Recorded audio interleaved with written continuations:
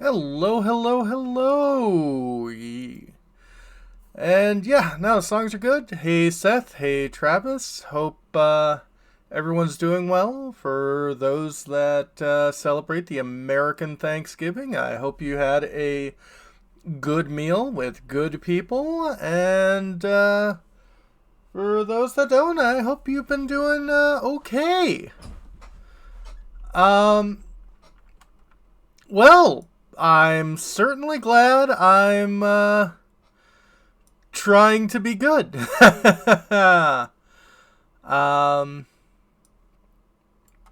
So yeah, let's get back into this crapsack world.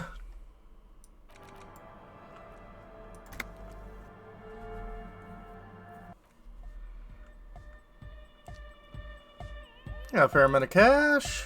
Alright, what do we have left to do? Inform Dice Maker of the Source of Doom. Inform Plants about the Source of Doom.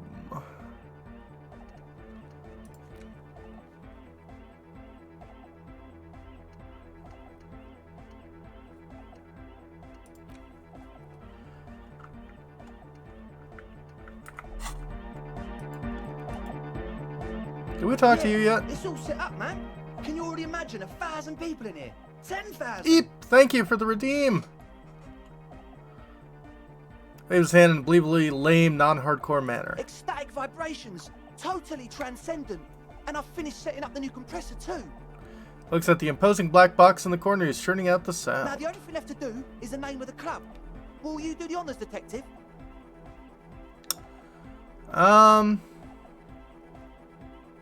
Kim, how would you name the club? I wouldn't. I wouldn't build a club, and I wouldn't name it either. Right. An underground place with no name? Sounds like something the Crabman would say. We're not going with anything the Crabman would say. Why not? The Crabman has ideas, Estelle. Ideas from another level of consciousness. Right. I don't care. I don't like the Crabman, and I don't like his ideas. His ideas are spooky. Next, please. Well, what do you propose to the name, Andre? The name. Everything I managed to come up with sounds just wrong. Right. Andre's overthinking it. Yep. Yes, you should do it, detective. It would be good for the signs. Right. Noid's right. You've helped us so much. It's the right thing to do. Well, Estelle, what would you suggest as the name? How about something simple? Like the club?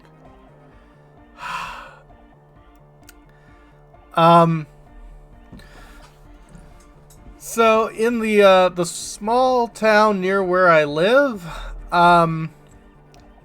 there is a nightclub, and its name is the Club, or as I like to call it, the Club, because it's a little dumb. Sorry. Modern and too ironic. We don't want ironic. We want real. Real and true and beautiful. Like a morning after the rave.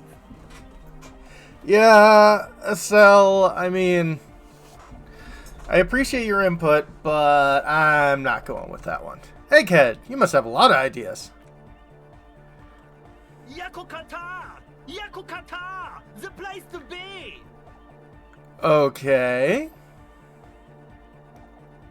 Yeko Qatar, the zone of ecological catastrophe. That's too morbid, Egg.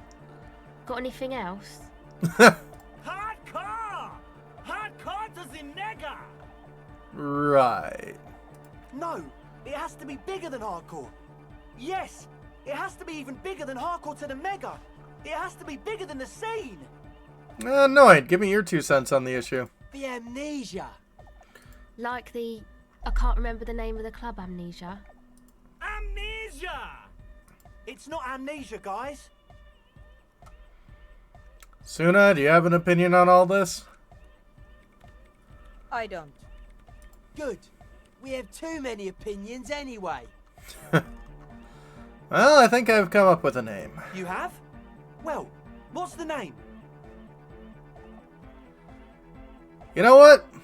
We'll have a title drop. Disco Elysium. Like that DeLorean word for the world, you mean? Elysium. But Disco Elysium? Isn't it wacky? Disco's kind of gone, isn't it? Forgotten. The past is the future, but the future is dead. No, it's beautiful. Beautiful and brave. Like we want it to be. And short. And memorable. Yeah. It's settled then. Everyone welcome to Disco Elysium.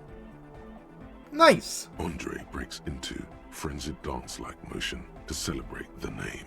Someone turns up the beat. You should go with the flow. Join in on the experience.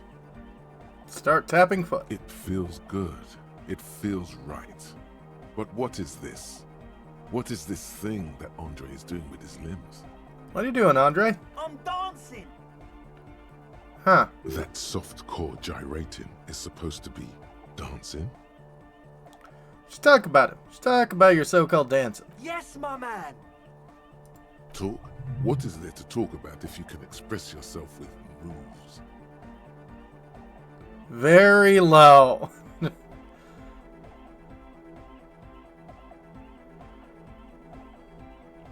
I need to ask, what's with the hair? It's to express my individuality.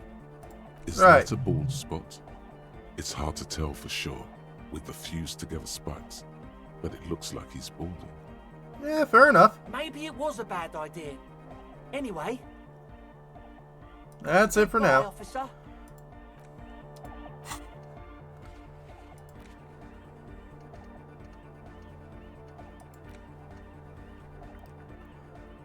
Find a tape with a melody for Egghead. Okay.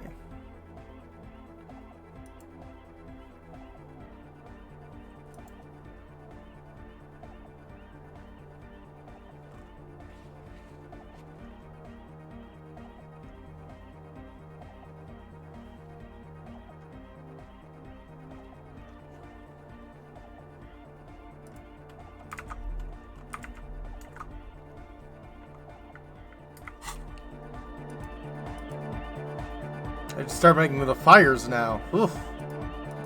Just make sure you got proper ventilation and, you know.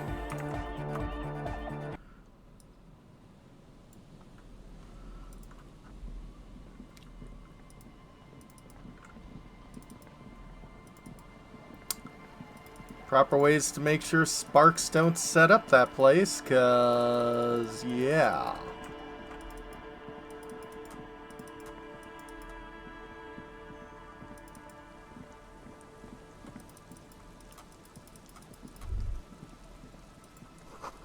Fullback swallow circles above you. You're a chirp.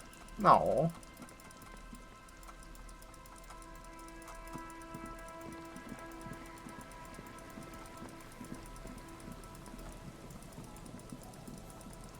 Okay, I think I'm going in the wrong direction.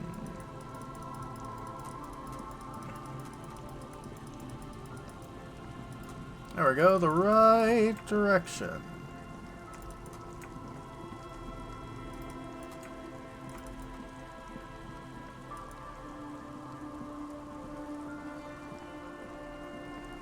Ah, One Direction is definitely not disco.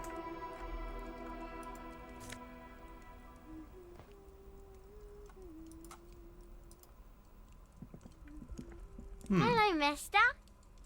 Hey, what's that? The stuffed bird hanging from the ceiling. It's a grouse. Okay. You might be able to get on Gart's good side if you make up for the skewer you broke. Can I have it? I know someone who really likes stuffed birds. Sure, just go and get it. I don't like it anyway. It looks angry. Okay. Alright. You just need to grab it from the ceiling and go. Bye! Bye.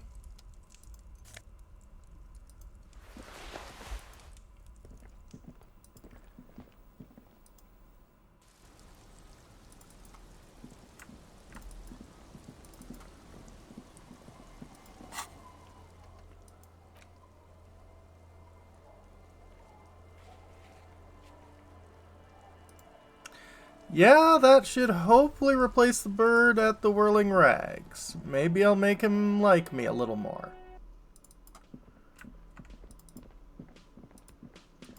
Hey, Gart. Is there something I can do for you? Gart, I found this new bird for the Whirling. What is this thing? I just want to apologize for breaking the great school up by bringing you this ruffled grouse. Okay, well, this is actually a nice bird. A competent piece of taxidermy. Yay! I can fix it to the plaque and have a new bird in the establishment, I guess. So, I don't know. Thank you. I'm gonna go with thank you. You're welcome. People just don't know how to accept gifts, especially taxidermy. He likes it. He likes the bird. It solves his broken bird problem. Yay! I feel good about our work here today. It's all about the little things, like bringing people random stuffed animals. It's not actually about that, but he liked it. Did you see the huge graffito outside? No, I completely failed to notice that. It's only in front of the entrance to the establishment I manage. Though maybe it's still better than just the blood. True. Bye. Okay.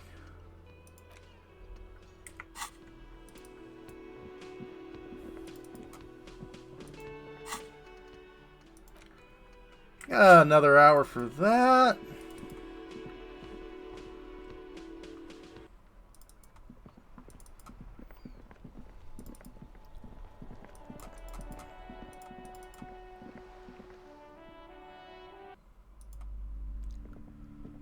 It's always nice to see you here. You bring good energy. I have something to tell you. Found the actual source of doom. Yes? What news do you bring? My investigation has led me to discover a 2mm entropodic hole in reality. Source of doom in both the commercial area and in Martinez. A what? Tiny hole in reality. Maybe connection with the Pale, an origin point of sort. Would explain why historically so many things have ended in failure here in Martinez. Ma'am, what he's saying is true. We found an anthroponetic anomaly in the small Pinewood church down the coast. I don't mean to be an alarmist, and more research is needed, but it's not looking good. But that's not in any of the ancient texts. How am I supposed to protect my bookstore from that? You can't protect it, not against the Pale. You have to find your own answer. Nah. I'm gonna try to be optimistic. You can protect it with hope, by refusing to give up. That's what people have done in the past, by building a church, a place of worship around this thing. You're right, officer. I can't just leave everything. After all this work, this little bookstore has become the corner store of our neighborhood. I can't just jump the ship and leave. Yeah. Besides, didn't I have some Sailite hope catchers around here somewhere? I must find them. Everything will be all right if I can just find them. Thank you for your help. In any case, you're welcome back here any time. Farewell for now, book peddler.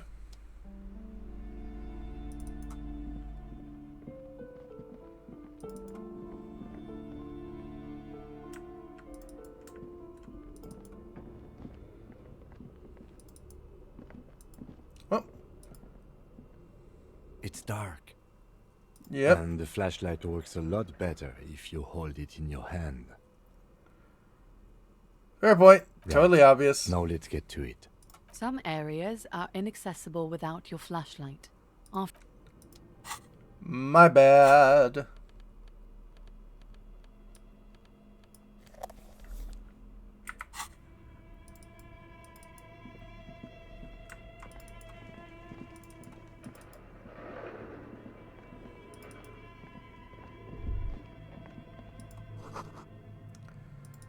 Is this Emma's Antelier? Oh, this place is opened up, I believe. Floorboards creak. Shoes in the puddle of melting snow. Does someone live here?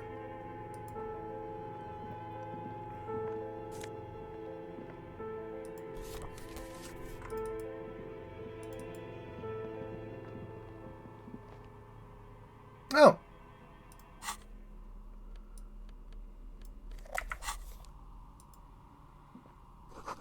Tray is full of dice. Colorful polyhedral dice. Hundreds of them.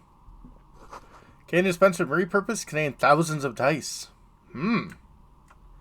So you're a gamer, eh? Hello, I'm Nia. Hi, Nia. Did you try knocking on my window? I must have missed you. I've been listening to my Melius. Oh, nice. So what kind of die are you looking for? Could this be the malicious entity? Perhaps it's wise to go along with this masquerade for now.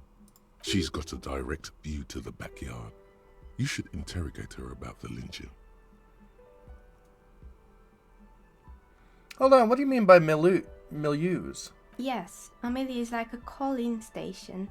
You need a two-way radio to access one. That's why I have these. Oh. Mostly, they just teach you to swear in different languages. But some of the stations can be quite interesting. I was so absorbed, I must have missed you knocking. Must have confused me with someone else. I haven't knocked on your window. Then how did you get inside? By the south entrance? You know what? It doesn't even matter. What matters is that you're finally here. Let's talk dice. Did you have something specific in mind? Why are you talking about dice? I'm a novelty dice maker. Tell me the name of your role-playing system and I'll make the die you need. That's why you're here, yes? Oh? Role-playing games? You know the one made by Fortress Accident.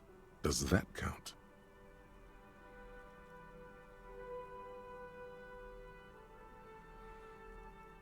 Maybe. I'm not really sure why I'm here. How strange. Well, if you're interested, my rate is 10 real per set. Unless you want something really unusual. Oh? Take a look around and see if there's any particular stone you want to use. Walls around here are covered with rows of precious stones and minerals. It almost looks as if the stones and dice are a natural part of the room, growing out of the shells like stalagmites. This person means you, or no one else, absolutely no harm. She will answer freely and honestly. That's no good. falsehoods are present. She's a novelty dice maker and doesn't have anything to hide. Ask what you need. How'd you become a dice maker? How did I become one? It was a business decision. I was a regular jeweler at first, but that's an unfocused field with too much competition. Some of my friends were role players. They asked me to make some polyhedral dice out of cobalt. That was my first order. I grew it from there. Ooh, cobalt dice. You like role-playing games yourself? Not especially. I like working with rare materials and a steady pay. And role players as customers? They're nice people. Well, Mazes and Monsters is a far-out game. Swords, magic, poison, betrayal, murder. Some of those nice people have big bucks to spend on novelty items.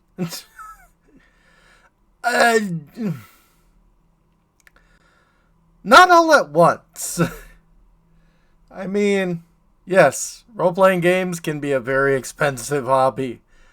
Very expensive. And I've got the dice to prove it. But, yeah, no, the average role player has got big fat stacks of cash as much as the average furry does. There are some very wealthy ones, but most of us are getting by.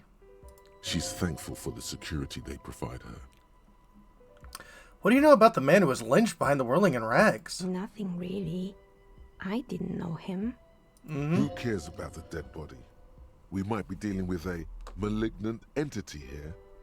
The lieutenant looks at his notebook, then the woman under the large window.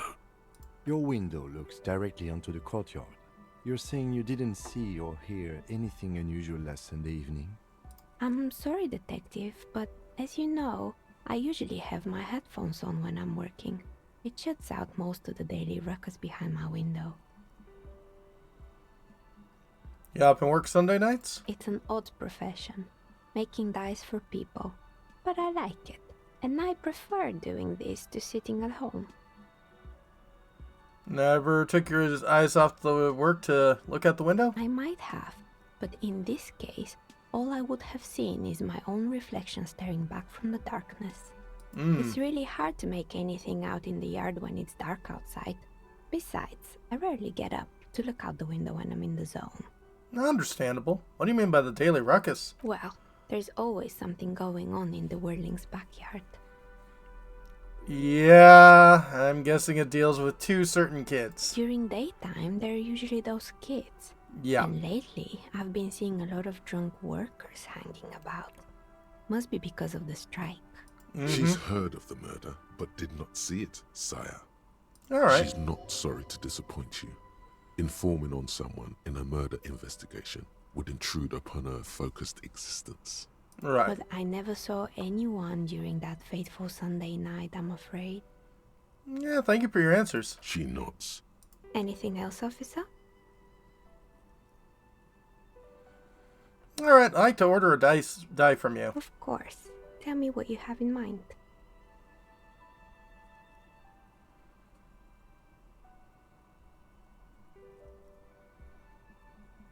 I'm looking for someone to help me with my work. I think I have just the right one for you.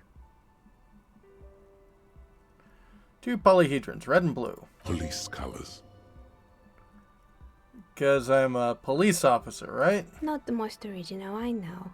But sometimes the obvious choice is obvious because it's best. Are all D20s the same number pattern?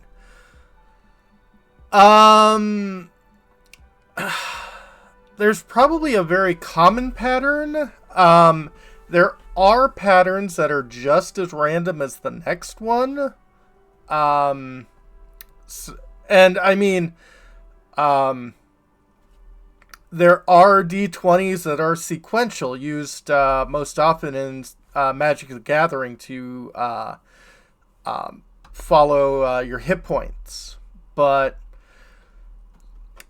I think it depends on the company. I think each company might have their own setup. But like most dies, there is opposite numbers in a descending and ascending order. So like 1 and 20, 2 and 19, 3 and 18, so on and so forth. But yeah.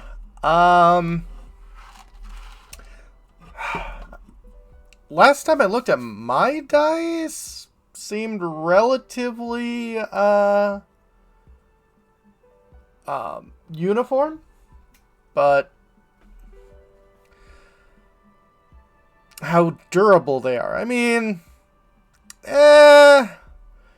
the core is pretty durable. The issue is, of course, all of the points and edges. When they hit a hard surface, they get rounded out and all that fun stuff. It's technically why you should be using a dice cup and putting it on a velvet covered surface.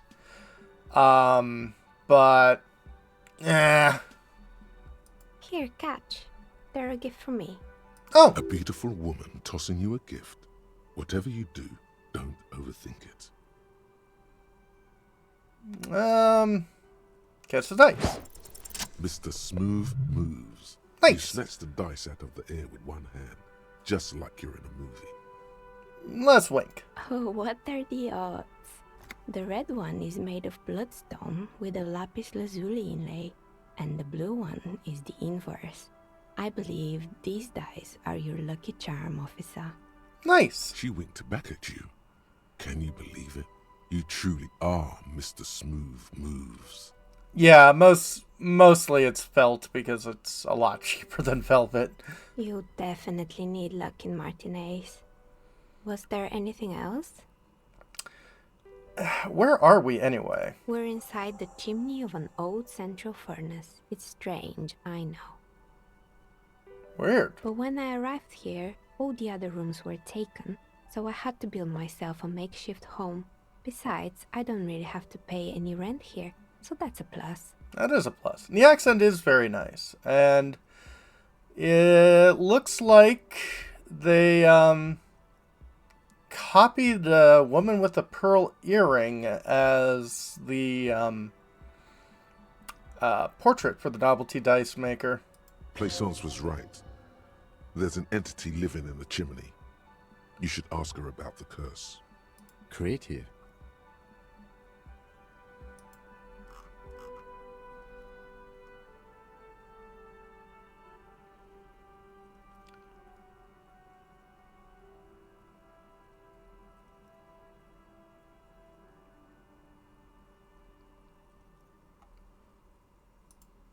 Yeah, I guess I'd like to order a die from you. Of course. Tell me what you have in mind.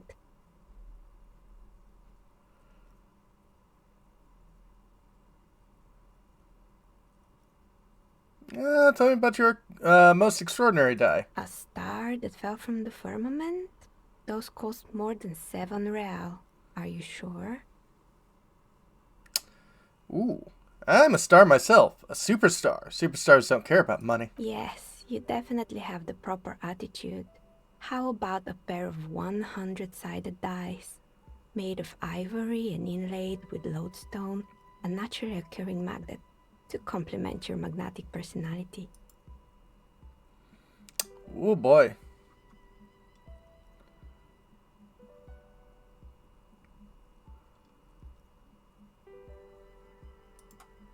Pieces of lodestone were used as the first magnetic compasses, from which they derived their other name, course stones. That's a stone for leaders. Ah. 10 real, and I can get these ready in 8 hours. 100-sided die does look a lot like a golf ball. Yes, I've seen them. I'd much rather use percentile dice, which are 2 10-sided die. Do magnetic dice even roll properly? It's true. Magnetic dice are definitely different. When rolled together, the magnetic fields of the pips interact with each other to push and pull on each other as they're rolled, just like all magnetic personalities do. Yeah, I think it's a deal. Great. See you in 8 hours then. Was there anything else? You know anything that happened to the other tenants? Everyone else is gone. More or less. Are you interested in anyone specific? Oh, quite a lot of them spring to mind. There's a terrifying taxidermied bear in the cellar. Oh boy, the fabled Revachol ICT. You're in for a treat here. Oh. The place was owned by 2 guys who had some rather innovative ideas about marketing. The bear was one of them. Now ask me about their other ideas. Indeed. Okay. What were the other ideas? Alright, what are the other ideas? There was really just one. And it involved picking out the prettiest girls in the neighborhood and paying them 20 cents per hour to man the booth. Uh-huh. And by man the booth, I mean slump behind the counter with a face that could maim you if you ever dared to disturb their bored magazine browsing. I think we met someone like that. Sounds like she really didn't like those girls. Right. Sounds like she really doesn't know how to be a female ally. Fritta does the same thing. Yeah.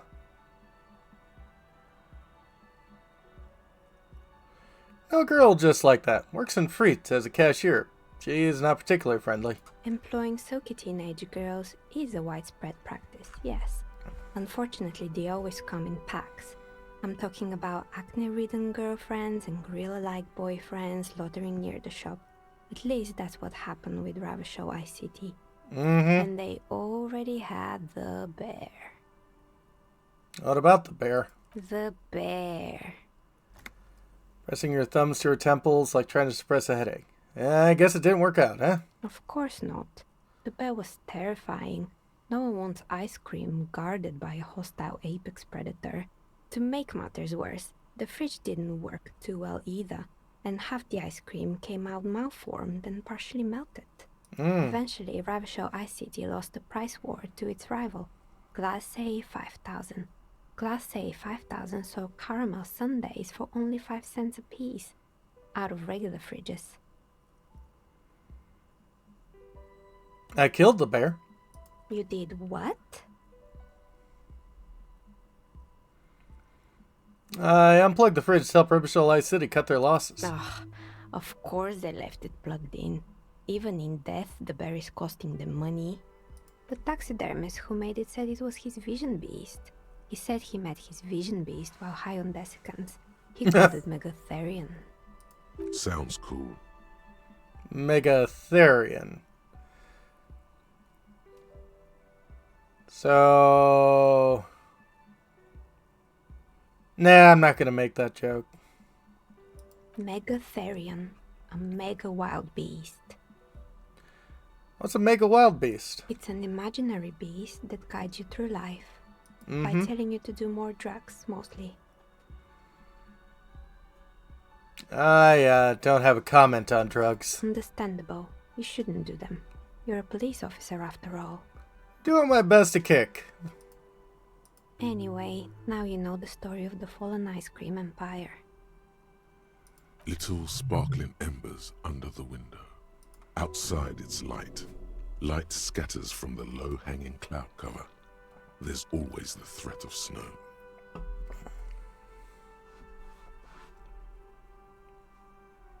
Anything else? Another failed business, perhaps? I've been here for a long time. Found the building's intercom, but it's not working. Oh, right. I hope you didn't try to ring me. I think none of those doorbells work, including mine. I'm still in the middle of connecting the wires. Sorry about the confusion. The doorbell with the empty name card must belong to her then. Strange thing happened when I tried calling a company called Slipstream SCA. Someone answered. It can't be true. They don't work here anymore. They've been gone for years.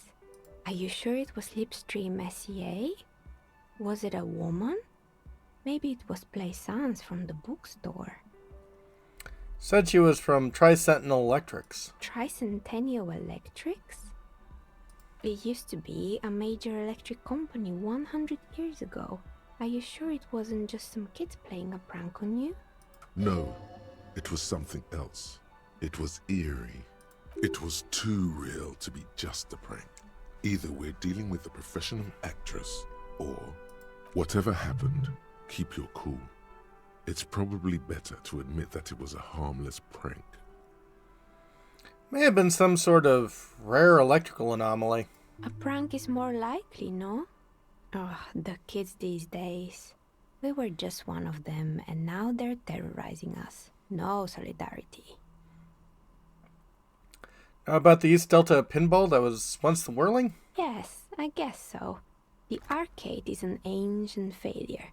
Before my time. I'm not surprised, however. My advice, don't base your business on a fad. Hypnotism, fluorography, trick-track, especially pinball. So you're telling me that the doorbell with the empty name card was yours? That's right. I haven't even written my name there. As I said, it's quite useless right now. It doesn't work yet. I have a few more questions about the building. Sure, I'm listening. What happened to the gym? It wasn't merely a gym, it was Artemitep's boxing club. A community project created to steer at-risk youth away from drugs and crime.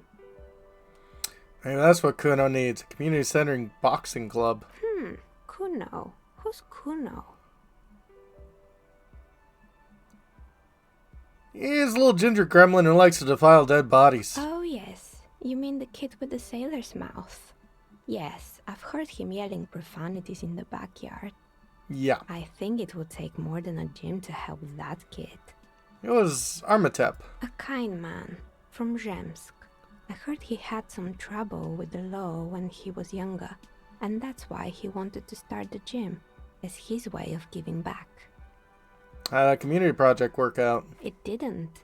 If anything, it made the youth situation in Martinez even worse.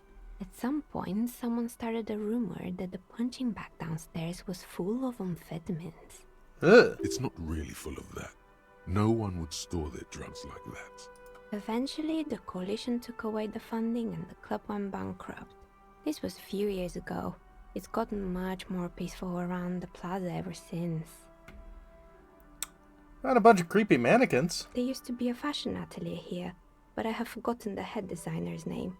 They were doing well for a couple of years, until the insect rights activists came. I didn't know any insects had any rights, or activists. Yeah, the atelier didn't know it either. They produced a certain collection that used chitin among the materials. Apparently chitin is made in the Occident, where it's extracted from beetle wings. Uh-huh. And you know how all kinds of political movements are big in the Occident. The activists shut down the biggest chitin supplier, which of course caused the price to skyrocket. And, naturally, all the most fashionable tastemakers refused to be seen in chitin from then on. The atelier went bankrupt before they could finish the collection.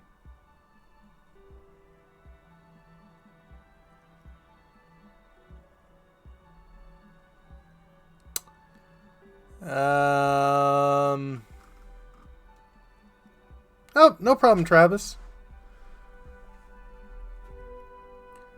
I guess they got what they deserved. Making clothes out of beetle wings is a terrible idea. I mean, kinda. At least it had some spark to it. Most young designers just combine lace with leather and call it original. Sticky keyboards, yeah. Sometimes that happens when, like, soda gets dripped in there.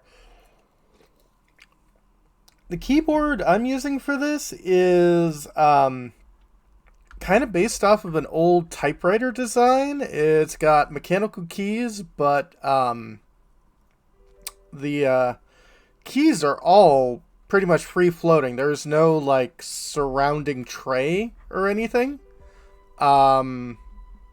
So if anything fluid gets in there, it just kind of runs out. I really need to replace it because the keys, the edges of the keys, they're kind of wearing out, which makes typing on it a little more difficult. But yeah, overall, I kind of like it. I'll probably get the same one. As she shifts around, you notice several dead flies on the windowsill in front of her. Legs up. They're not moving. Oh yeah, laptop keyboards, they can be very annoying to clean.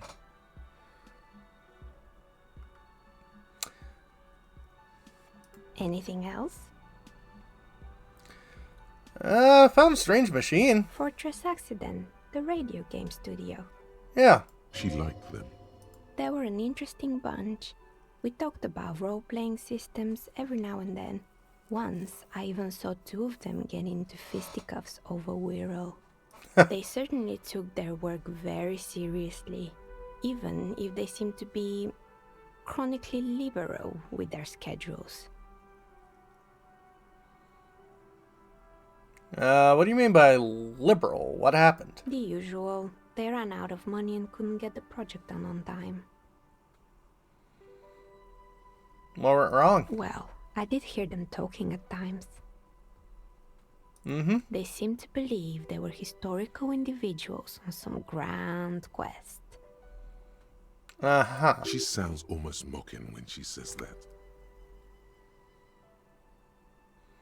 Well, from what I saw so far, the project did look quite impressive. Yes, but when the money started to run out, they just began to complain a lot about capitalism. You know, how the markets are rigged to keep out new businesses and so on. In the end, they just didn't get it done. They didn't have enough willpower to produce something truly historic. And to show up to work on time. Well, showing up to work on time is definitely important. And not sure if it's so much willpower as it was they let feature creep kind of overpower what they could produce. She's right. Showing up to work on time is important.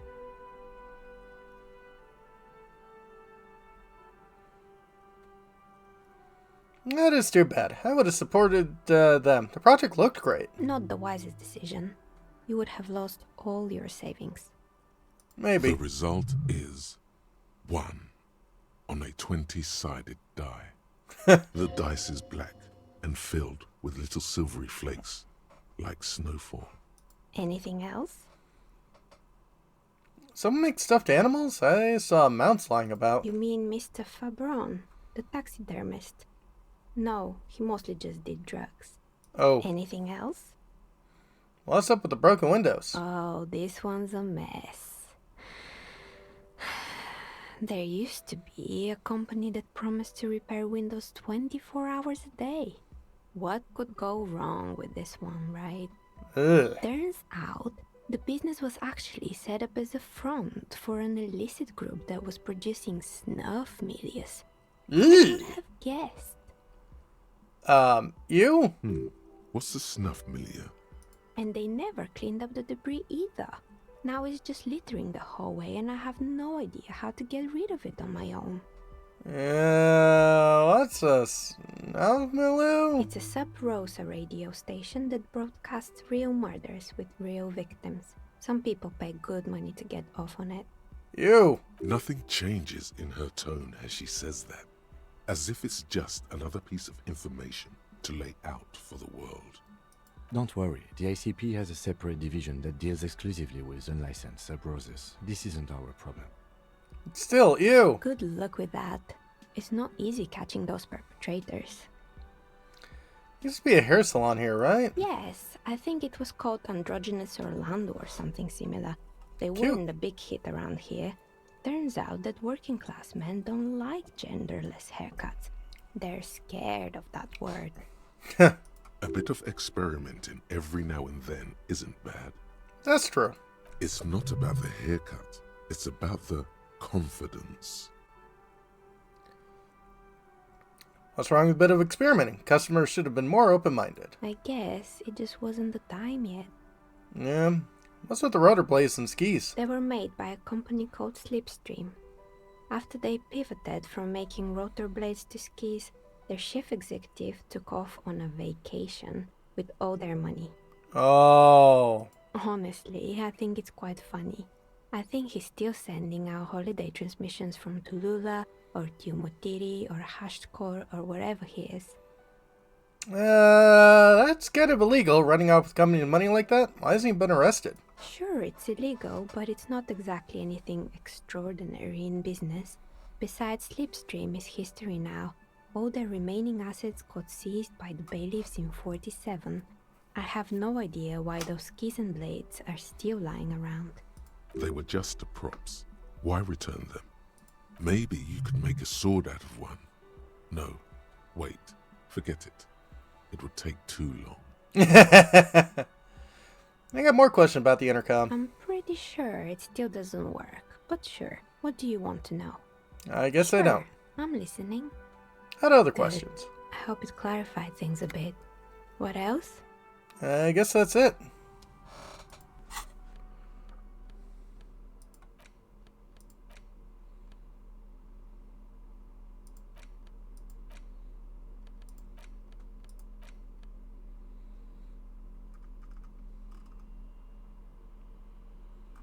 Oh, look at the map tab in the journal to see what white checks have reopened.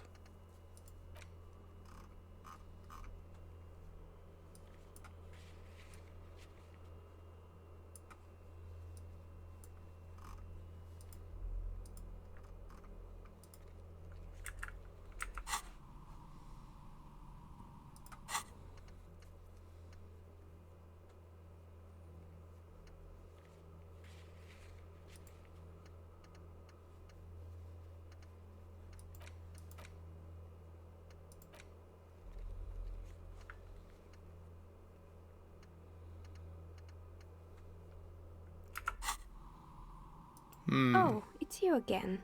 Are you looking for a die? I'm listening. Good. I hope it...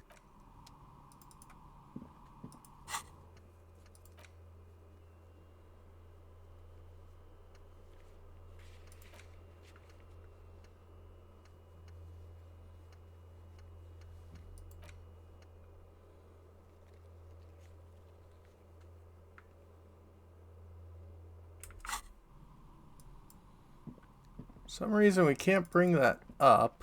Oh, right.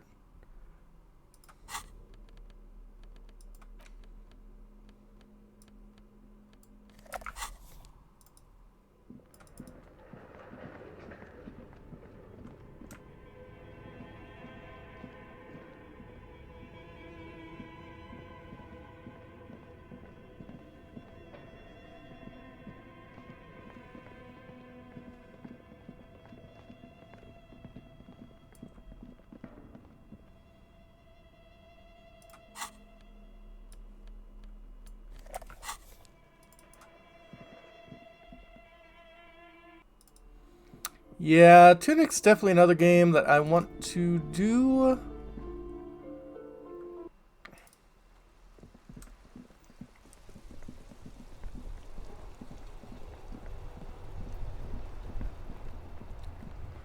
Let's see what of this stuff I can toss.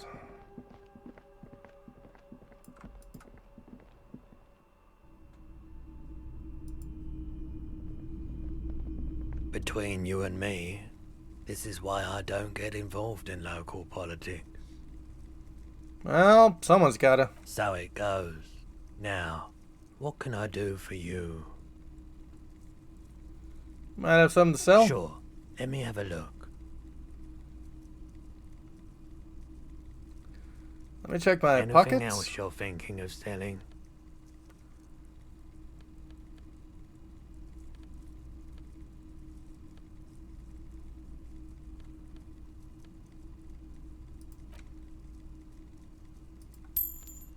Might as well pawn these.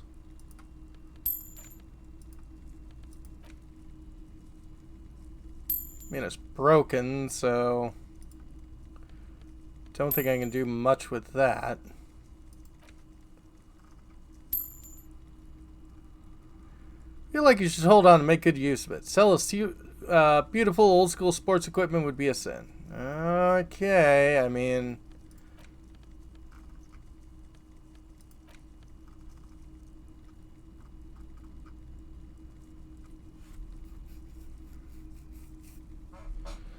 Production schedule. I don't think I need to use that anymore.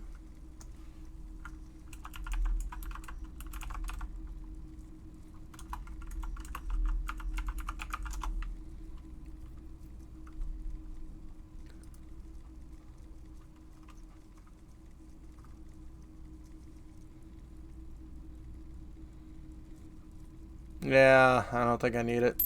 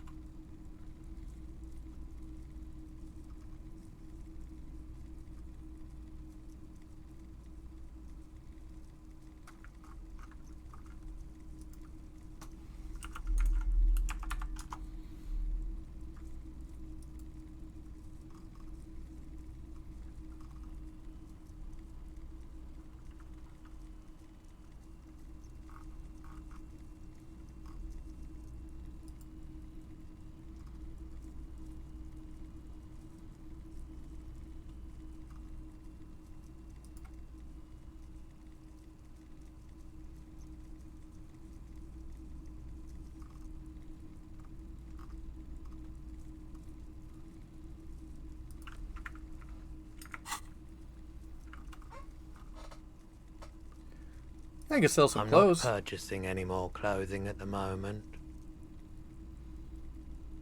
I guess I don't have anything else. Perhaps. Can you share your Pyhydrolon with me? You said you'd done it before, yeah? It's almost like he's worried for you.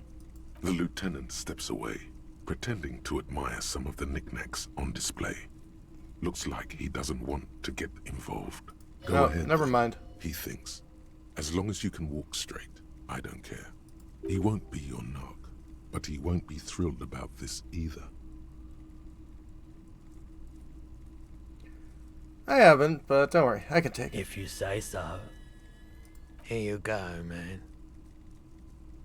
Actually, I changed my mind. Don't think I need any pyrohedron. I respect your decision, officer. What else can I help you with? I guess I gotta go. Homosexual underground. Yay! Maybe you should stop obsessing about your own and other people's sexuality. Feels like it's about time to do that. You thought about this for 8 hours?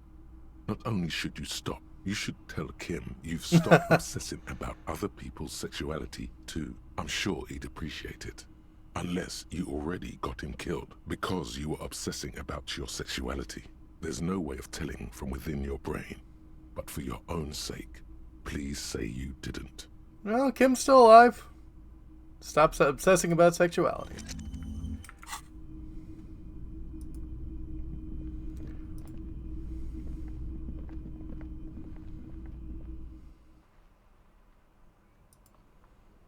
Yes? Got big news, Kim. Okay.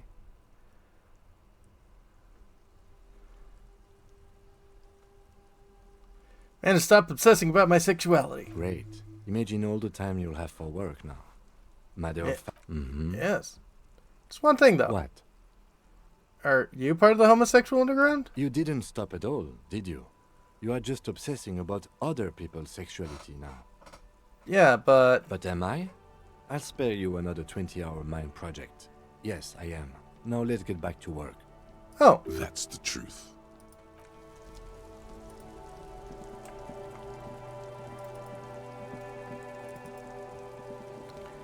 Well, I got a fair amount of cash. Yeah, Kim is the best.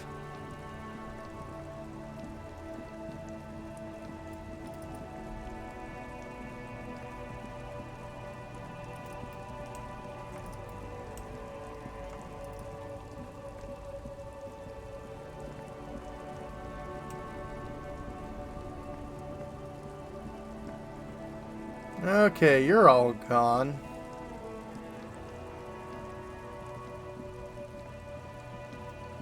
But you're still here. My man, you're alive. Almost. Kind of. Sort of alive? Live, limping with a punctured lung. Man, what a day. I missed out on most of the action, but I heard it was quite the encounter. Had a strong sense of finality to it. I wish it did. So what's next? You guys heading back to Jamrock now?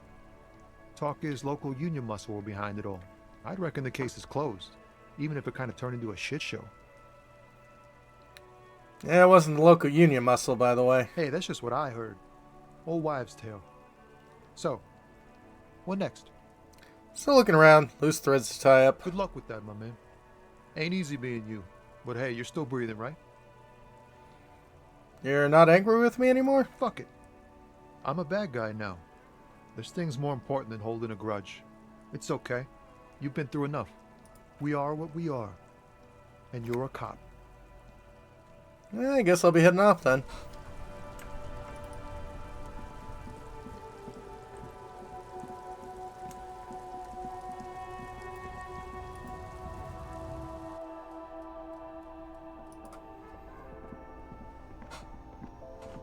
A small cabinet on the wall is filled with various medicine bottles, nasal sprays, and blister packs.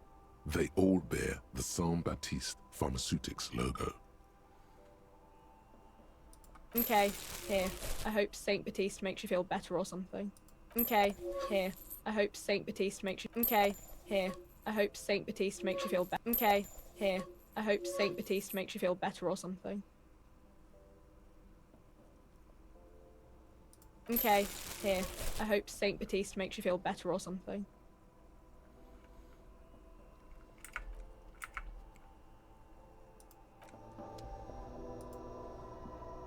You see several packaged raincoats fill a low shelf beneath a display of croissants and juice bottles. The raincoats are transparent, except for the big Fritta slogan on the back.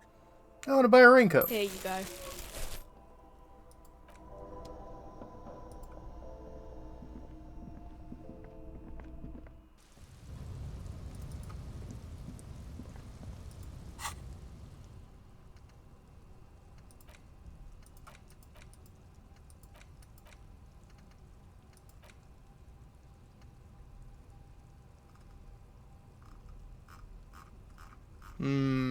Cleaning out the rooms. Get a birth generator.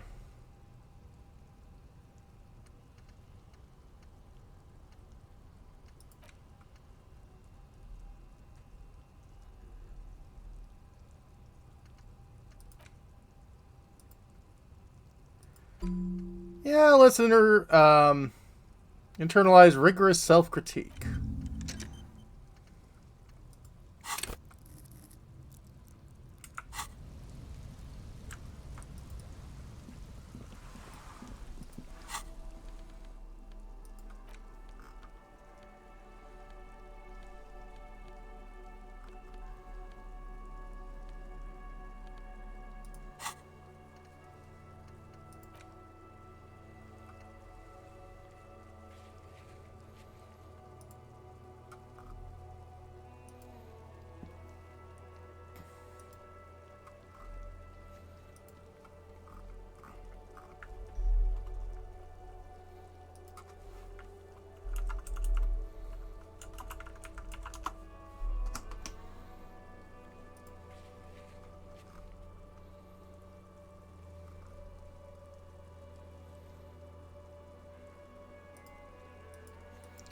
Let's see.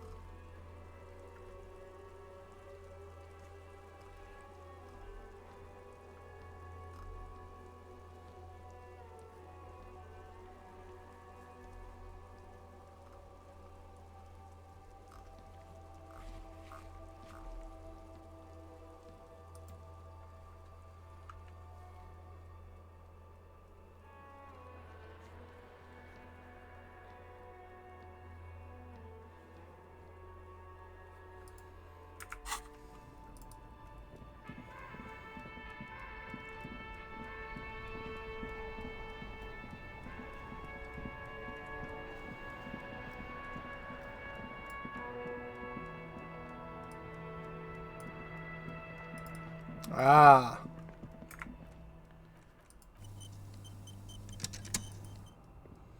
The hawthorn tree on Rue de Saint-Gislain. Bronze-colored ribbons of magnetic tape are caught in its branches, fluttering in the breeze. Hey, Tupa. Just like promised, you've stood here for what seems like eons, guzzling the sickly fumes of lorries and carriages. Okay. Disentangle the tape. With slow and deliberate motions, pulling, bending, and unraveling, you manage to extricate the magnetic tape from the branches. Yay! It curls up into a mess inside your pocket. If only you could find a way to re-spool it, so that you could hear what's on the tape. Maybe Roy from the pawn shop can help you with this. Yeah. What's the tape for? It's for Egghead. Promise to make his Van Egg jam a bit harder. Maybe this tape could help. How? It's broken and unspooled. Do you think your new buddy knows how to fix it?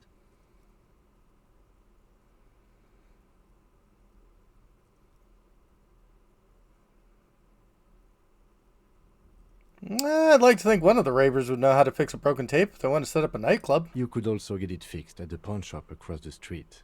We shouldn't waste our time. Right. Good idea. He might have the tools. The tape projector in the pawn shop uses similar tape. Right.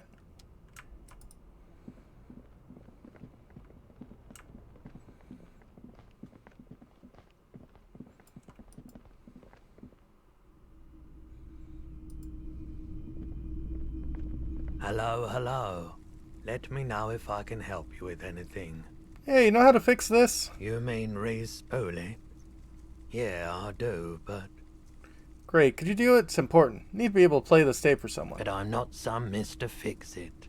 I'm a pawnbroker. If you want to pawn the tape, sure. Although it looks pretty... worthless. Just explain why you need this so much. He's bound to understand.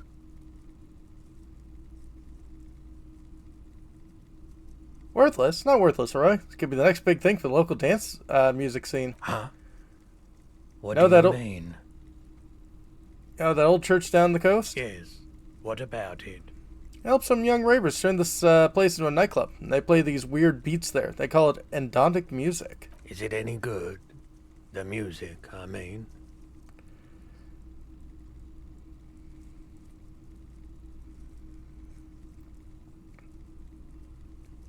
Not very. I need to funk it up. You're quite invested in this. Okay, I'll help you out. It's going to take a moment, though, so just sit back and relax. Alright. You take some time to look around the store. The play of visuals all around the pawn shop is mesmerizing. Suddenly, Roy turns back to you with a reel of tape in his hand and coughs. Oh, thanks for the help. Yeah, my pleasure. I do what I can for true passion projects. Just try not to use this tape for negative photon emissions. Take responsibility. Okay. Guess I have no other business to take care of.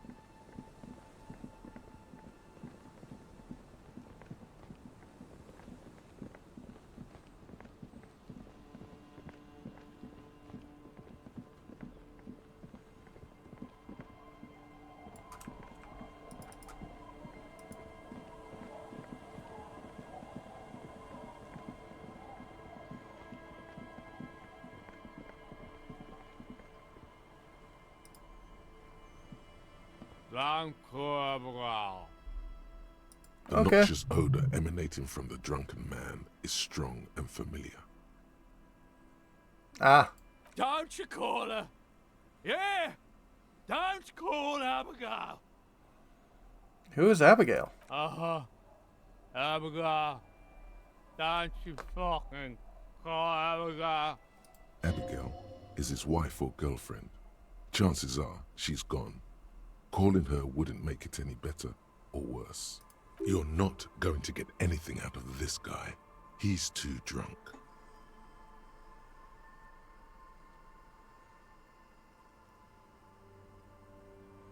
Why shouldn't I call Abigail? He snorts and beckons you to lean in closer. All right. Don't call Abigail. Don't call Abigail. Okay. Don't call Abigail. Ugh. Hey, Tequila! Good to see you. How's business? How's the whole reality situation treating you? Oh, we can shake hands. So what's happening? Alright, Tequila? Yeah, Tequila Sunset. How are the, high-concept, reality-based adventures proceeding? He says it like it's obviously your name. Like you call someone Billy Brunel or leader of the 4th Street Gang. Good. These people know your true name. Looks like it has preceded you, Mr. Sunset. More on that later. I think I'm gonna go. But thank you.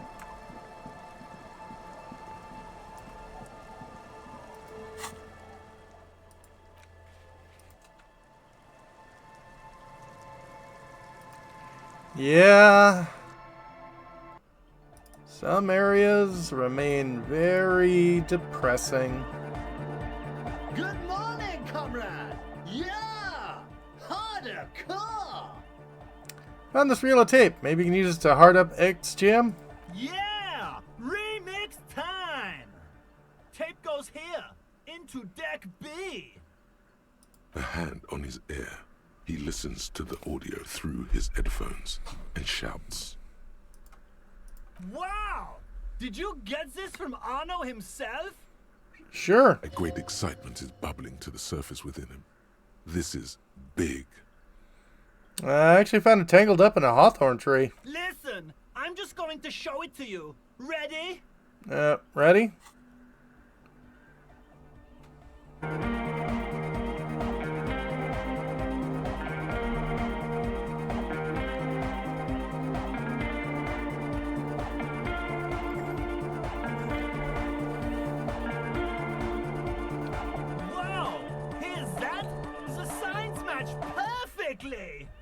All right. Now, if only we had the beat for the full assault, it would be unbelievably hyper. Oh boy. What is this? It's good. How did you guys do that? Do what? I just found a random tape and brought it Egghead. He's just incredibly good at remixing. Yes, but what if Van Eyck based his remix on some forgotten local melody, like a folk song, and you just found the original piece that inspired him to create this jam? That would explain why it fits so well. I guess. Nah, to me it sounds like classic Van Eyck. I don't think he needs any inspiration from folk songs. Maybe he lives in Martinez and just threw away part of his song because he thought it wasn't good enough. I think it's just happenstance. Chaos in action. Contingencies of our limited existence. That and Egghead's fantastic talent. Nice. Noid's right. Egghead's technical talent is the key. Mm-hmm. No. This is definitely part of the same song. Something cut from it. It fits too well. Something mysterious is going on here.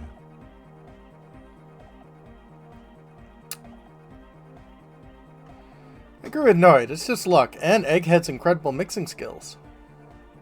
Be how it may, if it fits, it fits. Bring up the volume. What about the bass? Do you have any ideas for that?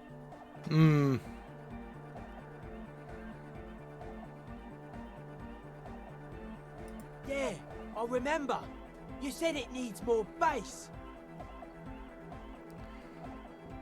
What if we used that crazy sound assault from Suna's experiment? We contained it, tamed it, made it pulse.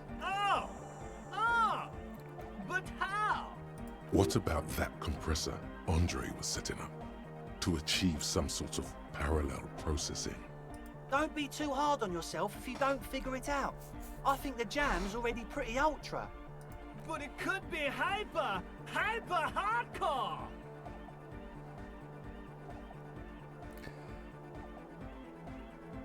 That was a crazy sound we heard before. Yeah, it was awesome and scary. Very hardcore. Too hardcore, in fact. I couldn't control it at all.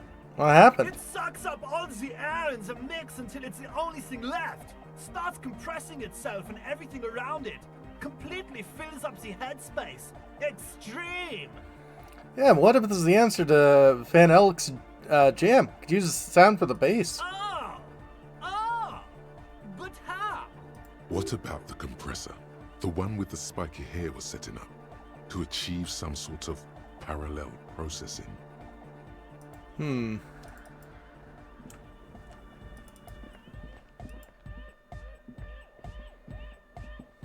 Oh, hey man, it's good to see you. Goodbye, officer.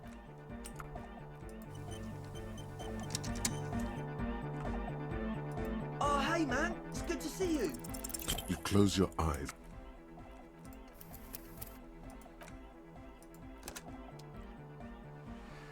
Let's see how well we can Oh, hey dance. man, it's good to see you.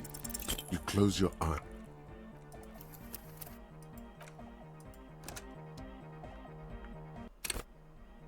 Oh, hey man, it's good to see you. You close your eye. I'm thinking this is not gonna work out.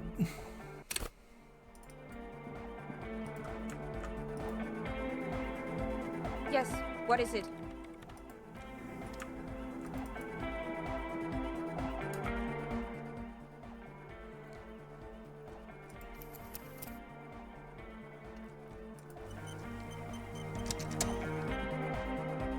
Good morning, comrade! Yeah! Harder, car!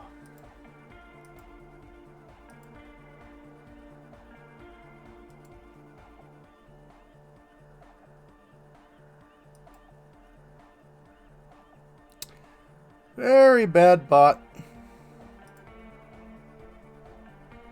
It's okay, Seth. Bzz, bzz, bzz, goes the track in the background.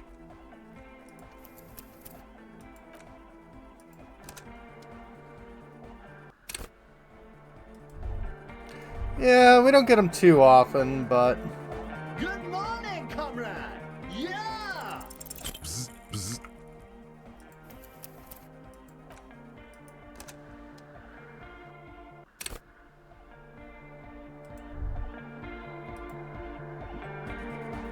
Good morning, comrade! Interfacing.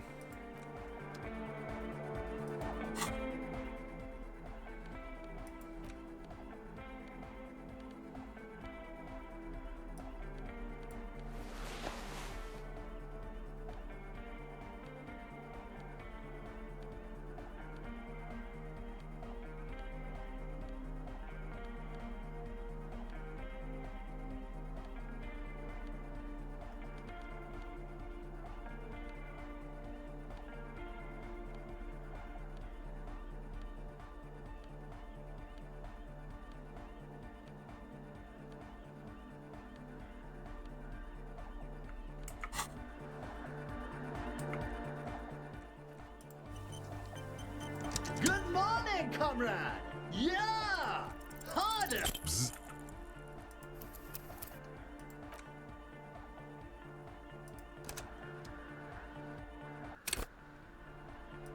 Good morning, comrade! Yeah! Harder, car! Bzz, bzz.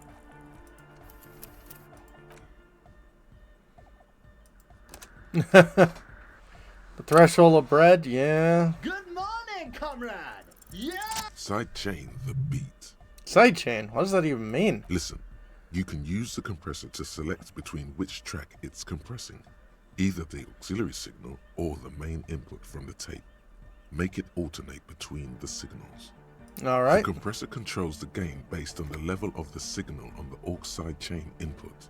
It will allow maintaining a loud sound without peaks that fill up all the headspace. Okay, you need to start sidechaining it. Sidechaining it, you said? Then he puts on his headphones and his eyes go wide. Wider than they've ever gone on drugs. He starts jumping up and down with bliss in total silence, still listening to his headphones. Why is Andre doubled here? Hey, what did you do to Egghead Cop Man? Did you break him? I'm, not sure. Are you ready, pussy? Noid straightens his back, ready for the beat. I was born ready, Egg. Alright, thumbs up.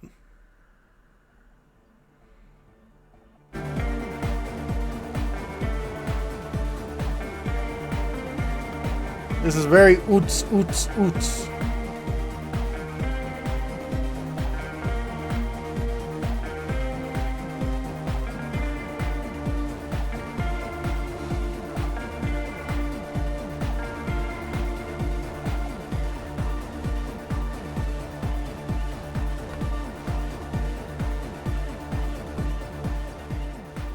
The audio assault is glorious.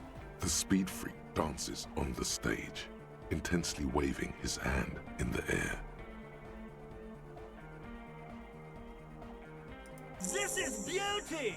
This is life! What in the world is going on? The way melody and bass flow together, it's unnatural. Your body is taking a beating from the low frequencies crashing over you. It's making you feel alive again. We have tamed the sound, made it our own. God damn it! This dance club idea might just work out. DeLorean Church! The place to be! Pump it! Pump it! Pump up the jam, pump it up, keep the rhythm going. Who will be the innocence of hardcore melodic dance music? I guess Egghead would be. Goodbye, Egghead.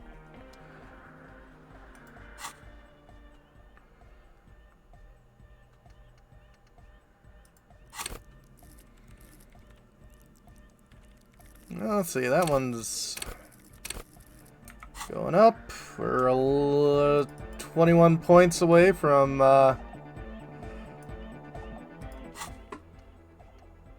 beating that.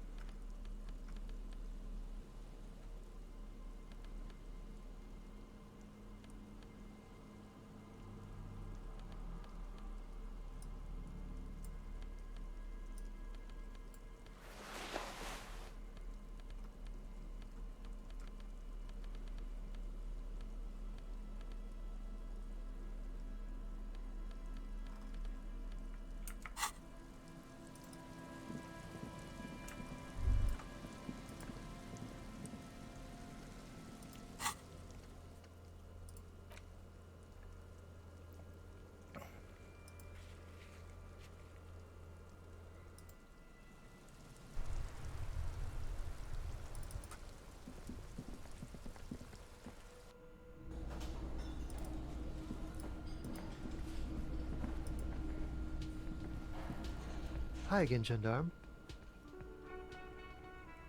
Yeah, Bye-bye, I guess that's it.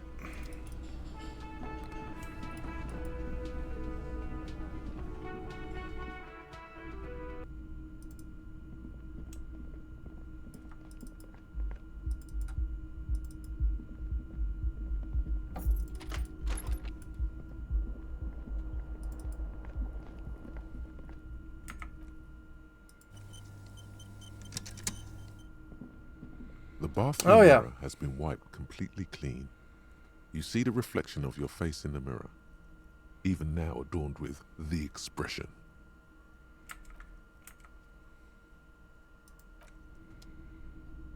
Electrochemistry.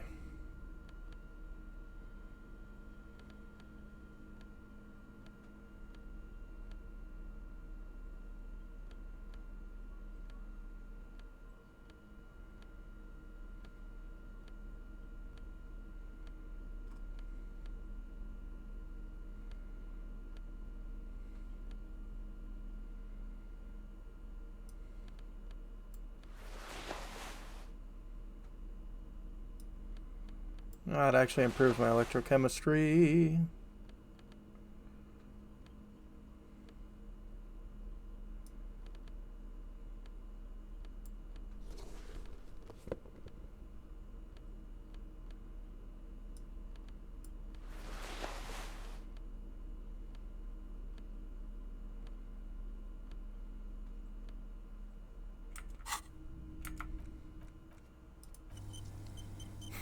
My goodness, I look like an interesting person. The bathroom mirror has been wiped completely clean. You see the reflection of your face in the mirror, even now adorned with the expression. Still not happening. It...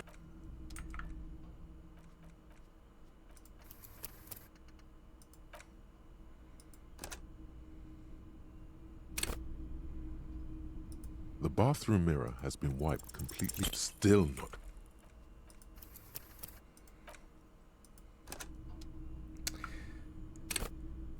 Yeah. The bathroom mirror has been wiped completely. It's like something snaps in you. A nerve ending. A thought. A sadness.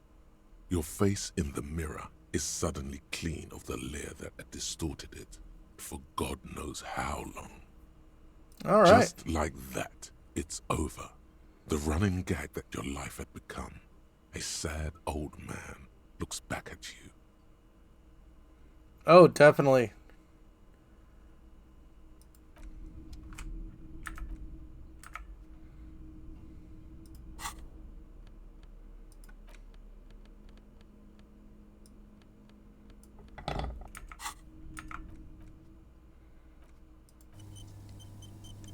The bathroom mirror has been wiped completely clean. Interfacing, eh?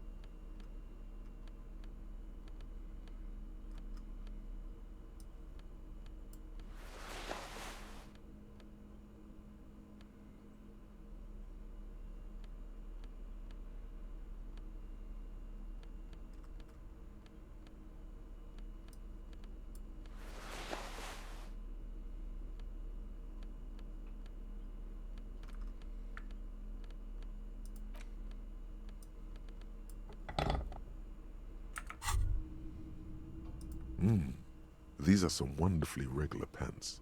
Not too tight, not too loose, moderate in every sense. You'll blend right in at some pleasant dinner party. Oops, fashion faux pas. Discard thought and the Let's pants. hope no one saw you wearing those outrageously regular, almost moralist pants.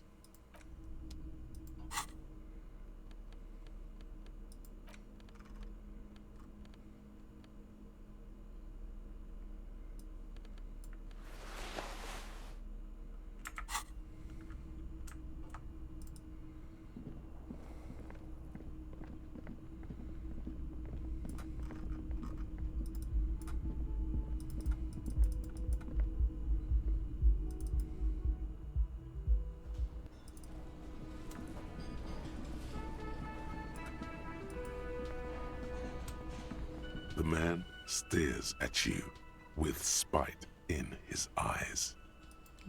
Take care.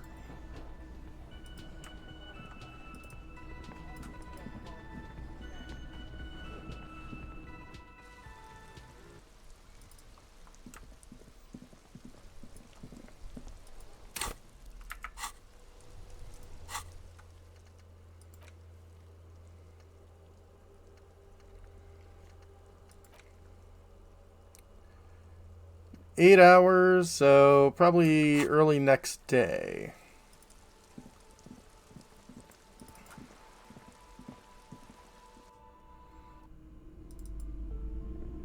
It's always nice to see you here. You bring good energy. I don't want to buy a book. You were already doing good, browsing the shelves. Why'd you stop?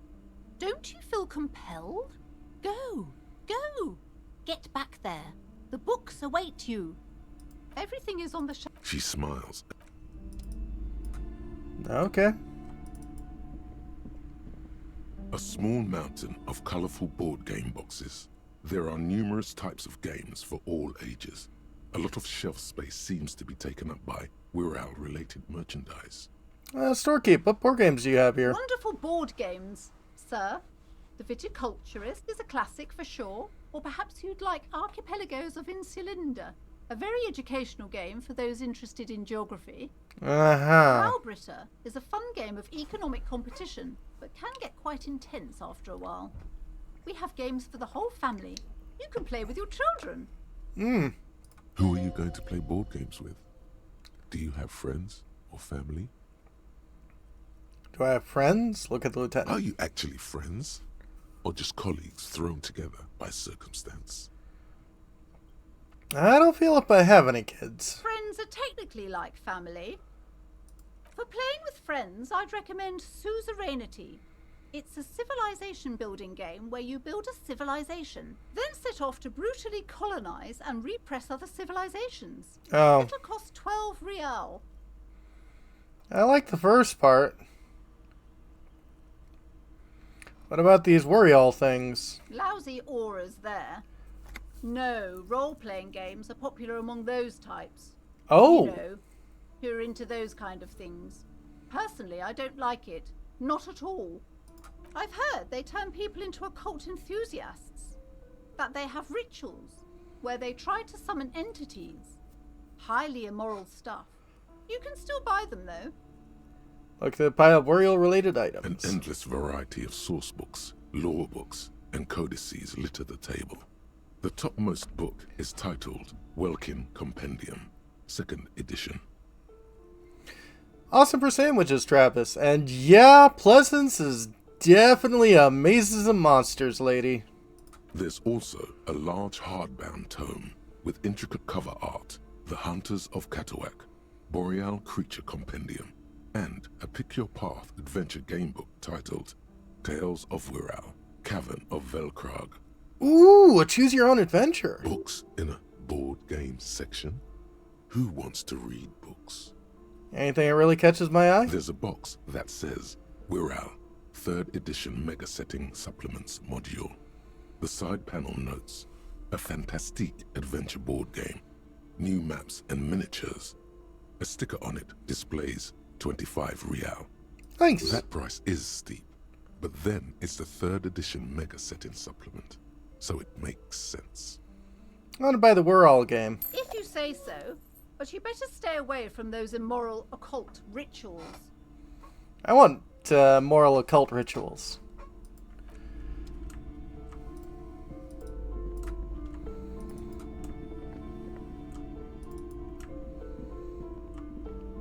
You ever played D&D Skyclad? I don't recommend it. The dice get everywhere. This bookstore is not strictly about crime, romance, and biographies of famous people. There's also a wide range of paranatural literature. Storekeep, what books are these? Sir, please, no browsing in that shelf. That wisdom is not for free.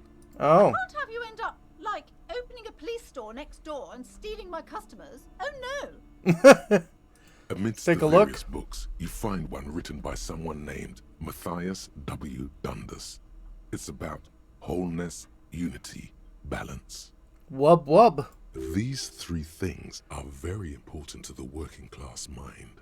The point of the book, and many others on this shelf, is to give people medicinal advice in situations where they don't have access to paid health services. Oh, interesting. Various paranatural books still litter the shelf. Amidst the various, these 3 the point of the book, and many others, it How does that serves work? platitudes, while also telling everyone that traditional medicine, the kind people don't have access to, and which costs more than this book, is garbage, and would only give you cancer anyway, without even curing your cold or anything. Wholeness, unity, balance, on the other hand, can basically take care of anything. Though it is important to note. Well, Tupa, I mean, I've used a very old Wacom before, lately, and I bought one for Seth as well, last year, an XP Pen tablet, and, I haven't used it as much as I should, but Seth seems to really like it, so Yeah. When it's up to your mind to heal yourself, then it's because of your mind that you're ill in the first place. Book say anything else? The book features chapters on topics such as how to find magnesium. It even lists plants you can harvest magnesium from. How to continue drinking if you're an alcoholic who has destroyed his liver. And there's even a chapter on the ancient Seraïs tradition of using duck gallbladder preservatives to treat and prevent sexually transmitted diseases. Pre and post factum apply. Nothing worth buying. Ugh. This is just mundane garbage. What's even paranatural about this? Find something truly otherworldly. The throbbing in your head increases with every passing moment you gaze at this shelf. Suddenly, as if out of nowhere, a small green book becomes apparent. The title of it reads, Medicinal Purposes of the Pale. Oh, what's this book about? The book contains descriptions of various pseudoscientific therapies, alternative medicines, and folk remedies involving the pale, also known as le territoire. For example, it recommends vigorously swatting one's naked body with a venik or hand broom, made from the leafy twigs of a young birch tree from the near pale. I see. Better if you can find someone else, preferably a large man dressed in nothing but a towel, to thrash you while you're spread naked and helpless on a cool slab. Self-flagellation doesn't seem great. Sounds painful. It is supposedly invigorating and good for the circulation. Anything else? It also recommends consuming distilled spirits like vodka or whiskey that have been aged in the pale. Readers are instructed to cover these jars in a shallow hole just inside the pale and leave them there for 30 to 60 days, depending on the potency desired. And what does the pale-aged liquor do? Among other benefits, it is alleged to restore a damaged liver to perfect health. Uh-huh. That seems improbable. How is that possible? Is it any more improbable than anything else that human beings put their faith in? Fair enough. What else? For general health and well-being, readers are encouraged to take regular strolls through the pale, though a sidebar cautions readers to limit each stroll to less than an hour. These strolls promise to cleanse the mind of worries and the body of toxins, especially if the perambulator performs this ritual in the nude. Nudity figures prominently in a number of these prescriptions. Yeah, I've noticed that. This is exactly what you need. Uh-huh. Andropanetic nudism? That's insane. That's beyond dangerous. Anything else to note? There's an entire section devoted to cures for men who are struggling to perform their marital obligations. After the amount of drugs and drinking I've done, I probably need that. Excuse me, sir. I believe you've been perusing that particular volume long enough. If you'd like to continue reading, I must insist you buy it. Alright, I'll buy Medicinal Purposes of the Pale. Indeed. Something about that book does seem to have spoken to you. Well, I hope it contains what you're looking for.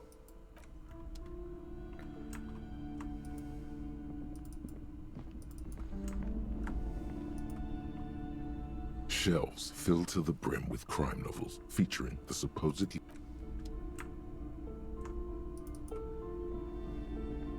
shelves full of biography. Several maps have been attacked. The maps look old and faded.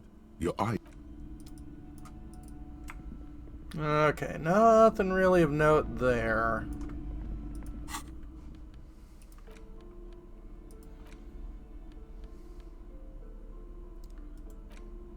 Let's interact. Medicinal Purposes of the Pale. The cover of this heavy tome features a number of esoteric symbols. Take it open. Flipping through the book, you find a number of sections on the general benefits of the pale. A large pharmacopoeia makes up nearly half of the book. Pharmacopoeia? You come across the following explanation. While modern pharmacopoeia are continually updated by so-called experts based on the results of clinical trials, readers will find assembled here the timeless wisdom relied upon by generations of traditional Seolite medicine practitioners, Mesk mystics, and Ilmaran folk doctors. Oh, yes, because performing means testing, that's not a good way of determining what works and what doesn't. It's all quackery, in other words. Yeah. Finally, something to calm the angry spirits that have been plaguing you. It seems to contain descriptions of the medicinal properties of various ingredients that may be gathered from the Pale, as well as instructions for producing a variety of herbal remedies. Well, I mean, Cintiq has been a go-to for a lot of people, so, you know, if it's within your price range and you can get it, sounds good.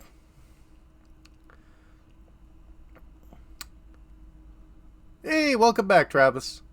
Anything about curing an apocalyptic hangover? There's nothing in here that speaks to hangovers directly. However, while browsing through the various descriptions, you become convinced that you could assemble something from the ingredients listed here. Want to give it a shot? Alright, book, let's see what you got. First, you need to choose a base ingredient. Alright, ginger sounds Next, good. You'll need to combine the base ingredient with an appropriate vehicle. Boil with a tea made from birch bark. Lastly, is there anything else you'd like to add? Ginseng. The ginger root will help with the nausea, and the birch bark tea will help you flush out the toxins. The ginseng should give you more energy as a nice bonus. Great. Where can I get all this stuff? From the Pale, of course. Oh. Or perhaps from some enterprising entrepreneur. Where you would find one of those, though, the book does not say. I'm gonna try to concoct one of those hangover cures again. Very well. First, choose a base ingredient. Mint. Next, you'll need to combine the base ingredient with an appropriate vehicle. Lastly, Mint tea? Is there anything else you'd like to add? Sugar. Well, that just sounds like a good breakfast. The ginger root will help with the nausea, and the birch bark tea will help you flush out the toxins. The ginseng should give you more energy as a nice bonus. Alright, back to close work. The book and find yourself staring at the familiar cover once more. Flipping Open the through book. the book, you find a number of sections on the general benefits of the Pale. A large pharmacopoeia makes up nearly half of the book. Just want some general health advice. Have you taken any walks through the Pale recently? Maybe? And on your walks, do you stop to meditate on the nature of your being? Not really. You need to do that. It's important for opening up your archaeogenous zones. Archaeogenous? What? They're a series of psychic nodes located throughout your body. Unfortunately, the stresses of modern life often cause us to close off our archaeogenous zones, which can result in all manner of physical and psychic ailments. I see. Regular meditation in the Pale, however, can help to open up these zones, permitting the free flow of psychic energy throughout the body. Silver poisoning? Maybe. Okay, then I do, very much so. Meditate all the time. Good. And when you meditate, are you in the nude? Oh yeah, buck naked. Excellent. You're doing everything as you should. Regular Pale meditation has been shown to help keep your body lithe and strong, your mind alert and expansive. A note of caution, however.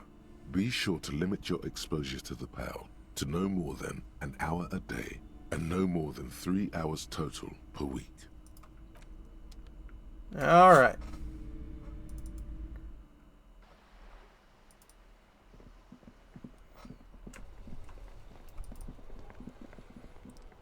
I don't really want to light it on fire because that's just arson.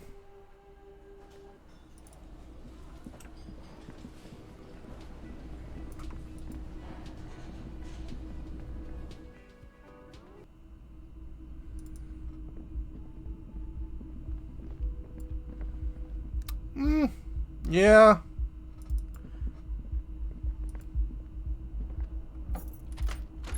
See you in the morning. Alright.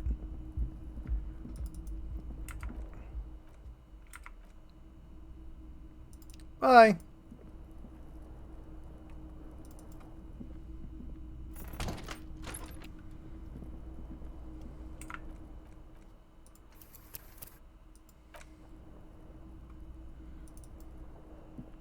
Now that we can have access.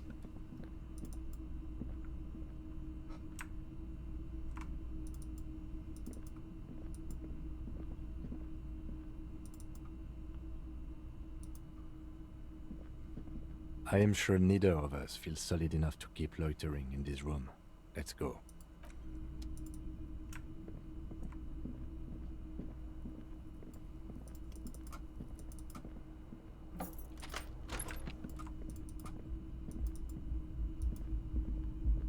The lieutenant's door.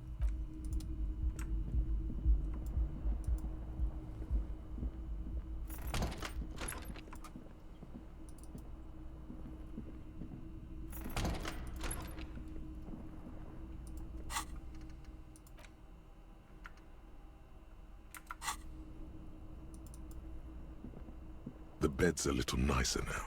You could get a good night's sleep here. Alright, let's head to sleep. Oh, definitely. The window is fixed. The sheets are new. It's easier to fall asleep than ever before. That's nice. It's easier this time. Drifting off, your head has found a comfortable indent in the pillow. Your legs and your torso feel like lead weights sinking to the bottom of the sea until they're suddenly light. Yeah, the limbic system voice is interesting. This respite, you've earned it, brother. Bask in the darkness. Let it swallow you up and swivel you around while you forget everything you've managed to remember. But I've been bad. I haven't earned this. No, you haven't. You've just been. Is this the last stream? No, this is the one before that. We'll just keep cycling it for you if you don't mind. Well, take care, as long Travis. As we can. Spin it like black yarn. Okay. Enjoy it while it lasts. Oh, thank you, Darkness, my old friend. I guess I'll see you once again. You're welcome, Harry boy. You earned it. Good night. After centuries of darkness, the alarm rings. But what's this? You actually feel rested. Oh my. There's no time to cuddle with your pillow, however, or as much as shiver from the cold. The world awaits. Nice.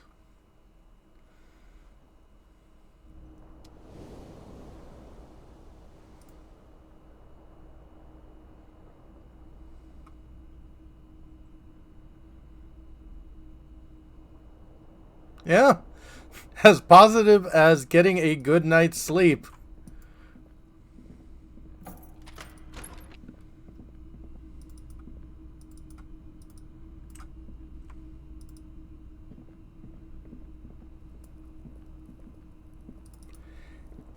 Yep.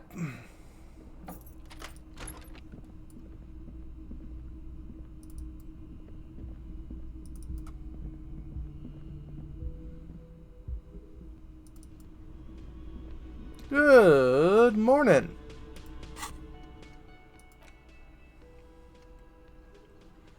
Got about 3 hours for rigorous self-critique.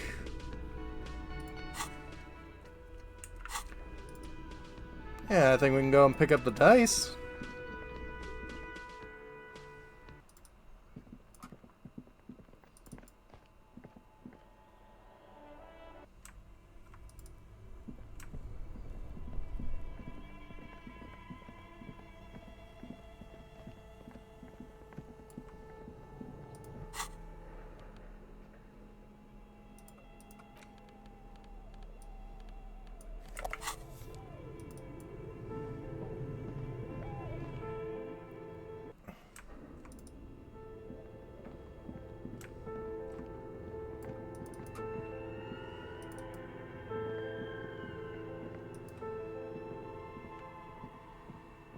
Good morning. Oh, it's you again. Are you looking for a die? Came back to pick up my die. Excellent. That will be 10 real for one set of magnetic dies. Here you go. This was an especially fun set to make. Thank you. Let's take a look at it. It's like you have a pair of tiny disco balls in your hand. Nice.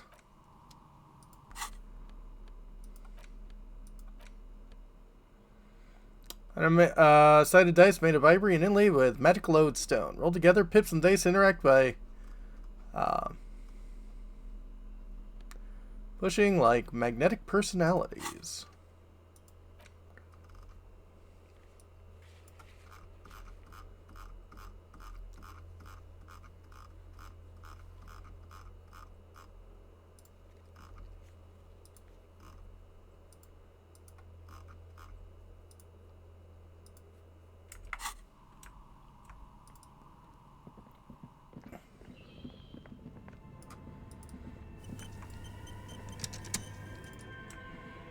I can't say I'm as familiar with Ruby Sunday as I am with Ruby Tuesday.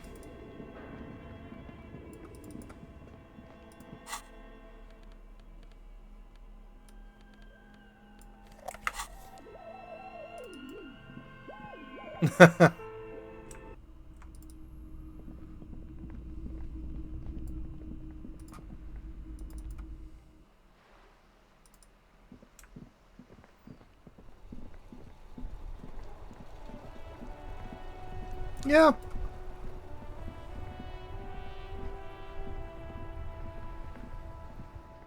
Inside, you see a set of steering levers, a radio microphone, a pull-out toolbox, and the soft glow of the fuel preheater gauge. This is Precinct 57. How may I assist you? Connect me to the 41st? Just a moment, officer. 10-4, come in, officer. Over. I guess Roger, nothing. 10-10, over and out.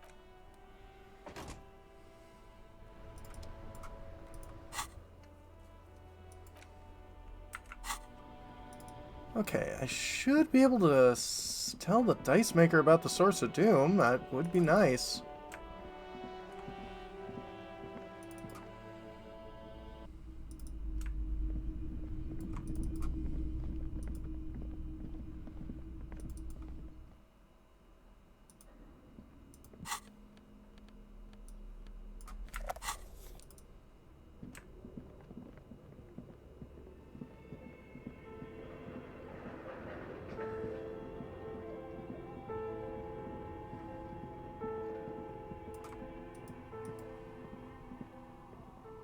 Oh, it's you again.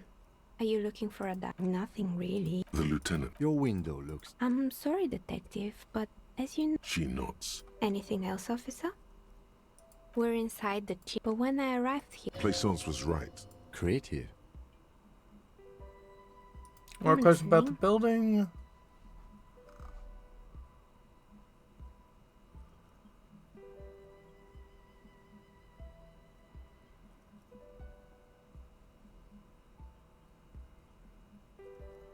I'm pretty sure it still doesn't work, but sure. Sure, I'm listening. Fortress accident. She liked them. They were an interest. They certainly took the usual. Well, I did. They seem to be. She sounds almost mocking when she says that. It's been a giant ego That's trip. what I thought. Because when the money started to run, in the end they just didn't get it done. They didn't have enough willpower to produce. Not the wisest. The result is the dice is... Anything else? It wasn't merely a gym, it was Artemitep's boxing club. It didn't. It's not really full of that. Eventually, the coalition took away. Good. I hope it clarified things a bit. Nothing really. The lieutenant. Your window. I'm sorry, detective. She nods. Anything else, officer?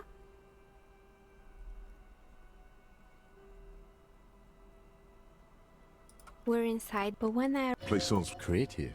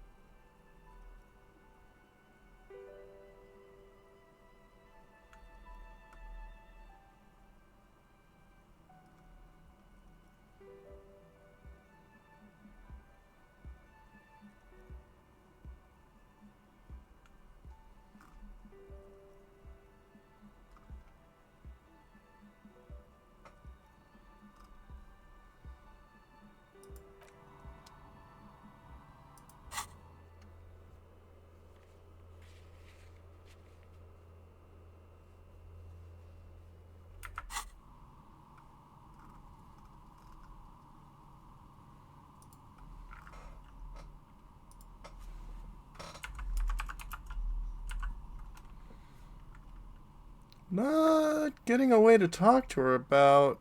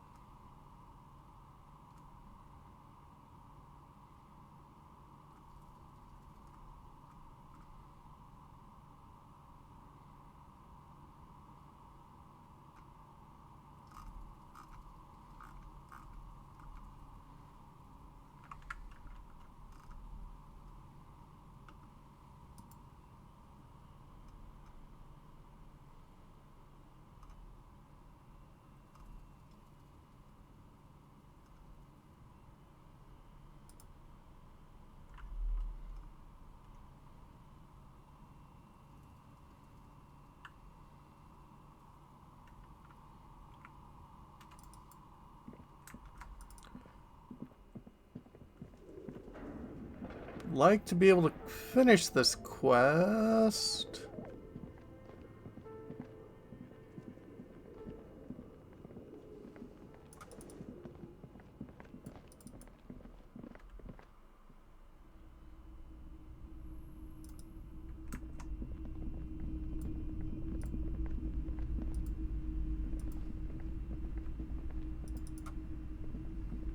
It's always nice to see you here.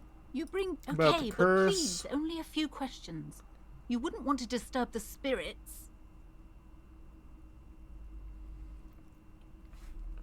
The unit squeezed out all the local business to fund their strike. How's your store still up and running? It must be these very spells and wards of protection that keep me safe from all the ill and wicked deeds. Are those Seminoles wards as well? Yes, the Seminoles are very crafty. The woman before you scans the store, her shoulders rigid and tense.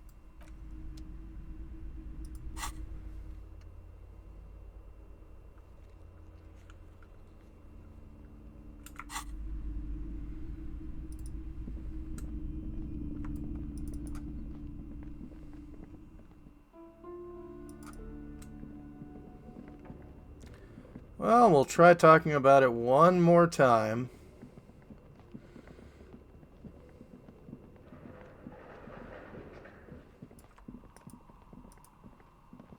Oh, it's you again.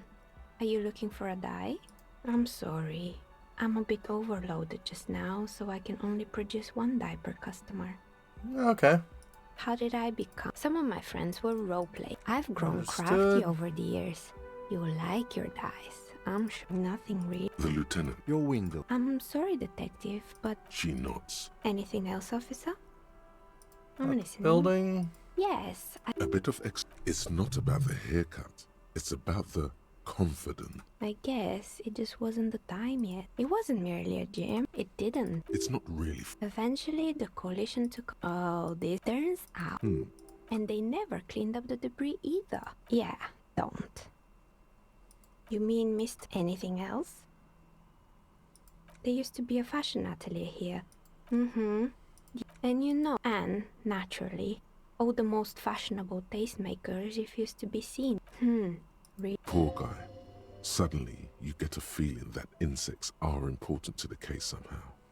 It's hard. They were made by... Honestly, I think it's quite fun. The usual, I imagine. Men like that are occurred. Sure, but I have no idea. They were just a Maybe you could make a sword out of one. No. Wait. Forget it. Fortress Act. She liked... They were an interesting... They certainly took the usual... Well, they seemed... She sounds almost mocking when she says that. Yes, but in the end they just didn't get it done. They did not the wise... The result, the dice is black. Anything else? Oh boy, the place... Indeed. What were the other... Of course not. Eventually, Ravishell Ice City lost the price war to its rival. Class A 5,000. Maybe. Because he said that the bear... Sounds cool. It's an imaginary beast that guides by telling you to do more drugs, mostly. Understandable. Anyway. Little spot outside its light. Anything else? Another failed bit. I'm pretty sure it's... Sure, I'm listening. Good. I hope it clarifies. I guess we can't ask anything more about that. That's annoying.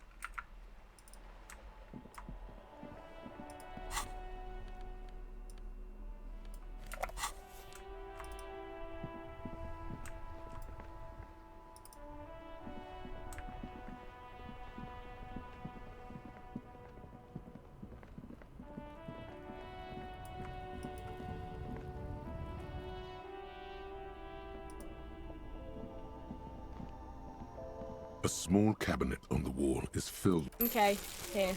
Okay, here. Okay, here. Okay, here. Okay, here. Okay, here. Okay, okay, here. Okay, here. Okay, here. Okay, here. I hope Saint Baptiste makes you feel better. Okay, here. Okay, here. Okay, okay, okay, here. Okay, here. Okay, here. I hope. Okay, here. I hope Saint Baptiste makes you feel better or something. Okay, here. I hope Saint Baptiste makes you feel better or something.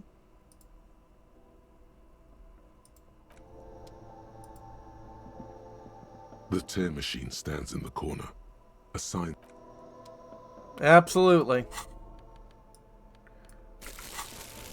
The tear machine stands in the corner.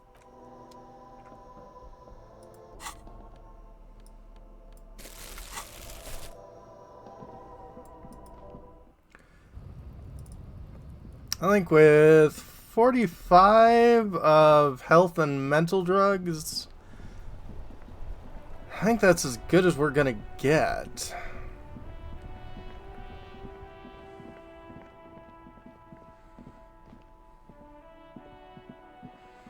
I know we're at 2 hours already, but I think we're gonna go for extra innings because I think we're gonna be finishing this today.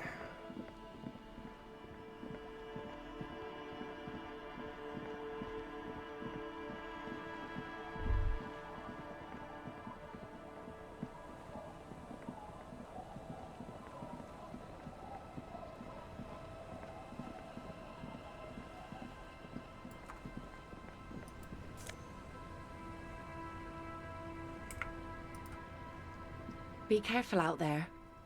Sea's calm as death, but still.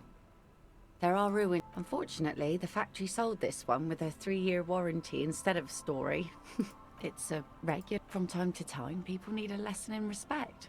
Some went to patch their wounds, their lesson learned. Guess I enjoyed the way. If it is, then why the melon? Gone. It absolutely does. No. There's nothing to find. He's dead. Look, he didn't respect. Now, before you tell me how sorry you are, us working for life didn't really. This is neither a. She looks like she's ready to go on a date with another.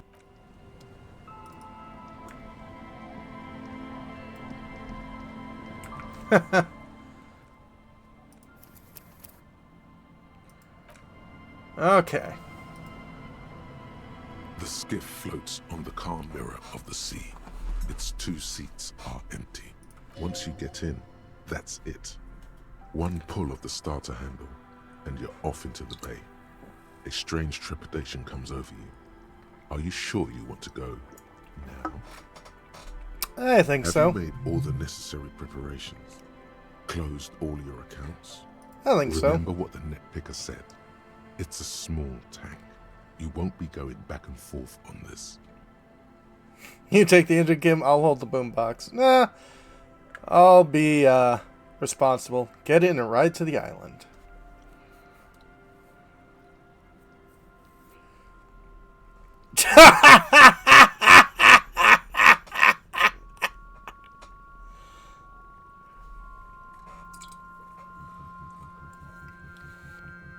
Maybe I should have held the boombox.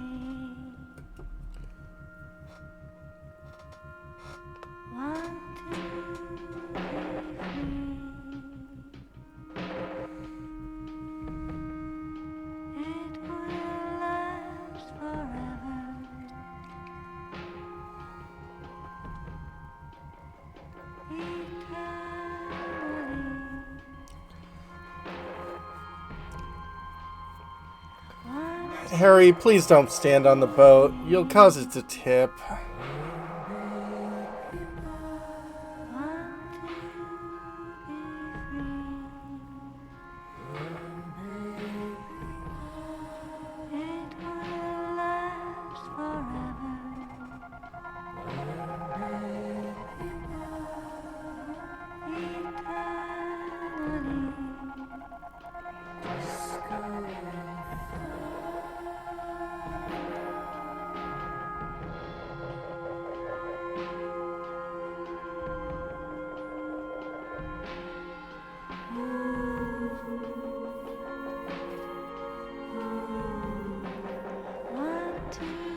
Oh, yeah.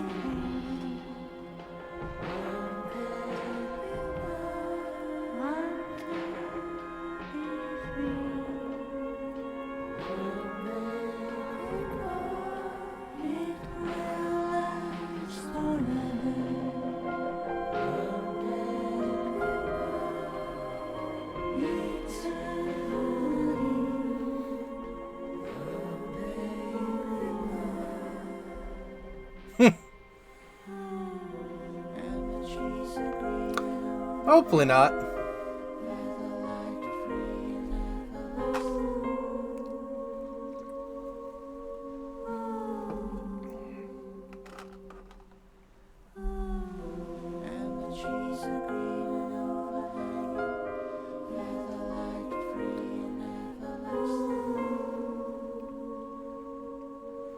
That sounds nice.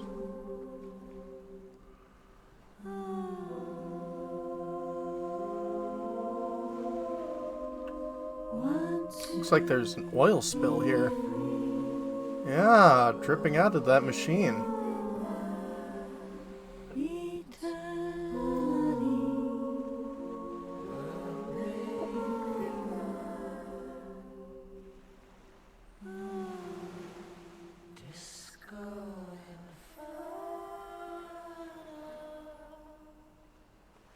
Disco Inferno. The boat comes to a slow stop. The lieutenant turns the engine off. Then there's silence. In the silence, a sputter of wings. A flock of quails takes off in the distance. Let's go. Let's head out. Got another skill point.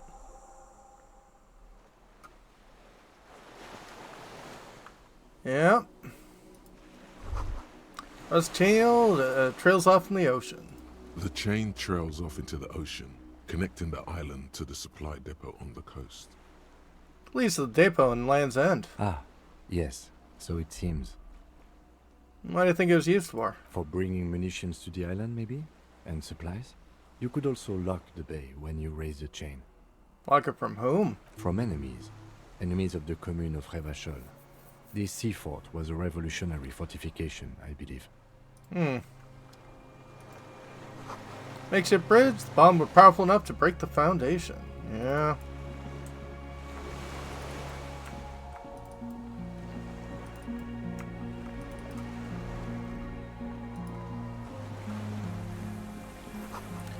These tires are falling apart. They're at least 50 years old.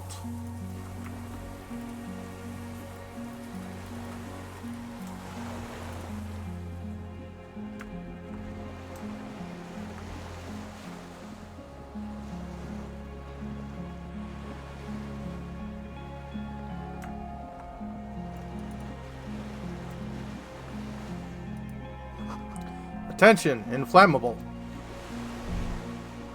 Some fuel has leaked out of the barrel. Black, viscous. Lingering trace of mesut in the air.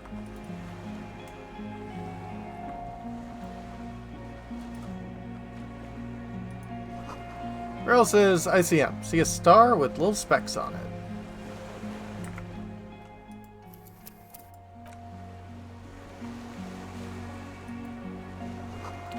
Warm blood trickles down your armpit. Ligature is off. It's nothing.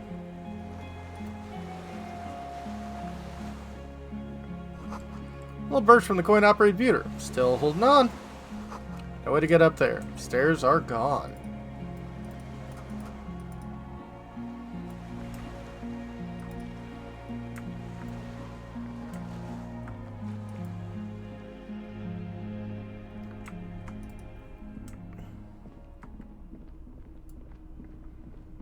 Very scary indeed. An old cylindrical generator is nested above the ammo lift, with makeshift electrical wiring running out of its side and across the floor. The cables disappear into the wall to your right. The lieutenant puts his hand on the metal barrel, checking for warmth. It's cold now, but someone has been maintaining it. The wiring has been repaired.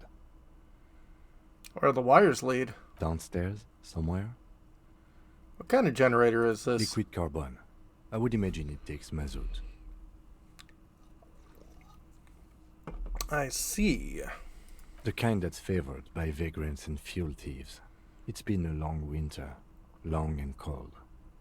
If anyone stayed here, they'd need a generator.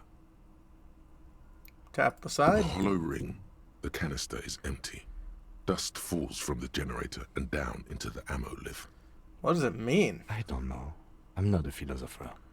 I mean, why is it here? Someone who has basic electrical skills has restored it in order to keep the room warm. Maybe it's the fire guy. Could be. be. The wind outside picks up suddenly, with a faint howl. Inside, it's warm.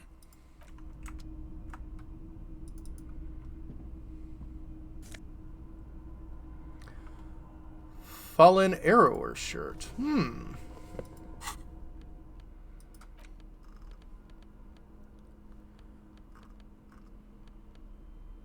Hand-eye coordination or logic? We'll do some hand-eye coordination for now.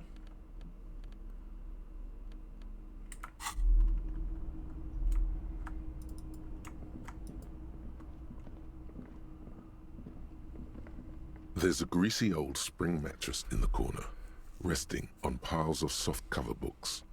White linen and a pillow are visible under a worn-out caracal blanket. Someone has been squatting here. The linen is fresh, recently washed. I think whoever slept here You is... force the rest of the sentence out through pain, thick as molasses, no longer able to hear yourself speak. You know, officer, you can rest here if you are feeling tired. I will keep watch. You could use some rest for what's ahead. Now time to rest for now. Yes, anytime. If you need a rest later, it's okay by me. You don't have to be a hero. Wonder how it would be possible to watch things from here? I guess using the ocean. Books, mostly fantastique and historical fiction. Dishes stained with sauce and fire. Survivor's kitchen. See candles planted on broken rangefinder. Rangefinder? Books and magazines lie scattered on the floor and on a makeshift cupboard. They are not particularly well organized. We can take a look. Most are soft covers, serialized fantastique and detective stories from the 20s and 30s. This disparate digest includes the classic Animal Adventures. Popular depictions of man versus nature by amateur naturalists T&T Harpin. Husband and wife. Widely read by people from all walks of life. Who doesn't like nature? Who doesn't want to survive? Yeah, I'd like to read stories about animals. Among what is mostly commercial fiction and serialized stories, you find a magazine cathodique for electrical engineering. Then it's back to pulp. Light erotica, an international thriller about circuit benders. Someone's made themselves a home. Does anything stand out as unusual?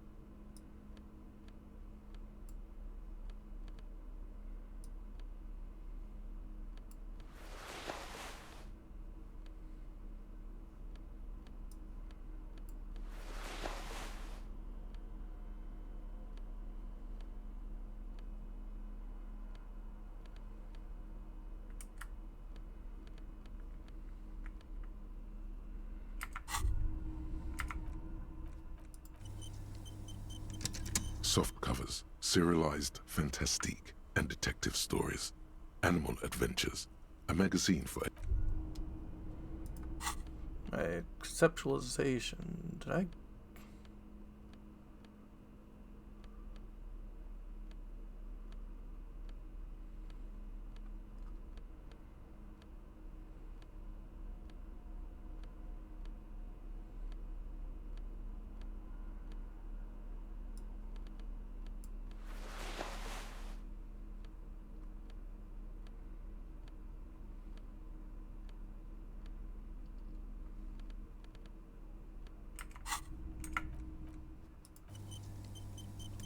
soft covers, serialized fantastic Okay, and up detective to stories, 42. animal adventures. Not that you can tell. This you do feel.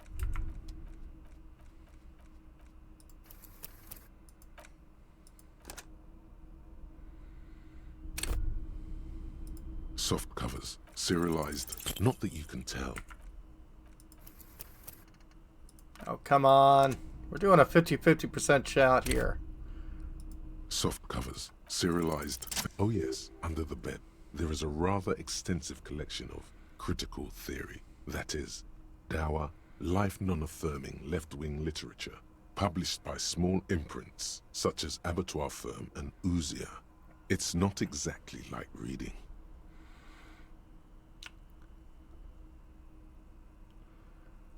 Look, Kim, powerful communist theory, rigorous and truthful. Elysium. I agree. Humanitarian sciences. It stands out. Not a lot of critical theory around in Ravachol West. Your incendiary remark has failed to provoke him. Wasn't there some in the communist student's room? Still in the apartment building seem to have some as well. Well, yes. That one student did. The little books seem inconsequential next to the big pile of frivolous entertainment covering them. Critical theory books. What do you think it means? Again, I am not a philosopher, but whoever has lived here, they have some education and a certain set of interests. Yeah. Interesting. Why does art inspire you so much? It does, yes, but what is art? Excellent question. Art is a diverse range of visual, literary, auditory, and performative creativity. It's an expression of imagination and technical skill. Additionally, it's history, criticism, and pure enjoyment. In short, art is the highest form of human communication, representation, narrative, emotion, and agency intertwined. Would I fit in the art world? I mean... Have you looked in the mirror lately? You have the exact features of a savage art critic. With the beard and those clothes. Disheveled and prophetic. Perhaps you should try to critique architecture too. Yes, I have been feeling critical lately. Yes, you seek substance. No vapid representations and reproductions of social mores as made manifest in stuffy biennials. We're talking real, living art here. Become the art cop. Half art critic, half cop. Wait, don't I have to be 100% cop to get the case finished and all that? Quit being so indecisive. What are you going for here? Some kind of indecisive and camp aesthetic now? Strike a bold shape here. Go art or go home. Okay, 50% art critic is what's needed to free me from rote repetition, so be it. Exactly. It's not only your duty to only catch the criminals off the street, you must also apprehend criminals of the printing press and the gallery, the trite and derivative artists and writers of the world. Go ahead and provide savage criticisms, art cop. The world is yours to rip to pieces and reassemble. I don't think I'm going to be following through with this. Moth-bitten bedsheet keeps the wind out.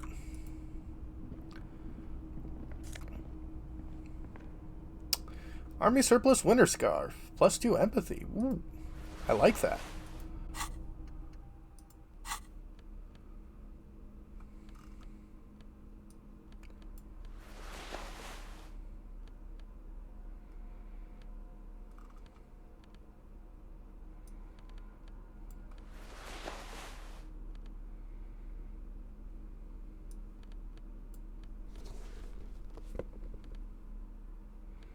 +3 empathy. That is nice.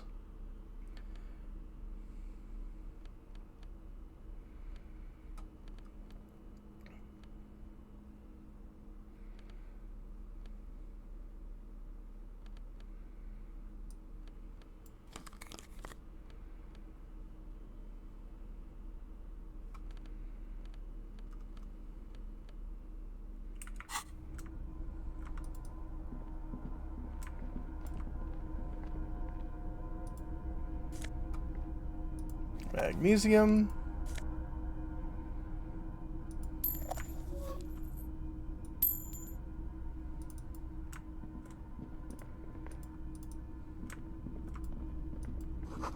Great blast arm must weigh over 10 tons. Rust peels off of it. You see a small metal door nested inside a larger one. A heavy steel blast door. There is a conventional keyhole above the handle. It's very small. Yeah, what's on the other side? Another part of the island, probably. The lock looks like it could still be usable. How do we open this? Maybe this is one of the doors we don't open? He's right. It would be better to open its big brother. A powerful engine hangs under the ceiling. It must control the blast door. Find us not opening it highly unlikely. Alright, I retract my statement. It was naive. Let's look around and get it open.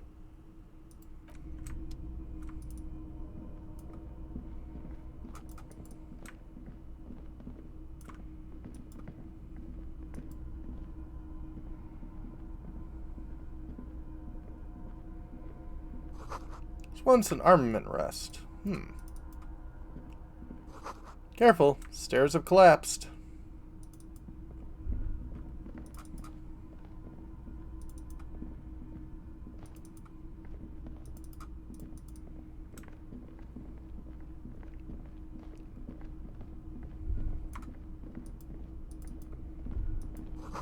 Twin cannons were attached here. Medium distance, large caliber.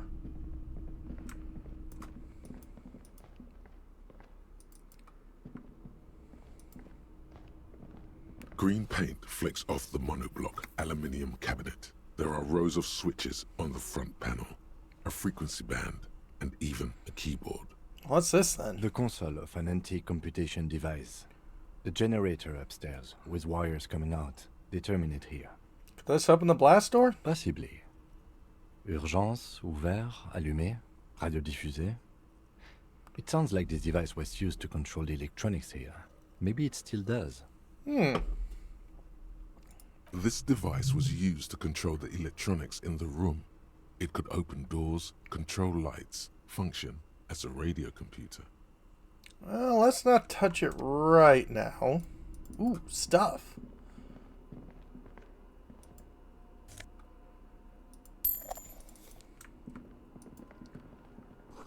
Hatch is jammed shut.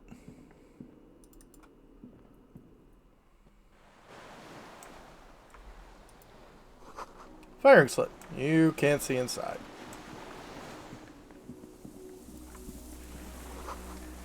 Must have been a direct hit to take out such a huge chunk. Yeah. Sound of cargo ships. Signals horns echo on the water.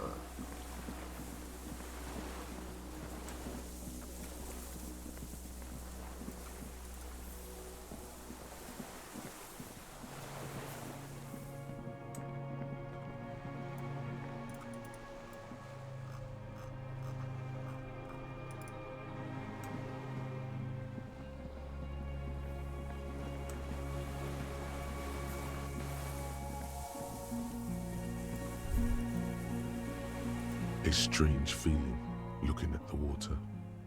Maybe you should just wander off into the sea. Why? Perhaps there's someone there, under the water, waiting for you. Maybe. You know it's going to hurt.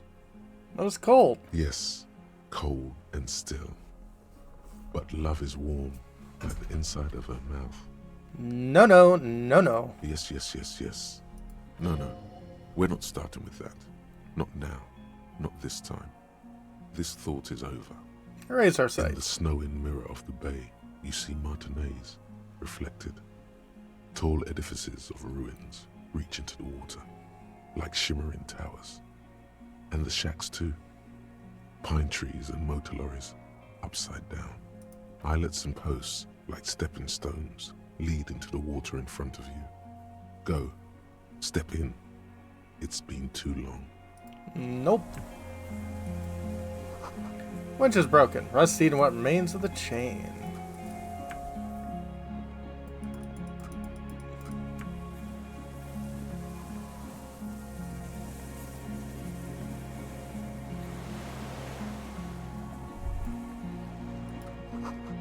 Pain in your pelvis makes you wince. Then you continue.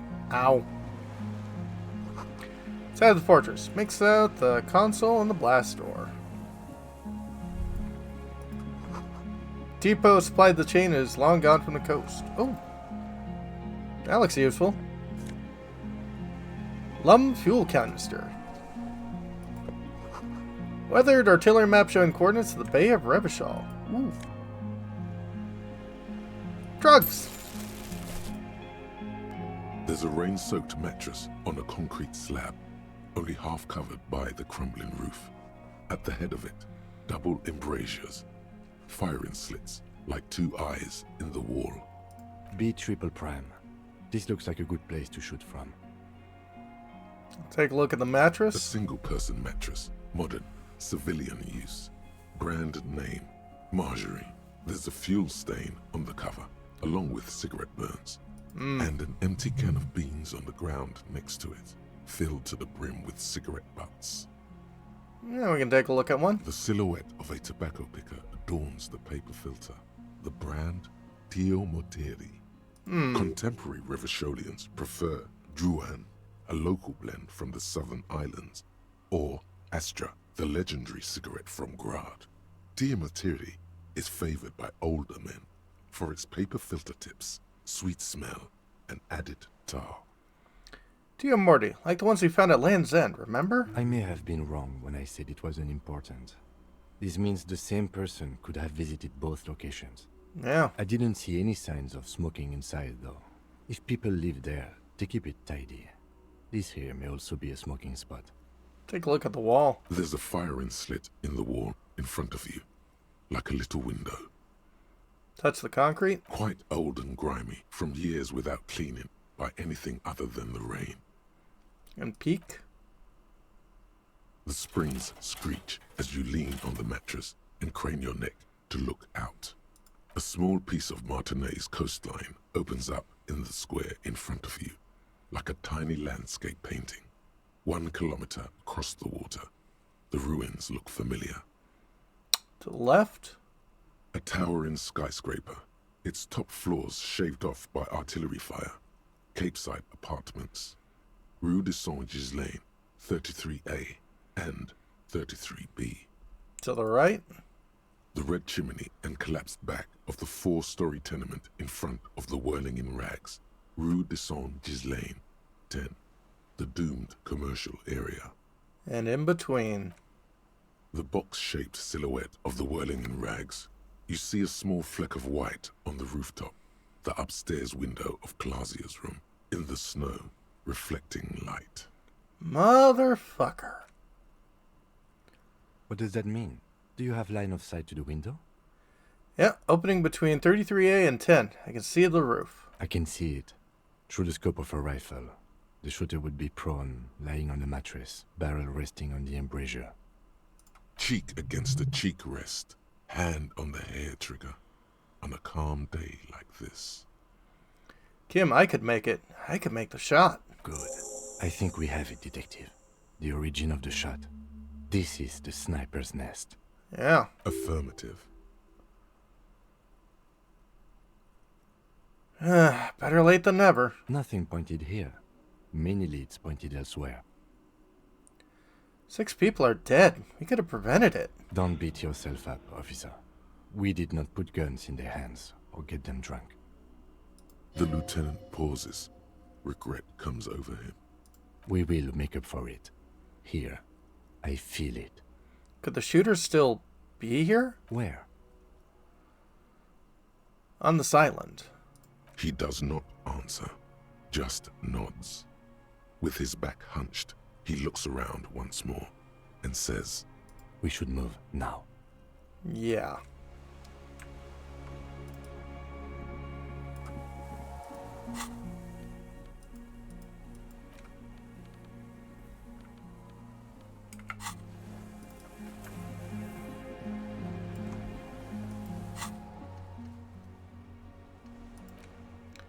On the blast door, rest in the flak tower.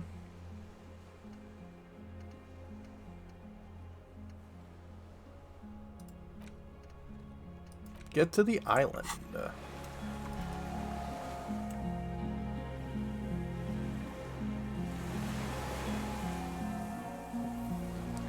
How likely is your boat still here? That's a good question.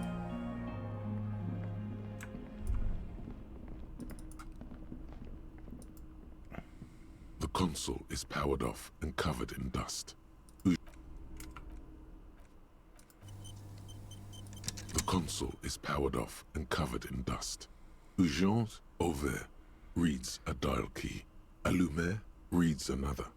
The frequency band says... Well, I'm guessing I need to use this fuel.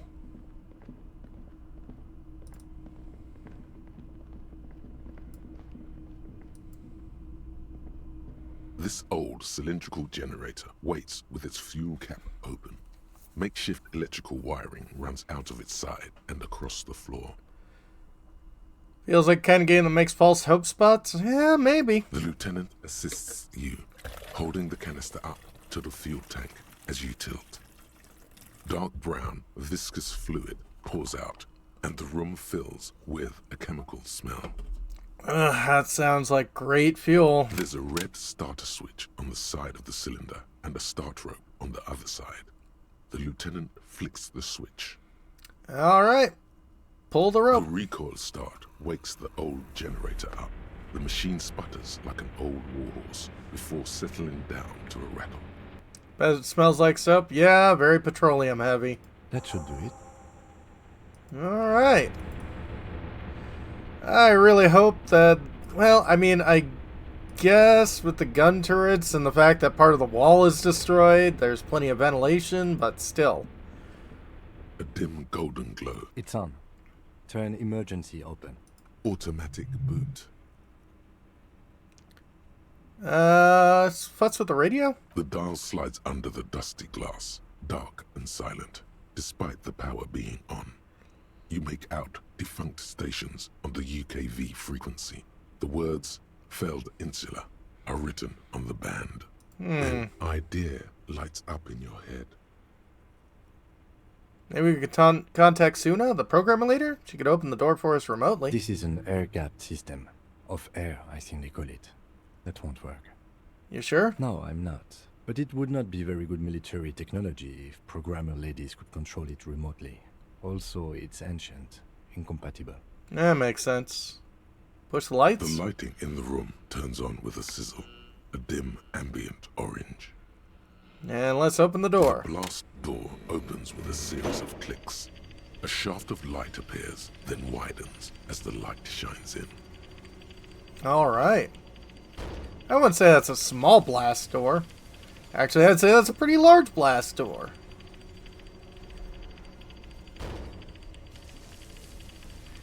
That's actually a pretty huge blast door. After you. What if we get into another fight? Don't worry. I have a gun. I also got a gun. I know. It was not easy to acquire. So what's there? I don't know. A thin wisp of smoke rises from a charred black fire pit. The wind picks up, then dies down again. Yeah, very scary and ominous. Let's go.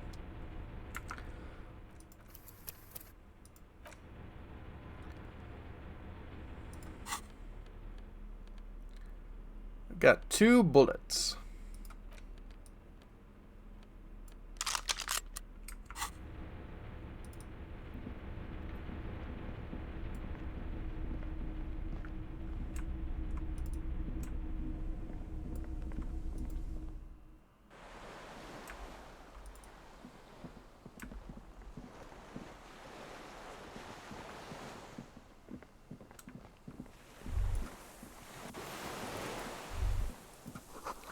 Small white flowers blossom all already. Wasn't white flowers rubber dinghy deflated and broken?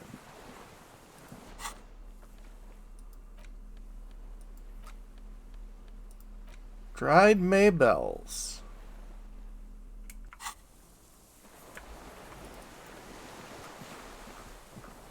Those are maybells. You're a man with a rifle.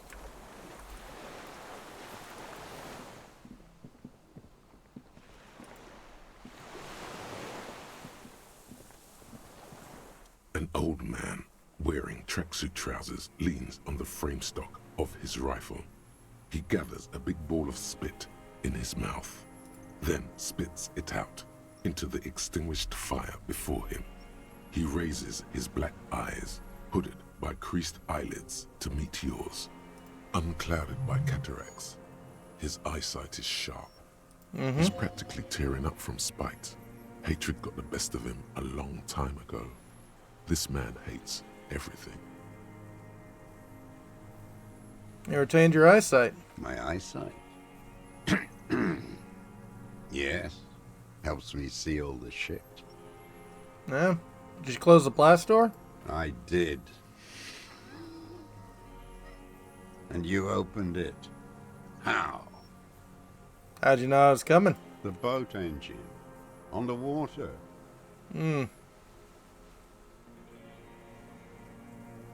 I did. And you opened it.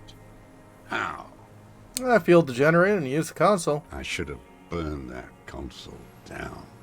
The boat engine. On the water. So you're the fire guy, huh? The what now? I can't hear you. Yeah, you recently told 2 kids to put out their fire, 2 twins. I may have. All sorts of little rats have come sniffing around, trying to give up the position. Fire guy. Regressive bourgeoisie henchman. Can't even talk like a grown-up. Yeah. Yeah, nice rifle you got there. It's not nice. It's a piece of shit. But it gets the job done. Bell McGrave? It's a 3-Angong 446. Oh. Southeast Samarin made. Exotic. Must be defunct too. No modern rifle manufacturer of that name springs to mind. A Samaran rifle. How did you get hold of one? It was sent to us by our brothers in the Signal commune. Military aid. I see. It has stayed true to him. He can still make it sing. Signal commune? You heard me. It's good now. Like chalk, white from the board. Yeah, weapons stay true to you. Mine stayed true to me too. Yes. I bet you've killed a lot of people with it. You fascist fuck. Have you come to make me one of them? We have come to ask you questions. Nothing more. Yep. If you do not comply, we will take you in. Do you understand?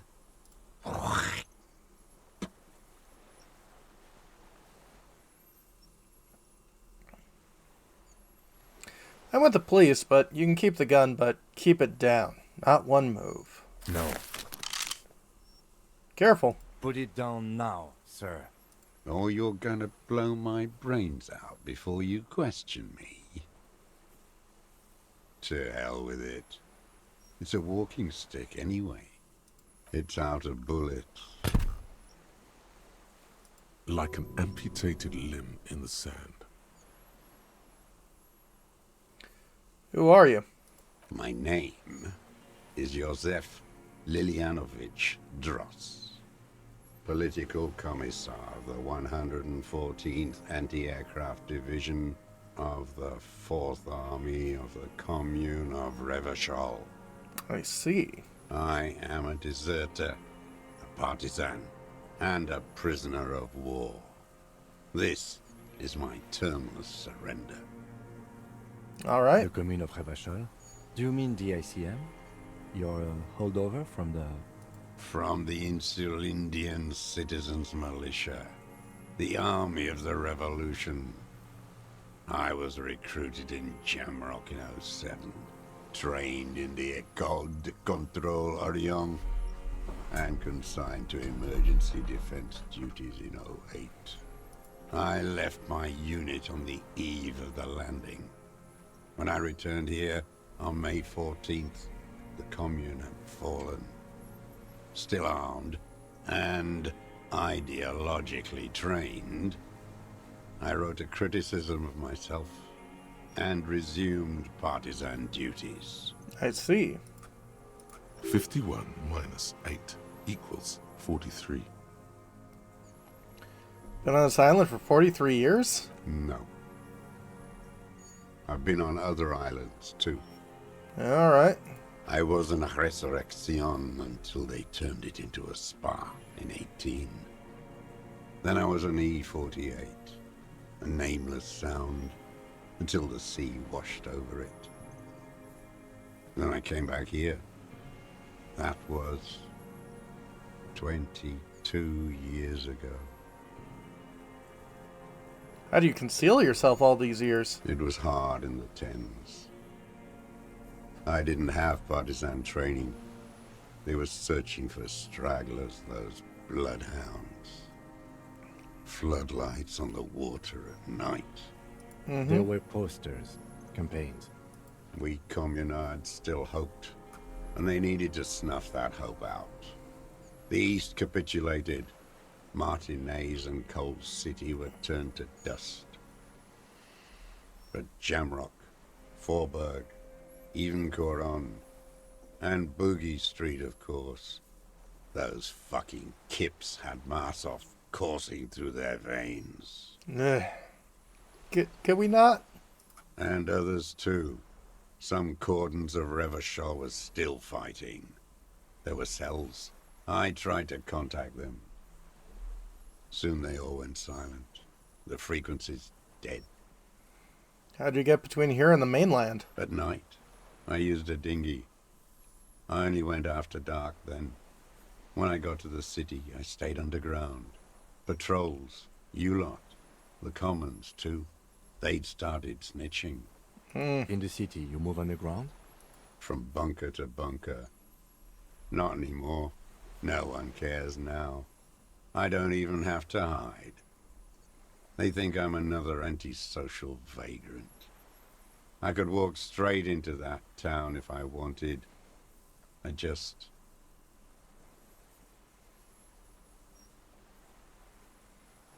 Weapons cache under St. Gilson 22B.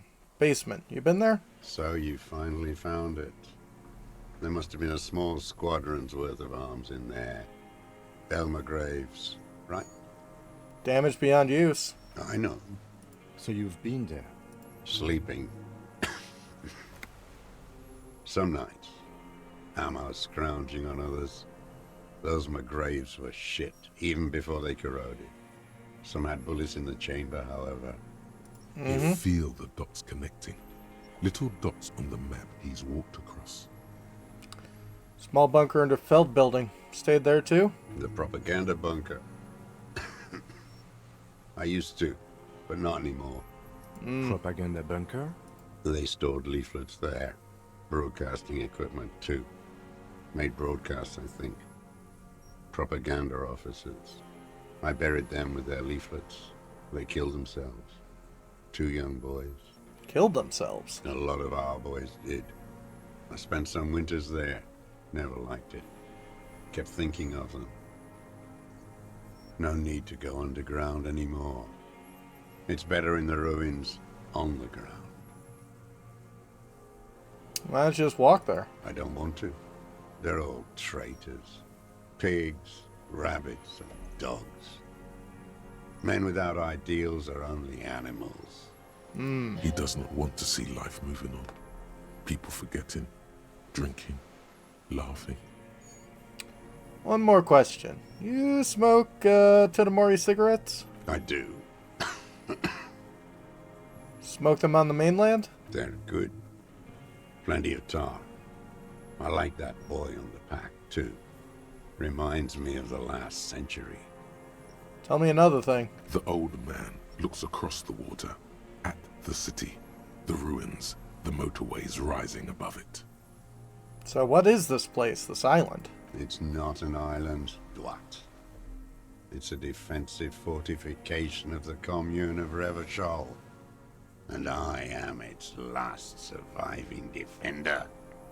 What was it used for? The congenitally deformed King Philip II built it to restrict access to the Bay of Revachol. We captured it in '02, retrofitted the fort with an AA gun to defend against an airborne landing. Against the whole world. Landing, retaken of Revachol. Coalition military called it Operation Deathblow. I later found out on the radio they called it Deathblow. You're one of them. Tell me, who speaks like that? We had 50 million people on Caillou alone. Murderers. I know what you mean. You don't know. You haven't seen it. Iblis. Iblis? The black-eyed angel. How have you survived all this time? How does anyone survive? I steal. Like what? Supplies, vegetables. I collect rainwater. It's the life of a dog, not a human being.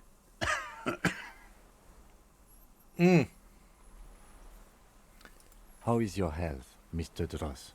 Probably not great. I've been throwing up blood since winter. Red, like beetroot. Been passing it in stew, too. Yeah, not great. He does seem frail. Gaunt for his age.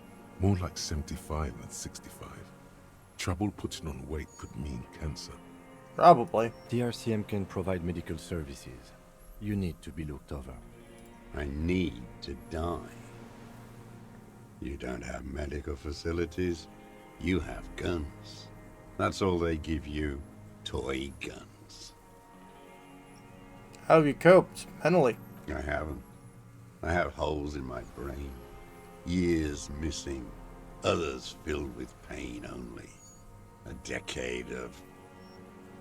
I don't even know what. Inferno? No, the lieutenant's about to say something. I would imagine it gets tremendously difficult, mentally, to live in isolation. Traitors. It's better alone.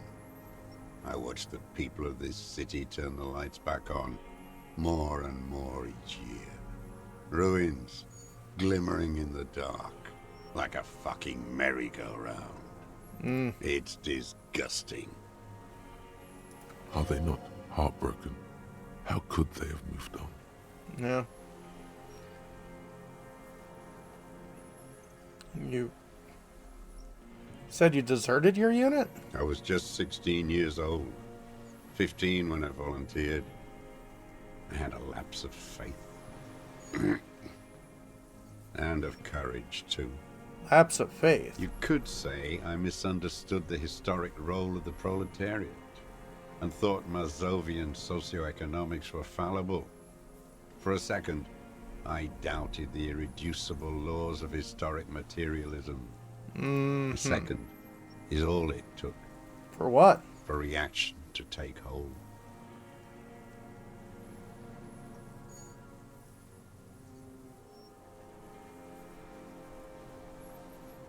It wasn't a reaction, you were just afraid.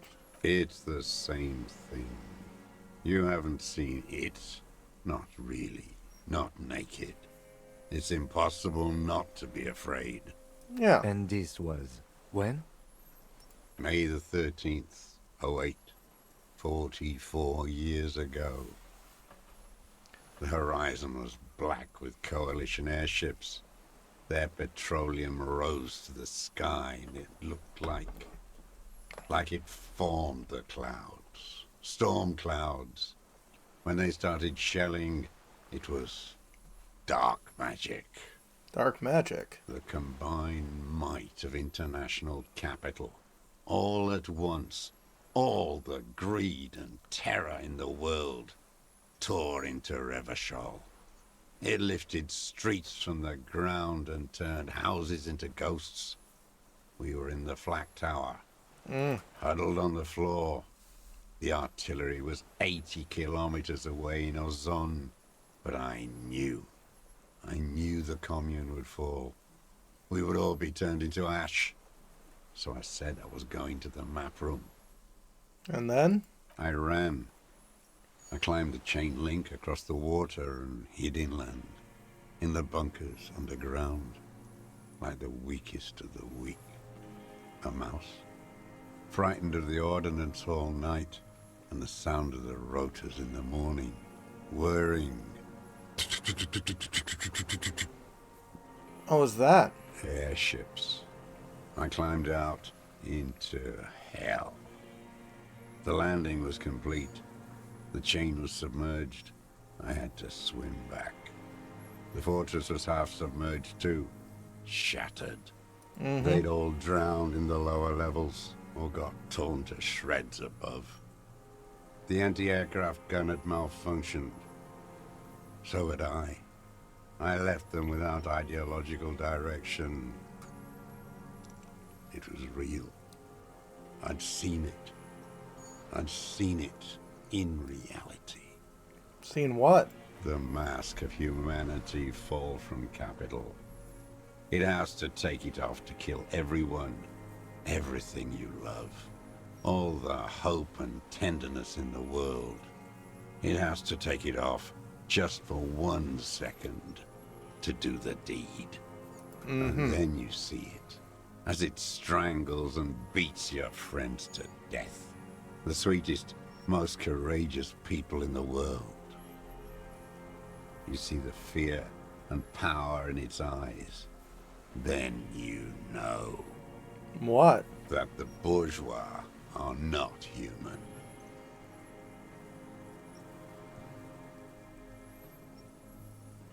We'll be quiet. We'll let him finish. I had to. I had to fight it. I had to never stop. Again, you've been hiding here for 43 years? 43 years and 10 months. That's steadfast. It's not how a human being should live. But I had to. I couldn't just forget. I couldn't just forget what I saw. What have you been doing during all this time? Hiding, fishing, waiting. Where it's morning, on Rue de Saint-Gislain, people are walking. The gas streetlights have already been switched off. Further inland, in Jamrock, the streets come alive with workers. Men, women, children rushing. Muddy avenue after muddy avenue. The temperature is rising. Alto cumulus clouds form above Precinct 41. 2 police officers step out of the Whirling in Rags cafeteria. Satellite officer Jean-Vic Mayer inspects giant letters across the plaza mosaic in dark red government-marked heavy fuel oil. Patrol officer Judith Minot points west. The fishing village. She glances at her watch. We meet in 15 minutes. It's a 10-minute walk. The officers go, leaving behind the writing, still smelling of petroleum. One day, it says, I will return to your side. Yep. Always waiting. For what? For her to return. Her who? Yeah. Girl, child, revolution. Girl child revolution? Always.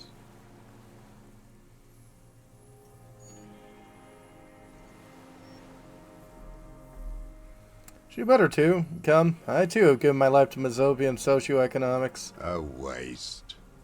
The material base for an uprising has eroded. The working class has betrayed mankind and themselves. The historic opportunity for a revolution has passed.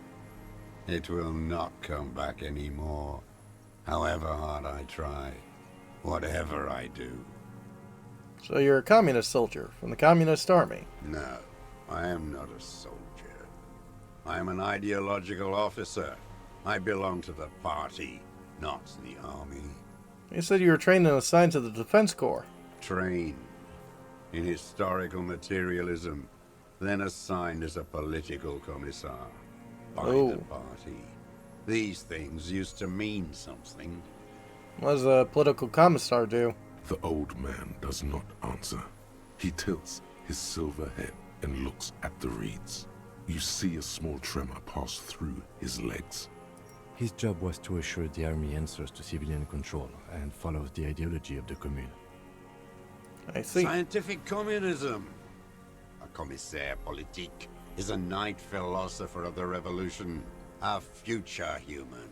So you're a trained communist, right? He nods slowly. Then another tremor. I'm also a communist. No, you're not. You're a liberast. No, I'm really a communist. Communist thoughts in my head. All the real communists are dead. They died fighting for communism. Are you dead? No. You're an inert lumpen with a gun. Detective, we have not come here to discuss ideology. Maybe we have. We have come to ask questions regarding a murder investigation. The old man spits into the fire pit. He does not say anything more. A jitter passes his lower body. You said this is your termless surrender? You're with the RCM, the coalition-appointed mob that enforces bourgeois morals in Revachol.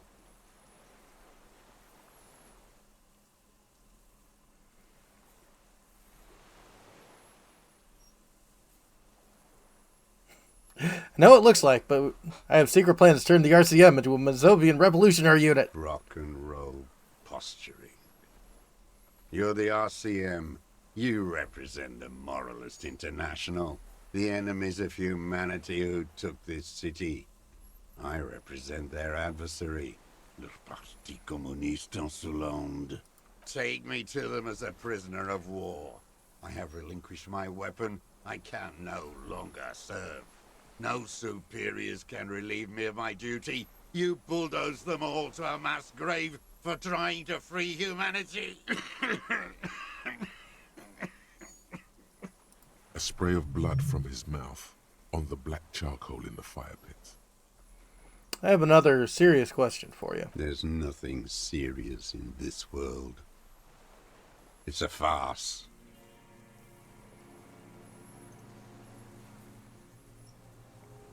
What have you been using this gun for? I've used it for killing people. Killing people? It's a gun. That's what they're for. You want a moralist euphemism? Defending your family and your property. I haven't done that. I've used it to kill people. Interesting. During or after the war? There is no after the war. Class war is never over. So he's continued killing after hostilities ended. Okay. Okay.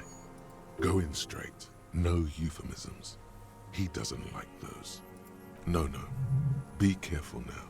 Slow and steady does it. Make him repeat it first. Don't mess this up. Remember, he wants to tell you. Get personal.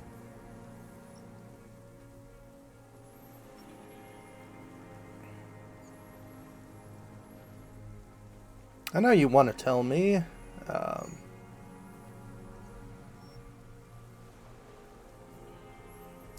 Have you killed anyone with that gun in the last week or two? I don't want to tell you anything, you grotesque murderer. And why did you think that was a good idea? Don't listen to me. I'm wrong all the time. Wait, so which one do I say then? Nothing comes to you. Silence. His black eyes look at you, and in them a chill, like electricity running up your spine, crawling into your skull. All is not as it seems. Detective.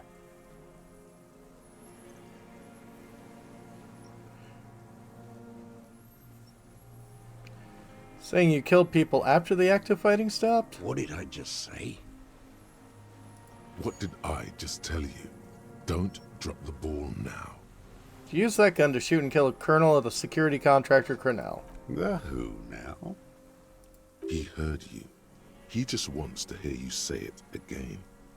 This is dramatic flair on his part. Right choice. We're in. Do it, sire.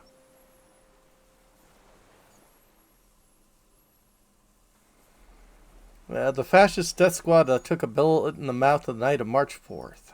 Oh, yes. That one. Ugly piece of work, that boy. Did you kill him? I am a son of a welder and an officer of the commune of Revachol. I do not collaborate with murderers. Hey, Thorny, hope you're doing all right. The liberal regime. Exhaust him with proof. Pile it all on him. Get a confession. The scent of blood in the air. But what else? There was something you can't remember. Something about the tracks. Suddenly, all those tracks are so confusing. Go with something else first. Come on, what am I forgetting? Wait, here it comes. The goddamn Maybells. The dried Maybells on Clausia's roof. Yeah. There were Maybells in the grass when you got here. They're revolutionary symbols from the war. Wait, don't forget the footprints. The diagonal prints in the dust in the secret space behind Clausia's bedroom. Now, they're gonna come up. Just home from work? Hey, nice. Of course, thank you.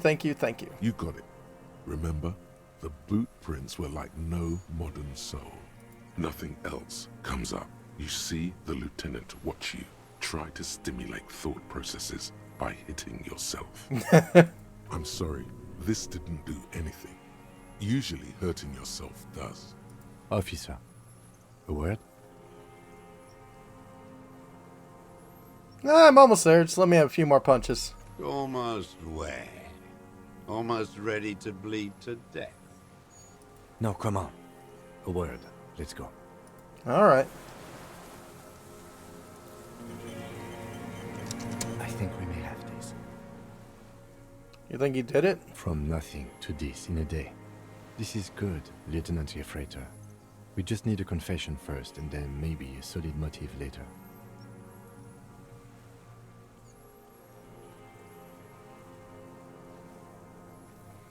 What am I missing? What haven't I done? Well, I can think of one thing. The gun. We should pick it up and discuss it in front of him. Make a show of it. Yes, sire. Make a production of this examination. I think questioning's going. Good. We are doing very good. He wants to confess, I can see that. We just need to pile it on a little more. The more we have on him, the closer he is. You hear that? Nice. He thinks you're this close. I'm trying to get him to confess. Yes, good going. That should be our first priority. I'm slapping myself to get ideas. I can see that, yes. I'm not judging. Okay, let's do this. Remember, he wants to tell us, but he doesn't want to help us. It needs to look like we already have everything. Right. There is palpable excitement in his tone. He likes him for this. A lot. But there's something more, too. He thinks the deserter has more than just this case in him. 44 years here. Think he has more than this? Oh, yes. And he hasn't spoken to anybody in a long time. If we get him open, who knows what will pour out. Alright, thanks. Let's drop ourselves a quick save. Minions of capital. What do you want? I'll pick up the gun. His gaze follows your motions. The rifle feels surprisingly light in your hand. Frame stocked and patched in places with tape and wire. Mm-hmm. The rifle's in a shabby state, like a crutch that's seen too much travel. Hieroglyphs are embossed into the forearm, made of walnut. On the butt, you see Vespertine writing, burnt into the wood. Triangon, 4.46 millimeter, made in Sinyao. Just as he said, Triangon, made in Sinyao. Warren, Personalized even. Looks like this weapon has seen a lot of use, hasn't it, sir? No response from the old man. The plastic cape around his shoulders rustles in a small bout of wind. Use jacketed ammo, 446. Jacketed, military-grade ammunition. Stable in flight. Good for hitting something that's very, very far away. As he speaks, he stresses every word. He's liking this. Well, let's stow it. The old man keeps following your motion with his gaze. His right arm twitches suddenly. This looked very much like the murder weapon. It can be used against him later.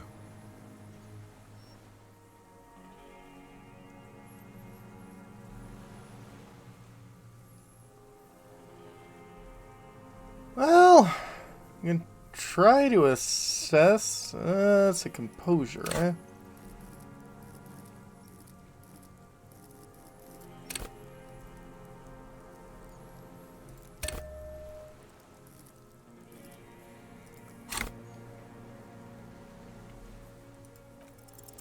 For a 60-year-old man with stomach trouble.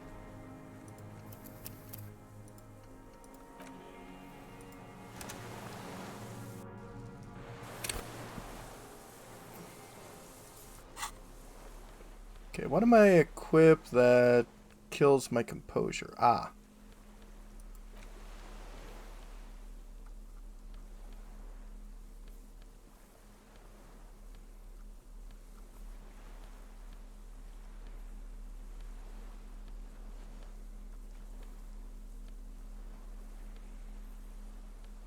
Oh, yeah.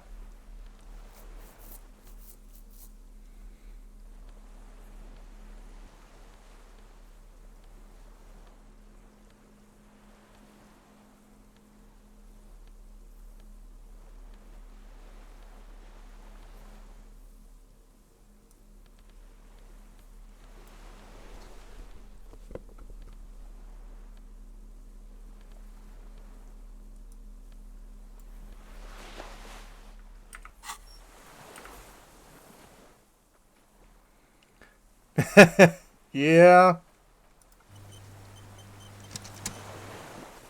Minions of capital. His gaze, the rifles in a shabby state. On the butt, Warren. No response from the old. Jacketed. As he speaks, the old man This looked very much like the murder weapon.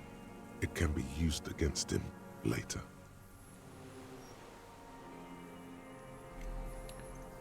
Assess his body language.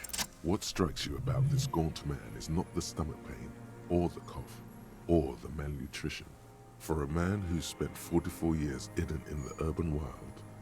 He is surprisingly okay. Indeed. He speaks fluidly.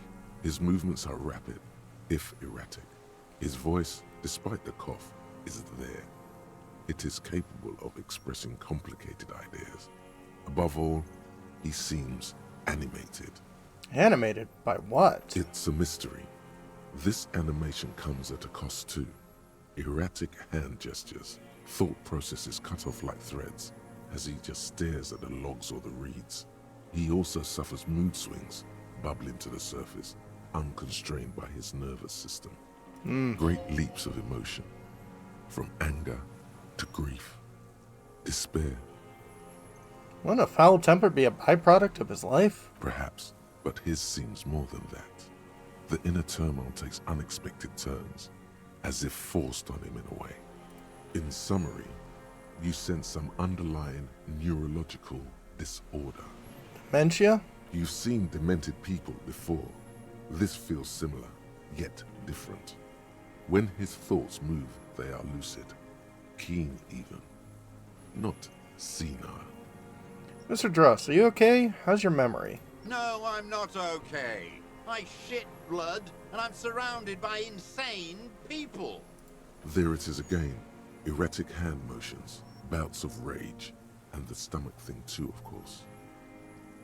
One more time, Mr. Dross. The Colonel. We need to talk to you about killing him. Petty bourgeois law.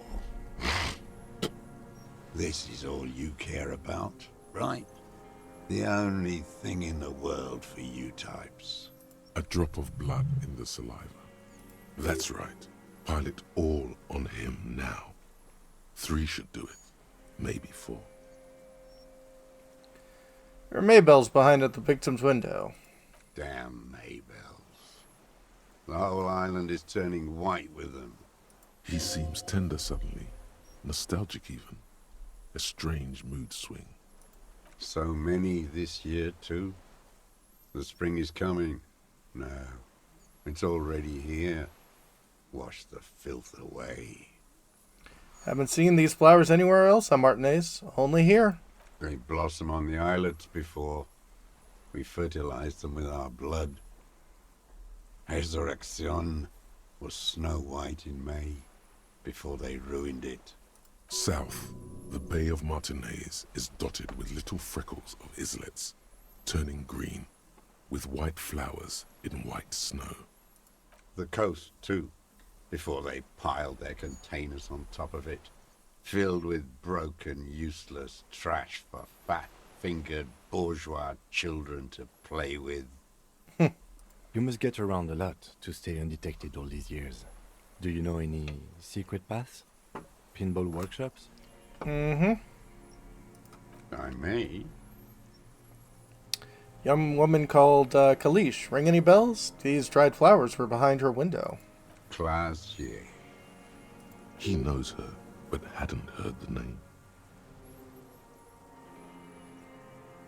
Yes, Clage. You hadn't heard her name, had you? My ears don't reach the city. But you know her, right? She had intimate relationships with the victim, the Merc. With the victim? Mm-hmm. There is a small tremble. Looks like a smile. A crooked smile. Yet isn't quite voluntary. He's about to burst. Almost. But you need one more. Just one. Or maybe 2. I wonder what brand of boots you're wearing. Everything is brands with you individualists. Who cares what brand my shoes are? Sansa? Some shit. Show me the soles, please, Mr. Dros. Fucking imbecile. Old man stretches out his leg. A black and white spiral pattern comes the sole of the worn-out running shoes on his feet. The maker is called Sansarique. You see their V-shaped logo, but can't make out the size. These are not the unusual horizontal patterned soles you saw in the dust on the floor of the hidden room. They do, however, seem to be about the same size. The size fits, but not the sole. Might be simpler than that.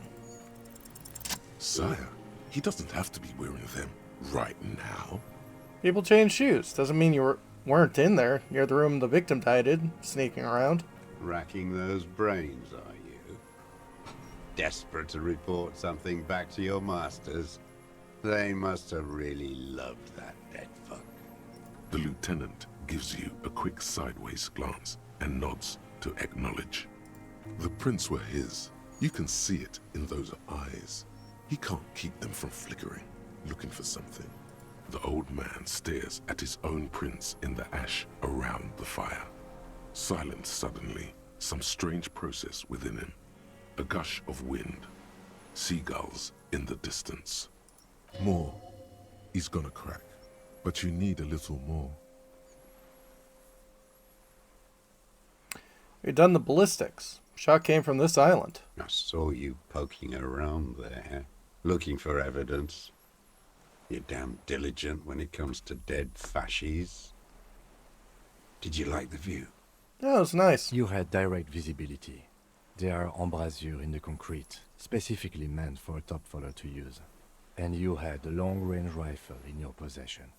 Mm-hmm. You've been here a long time, Mr. Dros. Too long. You clearly need medical aid. I'm ready to die.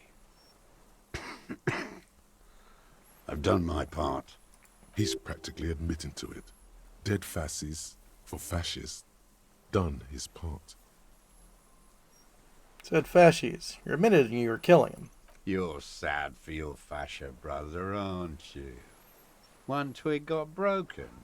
Now the others are sad. Leave no stone unturned. Get him on what matters most. I don't need your cooperation. I've got this. Not a lot of guns around that use military-grade ammunition, are there? It's a real gun. Not like your little musketeer pistol. I've seen you prance around with that. Jumping hoops for the liberals. You look like imbeciles. Why don't you ask them to give you real weapons? Going against automatic rifles with these toy guns. Of course you got those boys killed. Damn, he saw you. He's watched it happen. Hmm. So he saw you. Okay. So what? Don't let it divert you.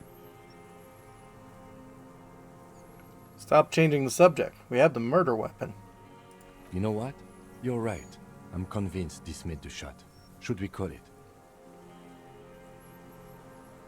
You think we have the murder weapon? 4.46 jacketed ammunition, modified for range. We have it. This is it. I'm calling it. This is the murder weapon. Good. This feels good, doesn't it? Tearing things up like this. When you have the murder weapon, you have the killer. Murder. You know who he was. A coalition-trained murderer. Armored and armed. He wasn't human. The blunt end of a hammer. Dripping with blood. Was a killer, but still under protection of law.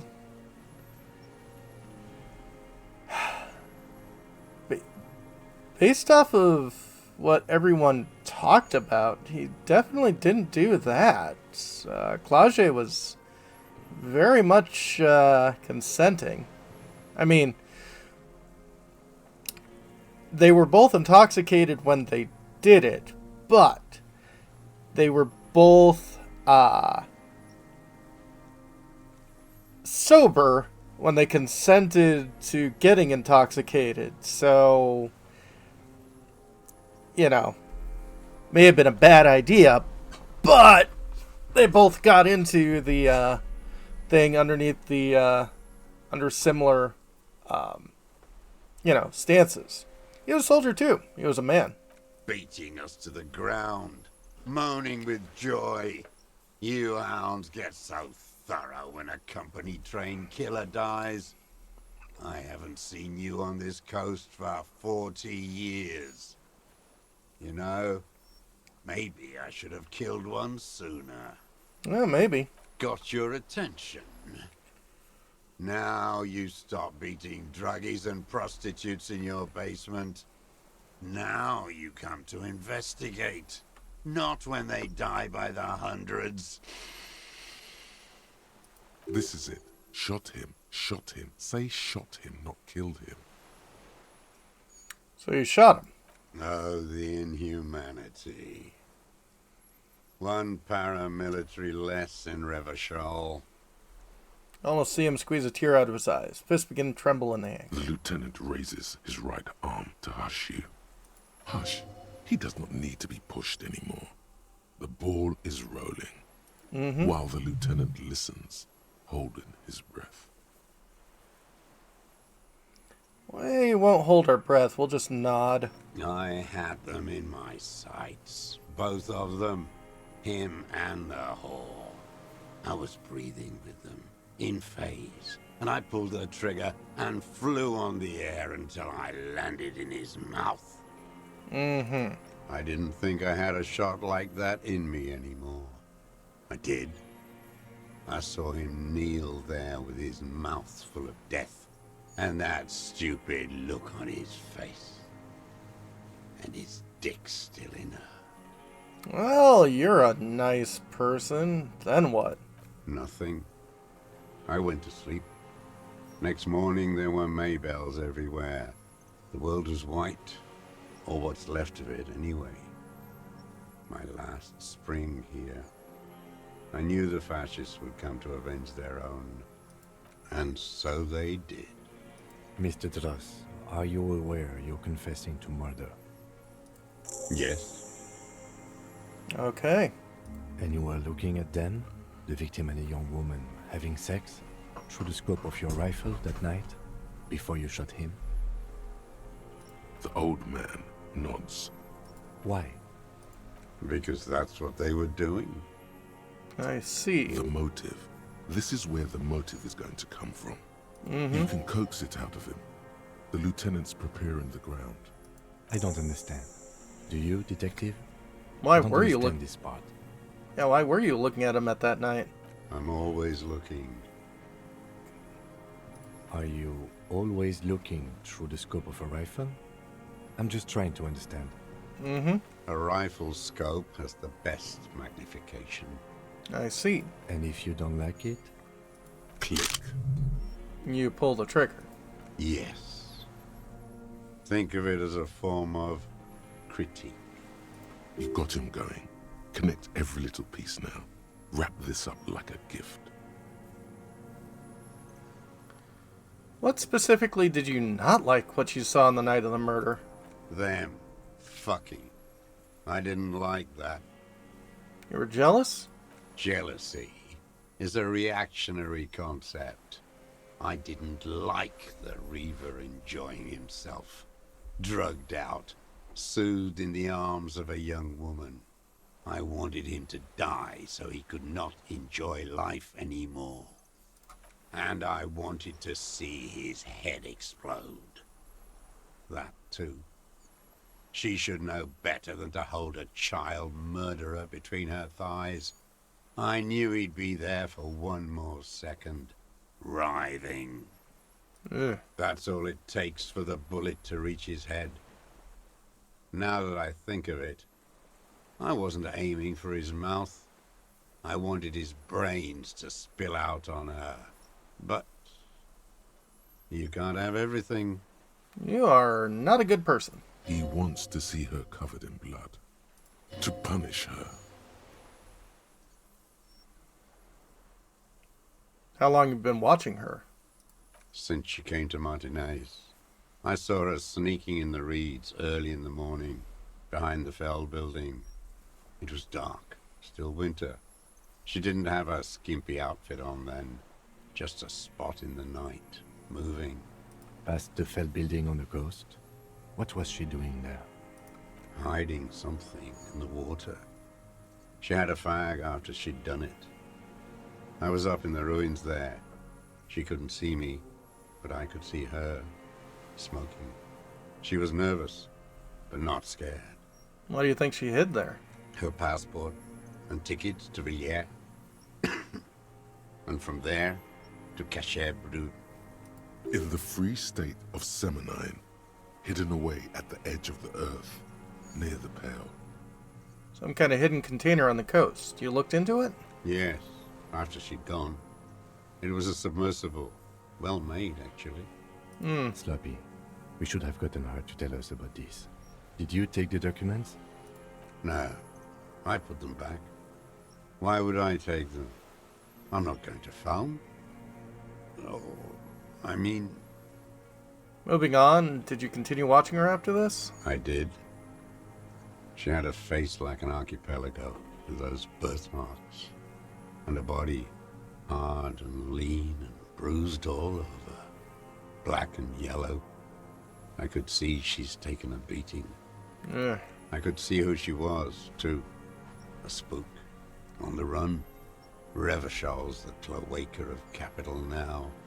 All the bagmen and arms dealers end up here to do drugs and have sex like animals.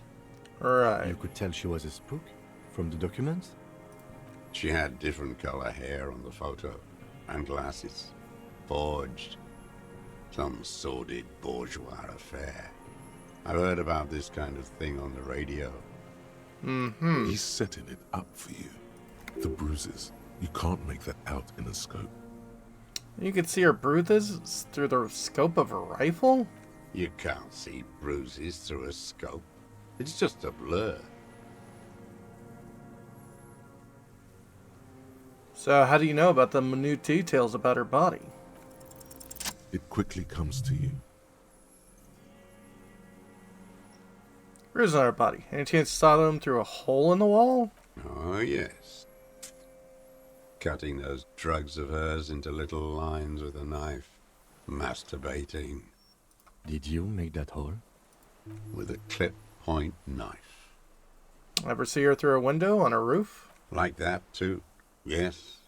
Bending like a bow against the glass.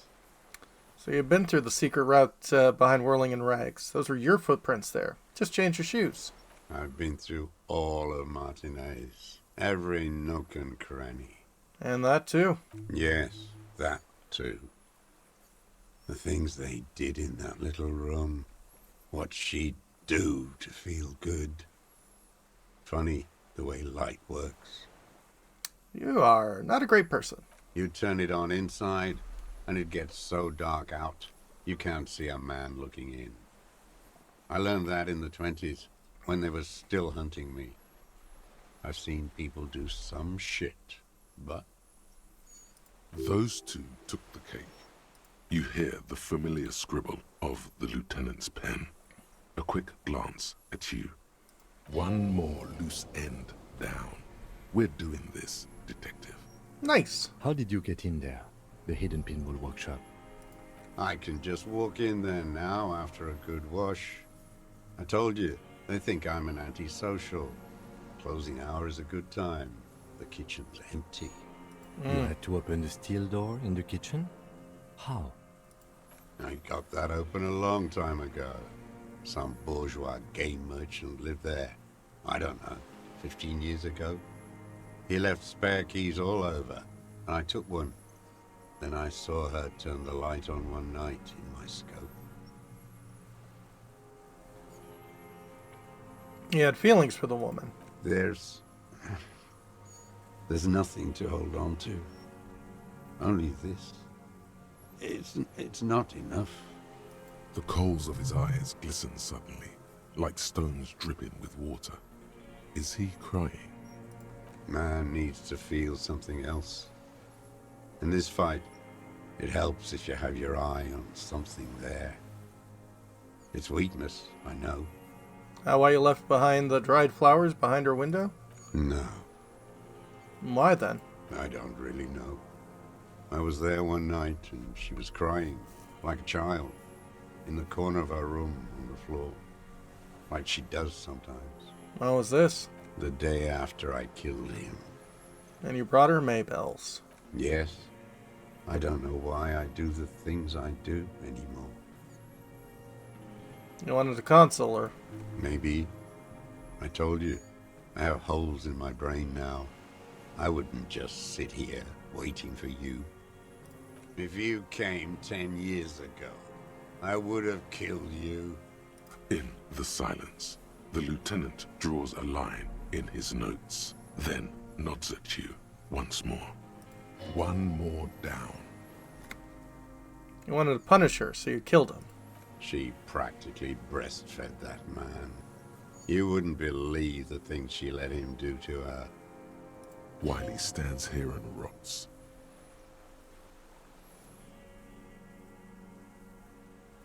I'm not like that. I don't think like that. No one gives a shit what you think. You and your cronies kill 10 working-class men a day. I've heard the statistics on Channel 8.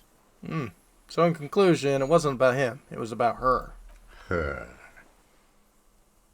The lieutenant nods at you in acknowledgement. Goodness, I got 5 skill points.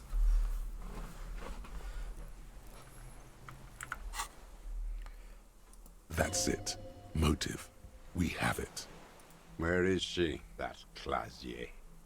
I haven't seen her there for days.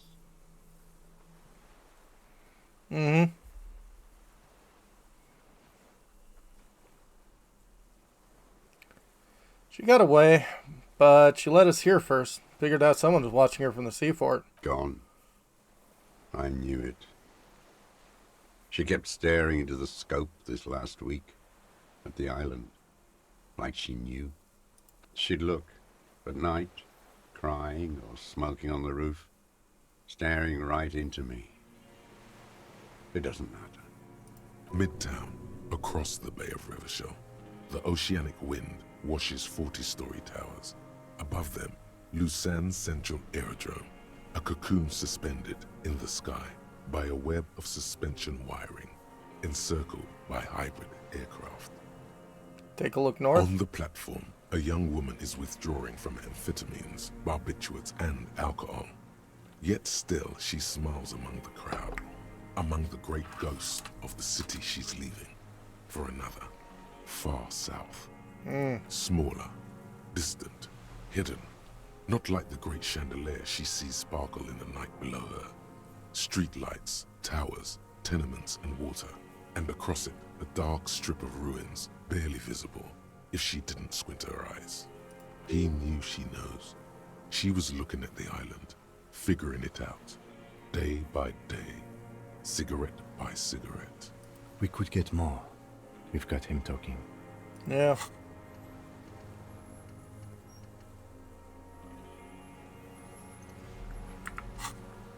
Who knows what he's seen and done over the years? You could get more out of him. He likes talking. Well, got anything else you haven't liked? Tragic comedy. Druggies, prostitutes, and rentiers. A strange little engine seems to fire up in him again. It straightens his back. More specifically? Specifically, the whole city is a charnel house. Stripped clean and draped in neon. But Martinez is the worst. How so? Because of the racists. Everyone is a racist in Martinez. It's their favorite thing to do in the whole world. Listening to race-themed radio shows. In the ruins, in their lorries. Yeah, I've kind of noticed that. Pumped full of steroids and Radio Revachol 92. Race this, race that. It's all sanctioned by that Social Democratic Union and the farce of a Social Democrat who runs it. Mr. Clare? Yes, the fly larva in his container.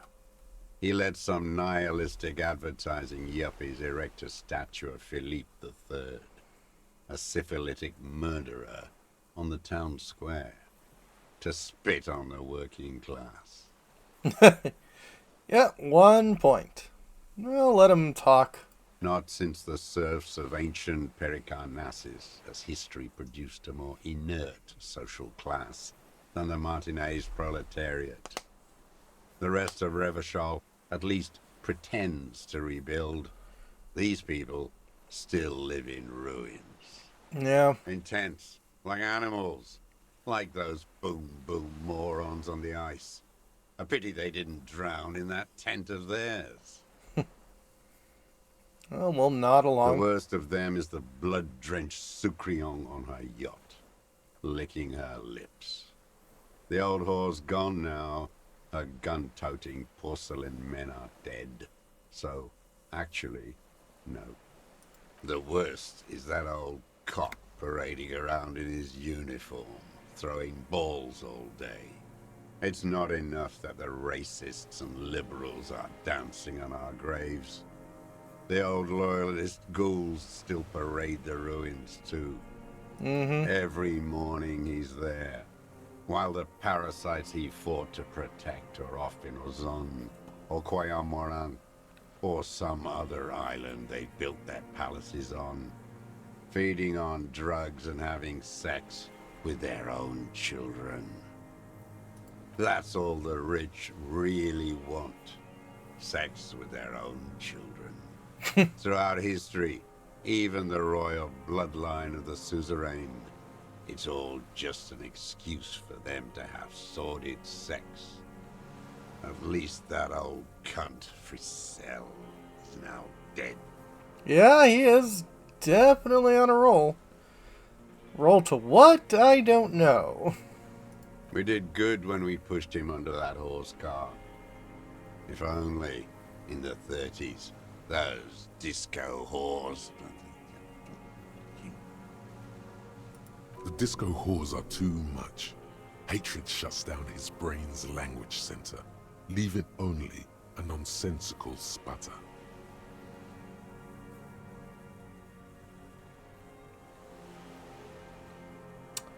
By cock braiding in his colorful uniform, you mean Rene? Every fucking morning for 34 years. Throwing that ball. One ball against the other. I've always loathed that game. That is not a working class game. I don't care what they say on Radio June. Mm-hmm. Royalist ghouls played like it was life itself. Click, clack across the water each day. And that uniform, like a parrot plumage. I won't even mention that he's a traitor to his race. A Patank maniac race traitor. I guess we'll just keep quiet, let him dig himself. I remember him. I remember him from La Noce. Not him, personally. His make and model. Make and model, really? Of them. I thought we took them all out before the Liberals came to their rescue. We missed one. That one. Fat and plump, like a pheasant, just begging to be popped off. Please, Mr. Dross, shoot me. You'd like to kill him? Not yet. I like to look at him strut around, place the crosshair on his medals, right on his face, and just fiddle the trigger. Think about it. Let the bomb melt in my mouth. Save the treat for later? He is a juicy bonbon, that one. A real treat for the black day. The blackest. When I put that gun in my own mouth, I think, no, don't waste it. Put this lead in that cock, Rene. For the boys he killed. And then I look at him throw those balls, and I suddenly feel better. I even hid one bullet, so I'd always have one for him. Haven't seen him there lately. Must be down with arthritis. Old cunt. Momentarily, he's worried for him. He reminds him of himself. The same hatred. The same. You try to think of another thing, but no. It's just the hatred. You mentioned the Union is social democratic, and Mr. Clare is a farce of a social democrat? Another hideous disappointment. Unions are the real enemy. The true enemy of the proletariat. Placating the masses. Disappointment. So personal. He displays a familiarity with the Union's top brass. Of Art Clare? That deformed toad? I wouldn't expect him to wipe his own ass. I mean, the brains of the operation. The smart one. Doesn't Everett run the Union? That mobster toad couldn't run a shithouse. He has no political education. His twin, Edgar Clare, that one's been to one of those East Revachol universities. He talks a big game about uprising and alienation and so on. So you've talked to Edgar? First against the wall with him. The Clares wouldn't miss a man hidden in their own backyard. Not all this time. Nothing happens in Martinez without them knowing. True. Of course. Maybe the Clares asked him to. Have you approached them? I haven't approached anyone. I've hid. It was Edgar who came to me. How did he know you were here? Oh, yeah. He didn't just stumble in like an oaf. He figured it out. Some kids told him about a monster on the island. I told you, he has brains. Stepped right off the boat and walked down where you came. I even kept the door open for him. Thought he was a man of the left, wouldn't rat me out. I was right about one of those things. When was this? 20 years ago. Neither of them could walk now, could they? They were less fat then. Mm-hmm. That's around the time the Clares came to power. What'd you talk about? Edgar did the talking. Paid his respects like I were a fossil in a uniform. offered platitudes about the struggle, flaunted his pink degree, even quoted Marzoff. Never trust a social democrat who quotes Marzoff. Oh, and charity, too. They love their charity. Offered me blankets and social housing. I still have the gas cooker he brought. And he let you be here. Let me be here? The ZOC is an unlawful successor of the Commune of Revachol. We took this fortification from the Loyalists. Even the Clares understand this. They let him be here. Understanding was a courtesy. But why such a courtesy? Mr. Dross, did you kill the Krenel mercenary for the Clares to incite a riot? You know why I killed that fucker, Dwat. As to Edgar, I'm not doing anything for that swine again. Again? Again? What have you done for Edgar before? Tried teaching him some Marzovian socioeconomics. They didn't stick. We parted ways.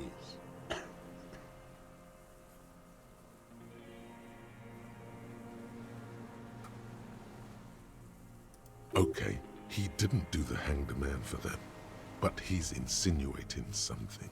There is more here. You can feel it. He was not outright lying, but almost.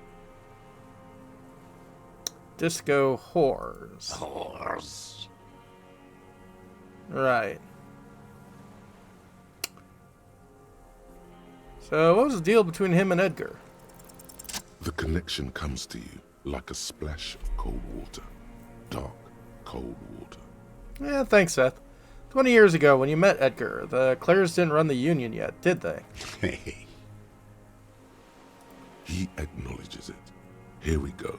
A twist behind the dark bend. Who did? That bourgeois cow. Tiffin Holly was her name. Licked the rich man's hand every time he came to town. Never seen a labor leader so hot on mutual cooperation. And money.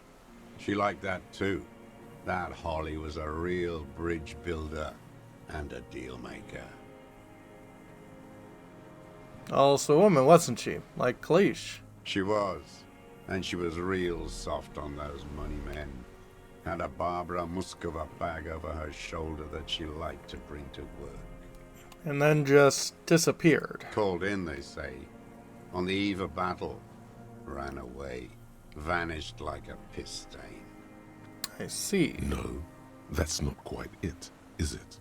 Did she? They say her daughter called in, not her personally. But that wasn't really her daughter, was it?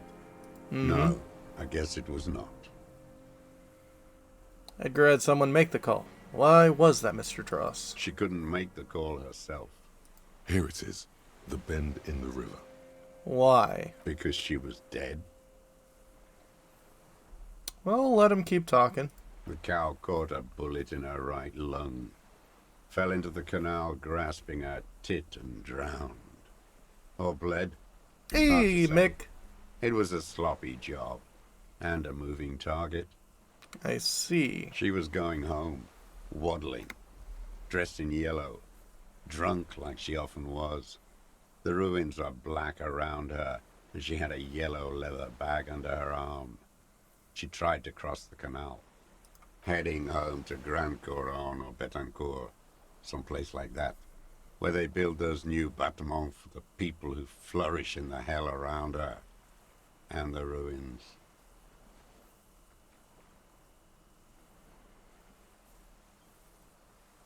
And you shot her. Someone shot her. Or maybe the cow just fell. My memory is full of holes. All I know is nothing changed. Not in the material base. Not in the hegemony. There was no uprising. Just words. The Union fizzled. Sogged. Nothing came of it. Nothing. Edgar didn't keep his part of the deal.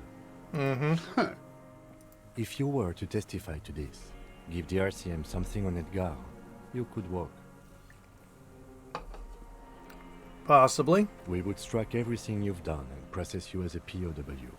You were in a war. You were on assignment.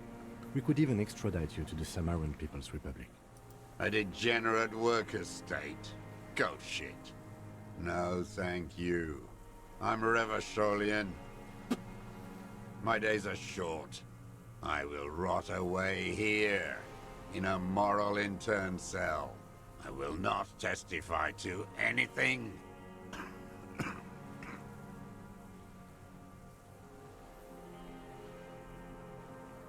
Okay then, that's that.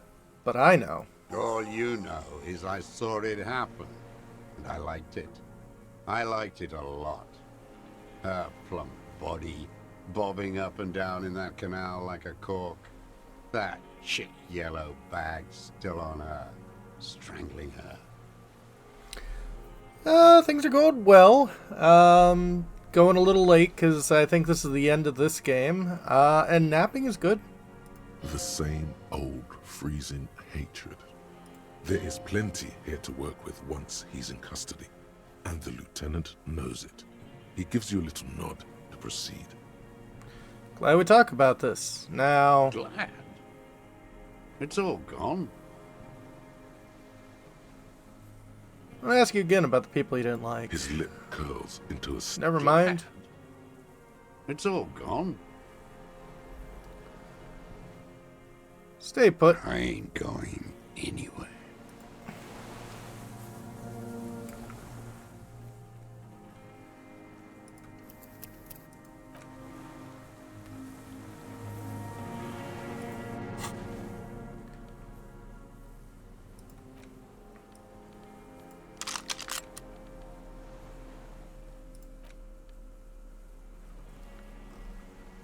Particular piece is missing a scope, though. Well... The old man stares despondently at the logs. It's like he's forgotten you're there. Joseph Living-Dross, you're under arrest for the murder of Ellis Cotenaire. What? But you said I would be taken to the... This terror is the sum of all the uncontrollable movements and mood swings he's been exhibiting. The wind picks up. The silence on the water is broken all around you. Little shivers of waves appear. The lieutenant continues, like an incantation. Your Wayfarer rights have been suspended.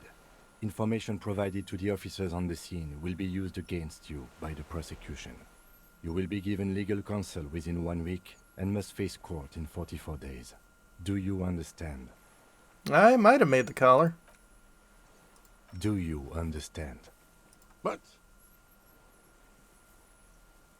Kim, he's afraid. No, I don't want to. I have to stay here. He's sweating. Beads are forming on his forehead. Your confirmation is not required, sir. Now on to the boat.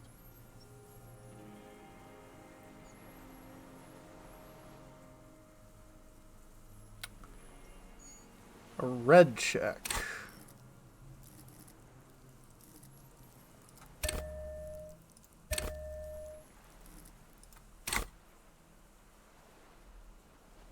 No, we did save earlier. There it is again, to your north, as it has been since you came to the coast. The reeds whisper, stalks rubbing against each other, but then, in the middle of it, something completely different. It sounds like a bow, very slowly being drawn against the strings of a violin. A very small violin, made of reeds and rushes. Maybe there is room for 3 on the boat. Kim, do you hear that? What? What are you talking about? Is this... really us? Your skin crawls.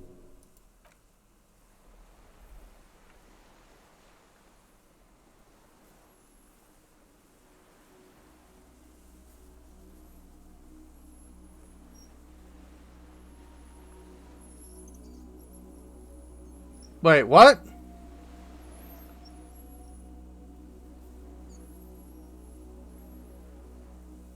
A delicate tangle of arms and legs unfolds from the reeds, limb by limb.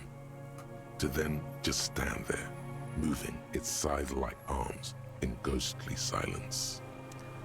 What is that? What are you talking about? The giant stick insect. There's nothing there. The stick insect is over 3 meters tall. It looks straight at you with its tiny pinprick eyes and its grotesquely small head. You feel your legs shaking under you and your gun hand move to your holster to grab the gun. There it is. I've finally gone insane. You feel the lieutenant's hand on your back, and then you hear him say 4 words. I can see it. Thank God. If he can see, then you're not insane. But that means it's really there, spinning slowly, in absolute silence, its limbs long and slender. Be very, very careful. Right.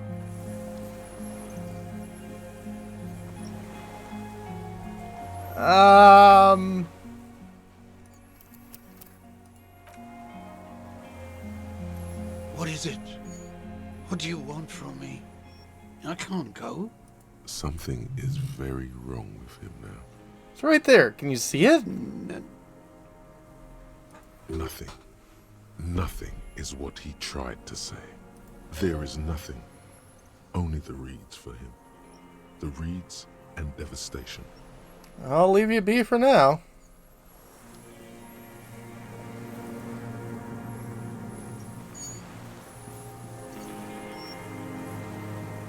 The creature stands on long stilt-like legs, antennae hanging from his head like a woman's hair, white and curled at the tips.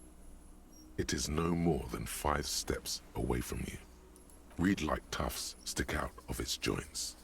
As the insect moves its forearms, it produces a faint hiss, like a reel-to-reel machine spinning after the tape breaks. The hiss is different from the strings you heard before. It says something else in a lower pitch.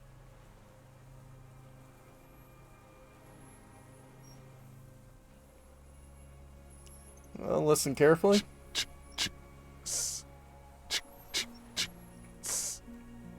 This is the Elysium phasmid. It is. You glance over your shoulder. The lieutenant holds a piece of milled aluminium. He begins to pull it open, extremely carefully. It's the camera. You sure it won't scare it off? We need a photo. No one will believe us.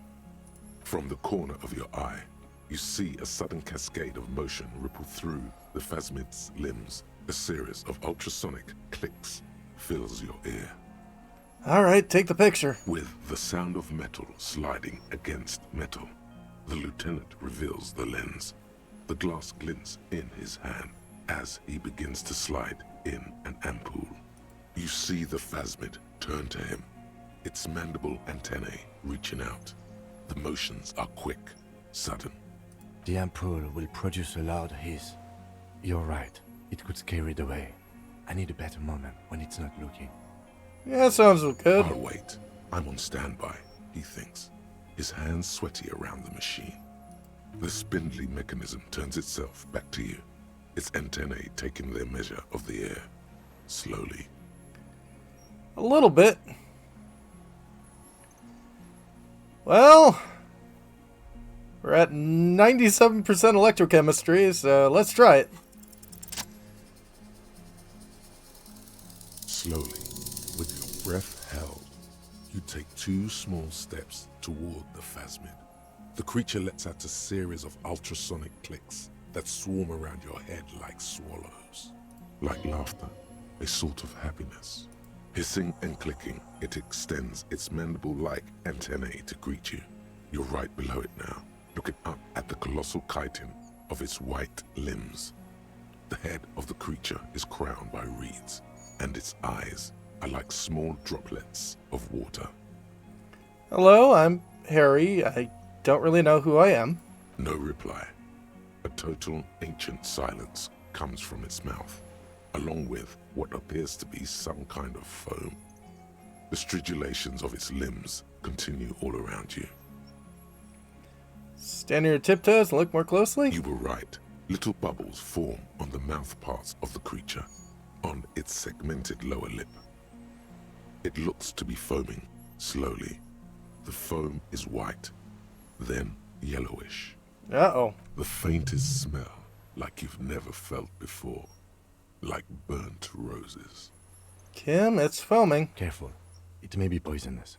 Probably. The foam slowly turns a darker shade, like burnt caramel, as the insect moves its mouth parts, masticating. The little bubbles begin to burst, one by one.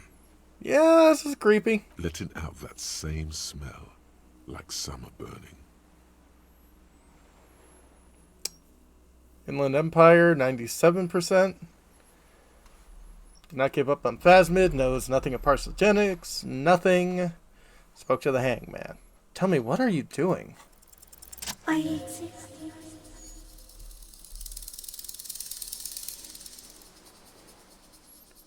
I exist too. Tell me what it's like for you. I'm ill. What is your illness?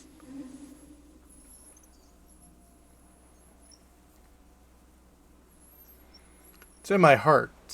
For me, it's sadness. Input after input. For me, it is not like that. I have states, not the emotions. For example, I experience excitement at unexpected sugar rewards. But that is not important. Now I will tell you how it is for me. For me, it is a series of half-lit images, a kind of darkness, being intruded upon, transient, dim, moist. Intruded upon by what? Shapes of plants and animals, and internal sensations. A swarm of sounds, tiny vibrations on the inside of my forearms. All speak of complexities totally beyond my understanding.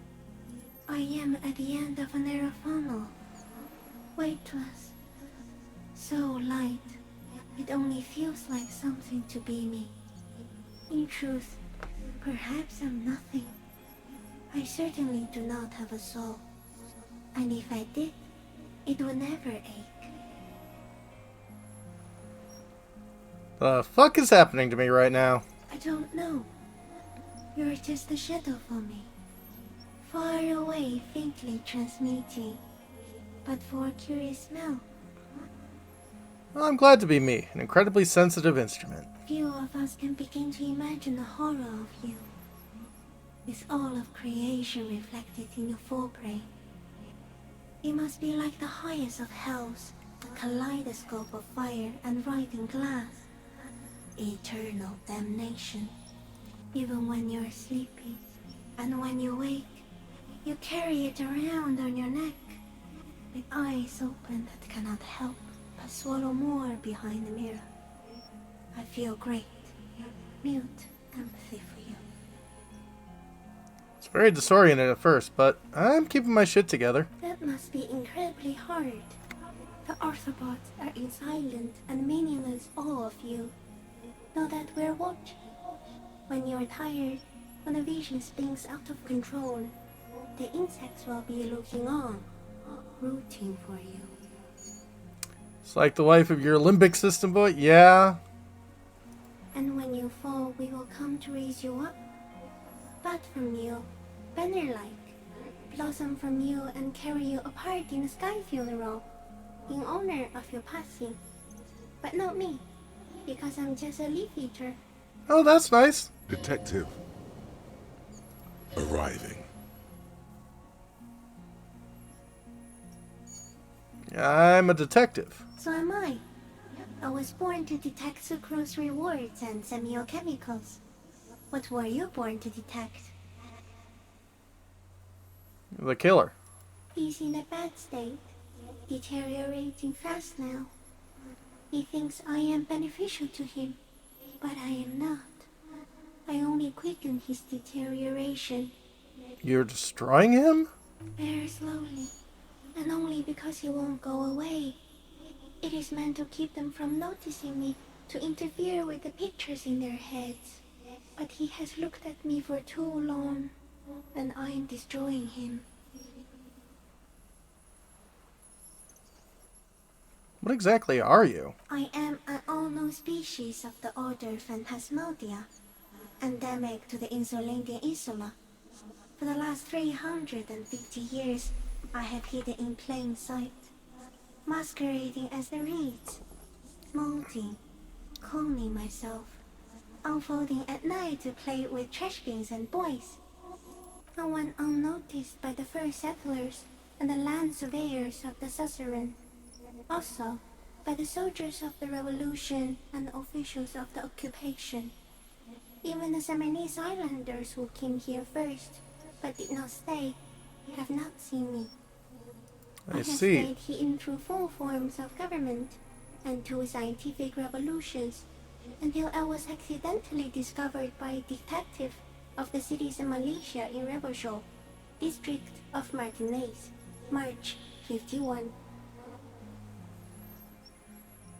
Where does this come from? All of this? Around us? The whole world? Not even the birds know that. Not even the water lily.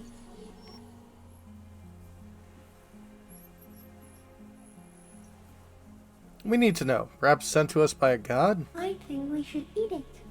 If it's a leaf, you can put it in your mouth. Or read. Yum yum. Is this a dream? What's happening? No. You're awake. I am real. Light is forming me. This is real. Are you the miracle? No. You are the miracle. How? The moral of our encounter is, I am a relatively medium life form, while you are extreme, all-engulfing madness. A volatile simian nervous system, ominously new to the planet. The Pale too came with you. No one remembers it before you. The Nidarians do not. The radially symmetrics do not. There is an almost unanimous agreement between the birds and the plants that you are going to destroy us all. The Pale is human-made? It is a nervous shadow cast into the world by you, eating away at reality. A great, unnatural territory. Its advent coincides with the arrival of the human mind. I don't have that kind of power. You're a violent and irrepressible miracle. The vacuum of cosmos and the stars burning in it are afraid of you. Give me enough time, you will wipe us all out and replace us with nothing. Just by accident. How? We suspect it will be something like the oxygen holocaust that wiped out anaerobic life 2.6 billion years ago, when organisms first started breathing. Only much worse. Oh boy. Instead of air, you exhale thoughts. There are no trees that eat thoughts. Worse how? Everything your eyes touch goes back there, behind the nose mirror. What if you blink? Are we still here? Please don't blink. What if he misplaces us all one day, or just forget?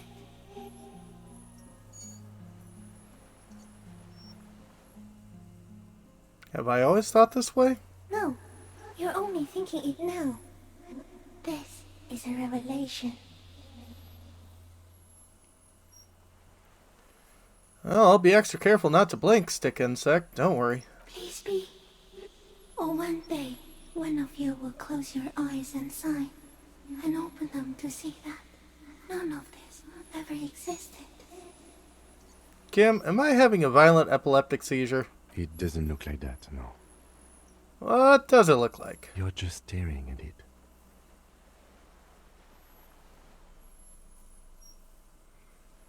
And I think I'm having a vision about the final fate of mankind. Okay.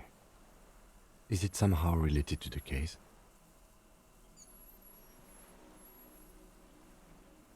Sorta. I think we should take the picture, and then you should back away from the unstudied species. I have to say goodbye now. I have no more thoughts. That's all. No, there is one more. Of all the creatures I've met, you are the kindest. Thank you. I also have one more thing to say to you. That woman, turn from the ruin. Turn and go forward. Do it for the working class. I will. She was middle class. It doesn't take a 3-meter stick insect to tell you that. Okay, Kim. Take the picture. Okay. There is no change in the insect's motion while it's being aimed by the camera. It remains fixated on you. In 3. If it moves, you jump back. I'll shoot. Here we go. 3, 2, 1. The shrill flash of the camera cuts the air like the blade of a sword. The phasmid freezes in its bright light. Head turned toward the lieutenant, hypnotized by the flash. It stands frozen before you. I got it.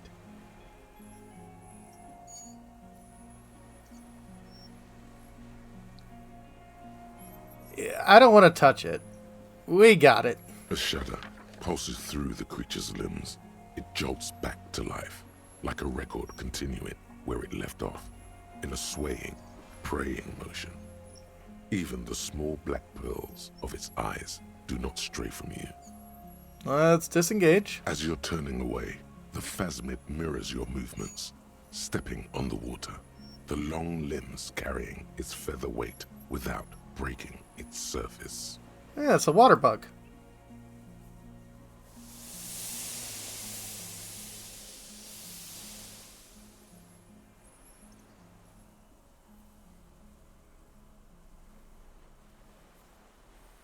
Well, at least the sniper's still here. Just like that, it's gone, skating away across the sea's calm mirror like a skipping stone, leaving nothing but circles on the water. Ah, that's good. And something under it, in the place it stood, bobbing there, among the reeds, a collection of items. It's gone.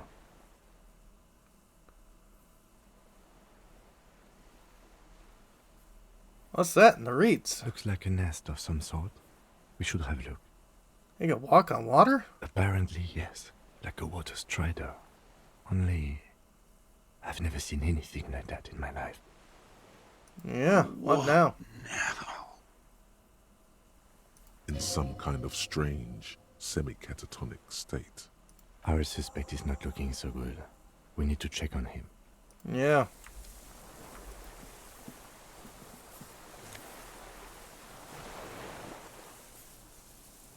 Oh, there's the scope. And the T-500 helmet.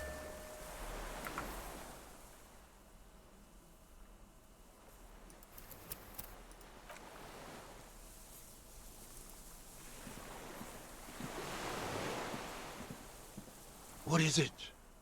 What do you want from me? I can't go. Sir, how could you not have seen the phasmid? Mr. Doras? The man does not respond. He keeps staring, black eyes glazed over and bulging from their sockets, his gap-toothed mouth shaking with fear and longing. I'll touch his shoulder gently. The plastic cape feels coarse. A light shiver passes the man. Other than that, no reaction. He feels small and frail. He's going into some kind of psychomotor immobility. The good news is, this solves our transportation problem. Doesn't it, Mr. Doras? The trembling mouth appears to sigh. Between this and the broken tire he's used for a boat, I think it's safe to leave him here, while we go and get help. It will need to be medical first, I'm afraid. What has happened to this man? Old age and shock. Old age? I think it's the phasmid. Yes, the arrest and the appearance of the phasmid, the combined stress. But you think it's something more than that, don't you? Maybe. There's much more. Remember what it said when it spoke? Quite a few things about that health check you did on him make sense now. talked to the Phasmid. Said it was destroying him. You should be more careful, Detective. Are you sure it wasn't having an effect on you? Maybe. Anyway, it's only trying to remain unseen. Degradation's a side effect. A valid hunch. Long-term exposure to something like that could be neurodegenerative. Also, please be careful when approaching unknown species in the future, Detective. Before, when I evaluated his state, he seemed strangely animated. He was energetic and articulate. After all these years alone, with little hygiene or medication, I would expect worse. Perhaps the animation is induced by something in the Phasmid? It does not seem to be animated now it's left. Honestly, I'm ready to believe anything at this point. Maybe it is psychoactive. I mean, why not? It's 3 meters tall. Couldn't see it, Kim. Just the reeds for him. That could be part of the shock. But you're right, something is off here. Mr. Dross. No response. Maybe that's how the Phasmid stayed hidden all these years? Then how did we see it? Oh, you mean, whatever does this, does it over time? Teenagers, kids, drunks, sightings are brief, and hence not credible. But anyone who spends a long time with it. Yeah, you forget it's there. Mm-hmm. Mr. Dross, have you ever seen a stick insect pretending to be the reeds? The doctors will have to look at this. I hope your station has better medical personnel than 57. This is a little advanced for a nurse. Could it be something hormonal in his relationships with the Phasmid? You mean pheromonal?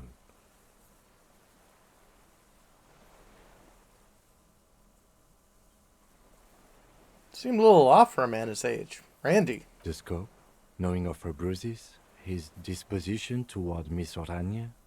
I see what you mean. He's been here for a long time. Who knows how much of it was in his company? He did seem distressed when it finally came to arresting him. Like he didn't want to leave this place. And the insect, maybe. Yeah. I have absolutely forgotten to take notes. I hope I remember all of this. This will be one hell of a report. Thank God we have the photo. Yeah. No one would believe you without it. We found some things in the Phasmid nest, Mr. Dross. He stares into the reeds. Your words don't stir anything in him. Perhaps you should... Show him the scope? I lost... You lost him, Mr. Dross. He turns his eyes to the reeds again, as he's done so many times. Beige and white stripes. He lost the scope. Then it somehow made its way over there. With the help of a magpie Phasmid. This sight is a T9, Mr. Dross. Was it attached to the rifle when you made the shot? Silence. Not even a sigh. You've gotten all you will out of this poor being. And the helmet? Nothing.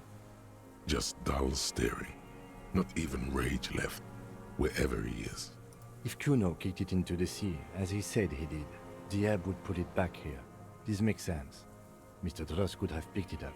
Or the Phasmid even. If it did, this is incredible. I'm gonna let you rest now, Mr. Dross. The plastic cape flaps around his face in a gust of wind. His back is slouched and his mouth open. The blacks of his eyes are receding. His pupils are returning to normal. Hang tight. We should think about getting back to the mainland. To get help. He'll be safe here. If we don't take too long.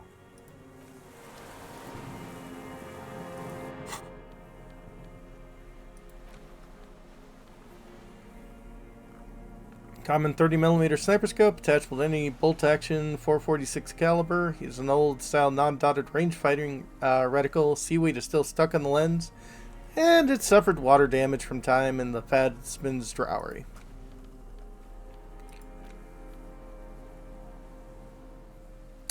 Monstrous-looking bug-eyed ceramic helmet was in the Phasmid's nest. Still has some reeds sticking out of it, and it smells seawater. Otherwise wearable. Not exactly comfortable. Putting it on feels scary somehow.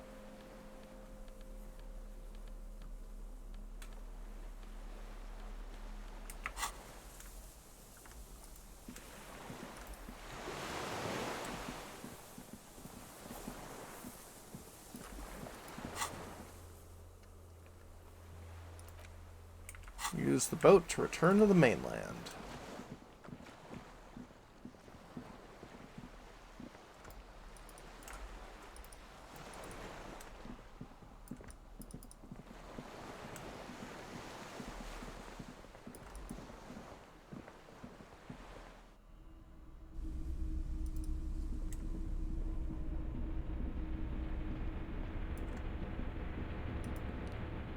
The greasy old spring mattress lies in the corner. Fresh linen under the heavy caracal cover. The offer still stands. Take it. You don't look so good. Maybe a little shut-eye. Just an hour. You face the concrete wall. There's less light there, in the dark corner. Like a dog, you lie there. Curl up with your knees close to your chest. The blanket feels cold. The entire room does. Concrete and cold. Minutes pass. Half an hour, maybe. The sounds of the sea beyond grow distant. Your eyelids close. Until... 1 second, I just had a flicker. Okay, internet still seems to be operating. Okay. Until... You feel yourself standing up in the darkness, right next to the mattress. Slowly, the world begins to hatch from the blackness. It's evening. No interruption? That's good. And I'm glad I got my computer on a battery backup. Sleep.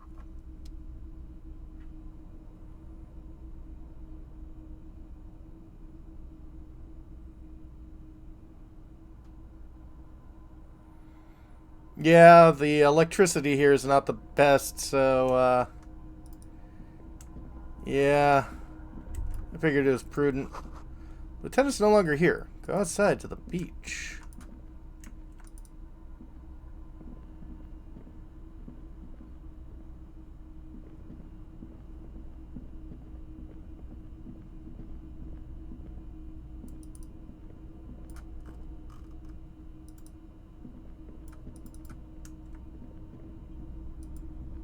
Door closed again? Door's back, like you never opened it.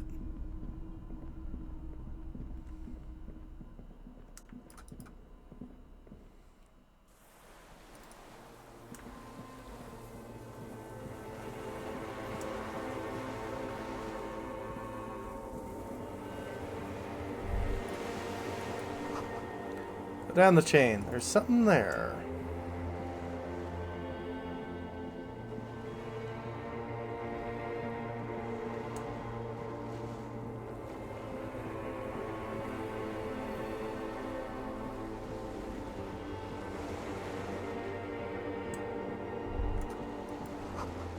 Now do it. Walk into the water.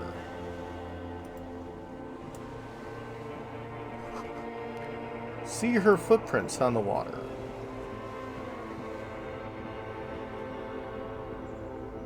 Dolorous Day, the innocence of humanism, internationalism, and the welfare state turns around to face you.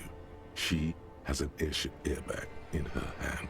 She seems to be in a hurry. Okay, don't say you need to talk right away. Melt the ice first. This way you're already talking. Alright. But you don't even want to talk to her. She would only be cold and mean. Let her go.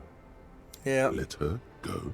This is the holy queen of the territories of Mwindi and Insulinda. Think of the historic knowledge we could glean. This is a once-in-a-lifetime opportunity to win her back. Win her back. How does that fit in here? And what is the Holy Suzerain doing here anyway?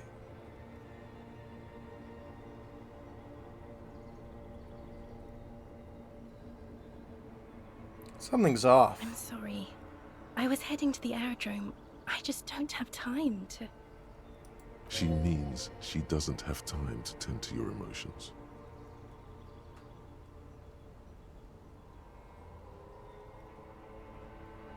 Go. Goodbye. Yeah, Doris Day. Yeah, I didn't exactly like how she was when we were at the church, so... See ya.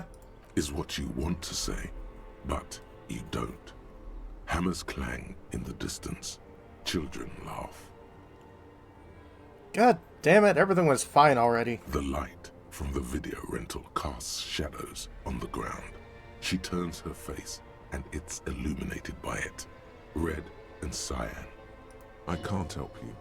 I'm totally useless. Everything I've said is lies. I want the exact same bad things you want. To stand here like a pillar of salt, saying,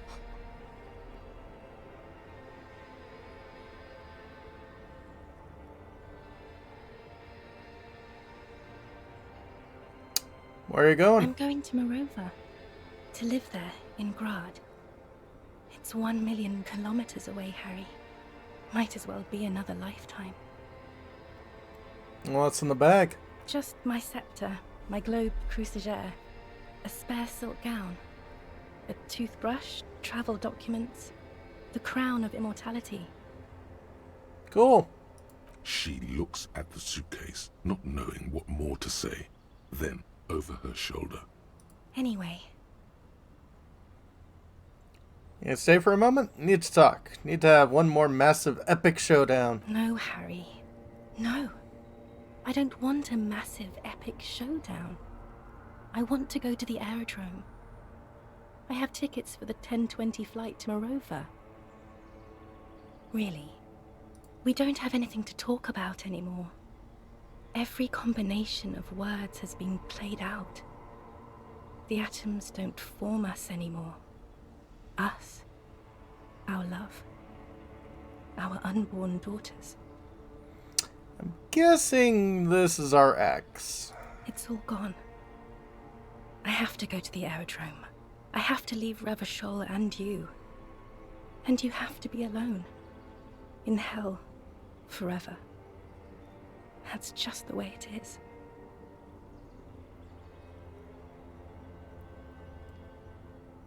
You are a mass murderer. That is very contested by modern historians. Very contested.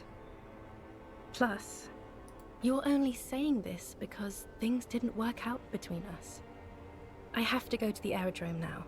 I don't have time to defend myself from these accusations. Stop making her angry. She won't start loving you again if you call her a mass murderer. Seriously.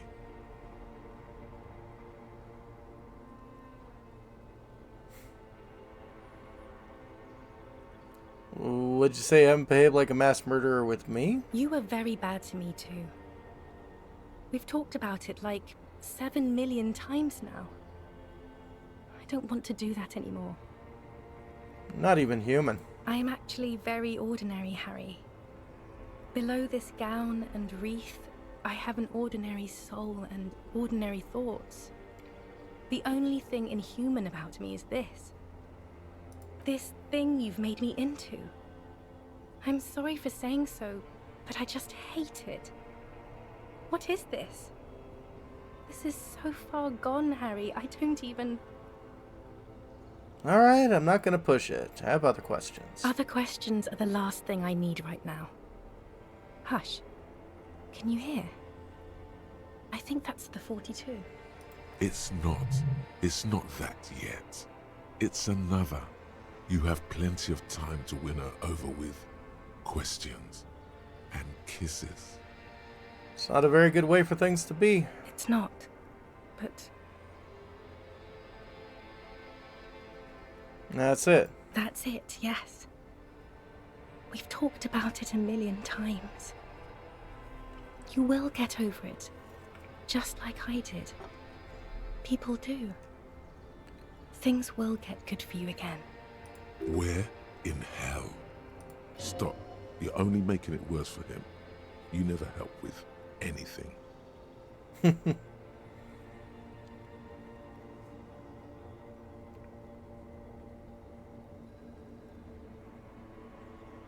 Maybe I think I've reached the end of the investigation. See? It just takes some time. For you, I think it'll take something like 20 years, maybe. It was hard for me, too. I used to think I couldn't live without you. Mm-hmm. But I can. She keeps her shoulders squared and her back straight, but it's clear you're still making her sad.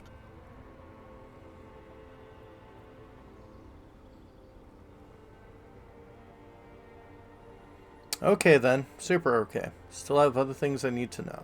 What other things? We've been through all the things, Harry. Don't go. I have to, Harry.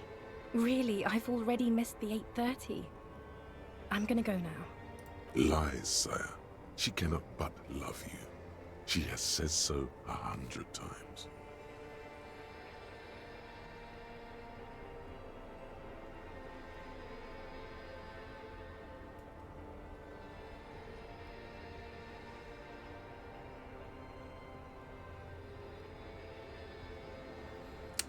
I don't want to do the nice guy thing.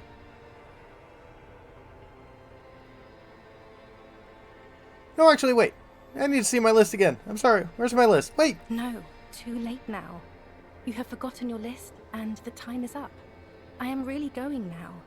I must be on the 10:20 flight. Will we ever see each other again? I won't see you, but you will see me. How can that be? Oh, Harry. This is a dream. Can't you see? I'm already in Morova by now. Who knows how long ago this happened? A year? 2? 5 years ago? How will I see you again then? Right here, tomorrow night. Once this dream starts happening, it keeps happening. 3 times a week, at least. And Harry, it really, really looks like it started happening again. There's the video rental. I'm suffocatingly beautiful.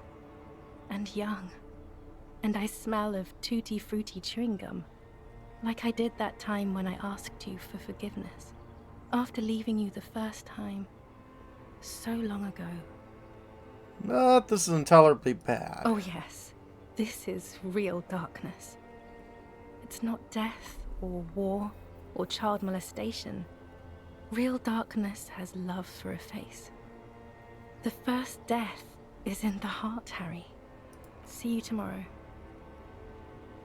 Oh boy.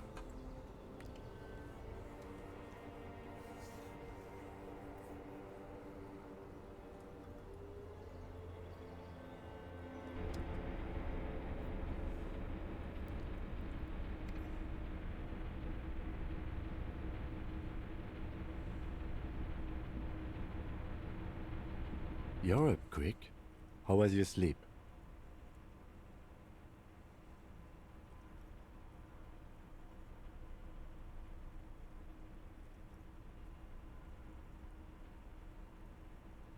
Actually, it was total annihilation, Kim. I did not want to wake you.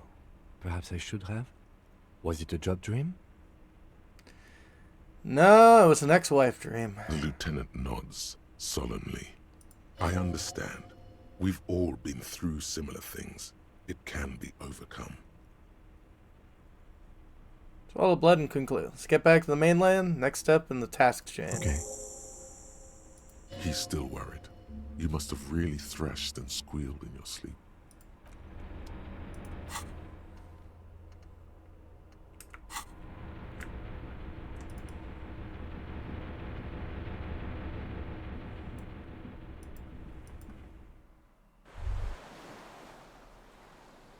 ICM?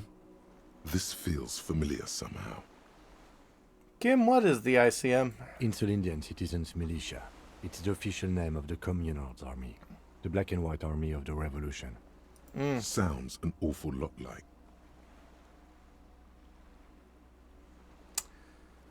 RCM. Sounds like the RCM. Rebel Citizens Militia. It does. Why? The RCM may descend from the ICM. May? It's impossible to say. It was chaos after the war. The name was good for getting people to join us. Revachol West was mostly workers and criminals. Nice political thoughts rush through your neocortex. It's going to be hard to say them. Carrying around all that weight on a busted crutch is making you pant.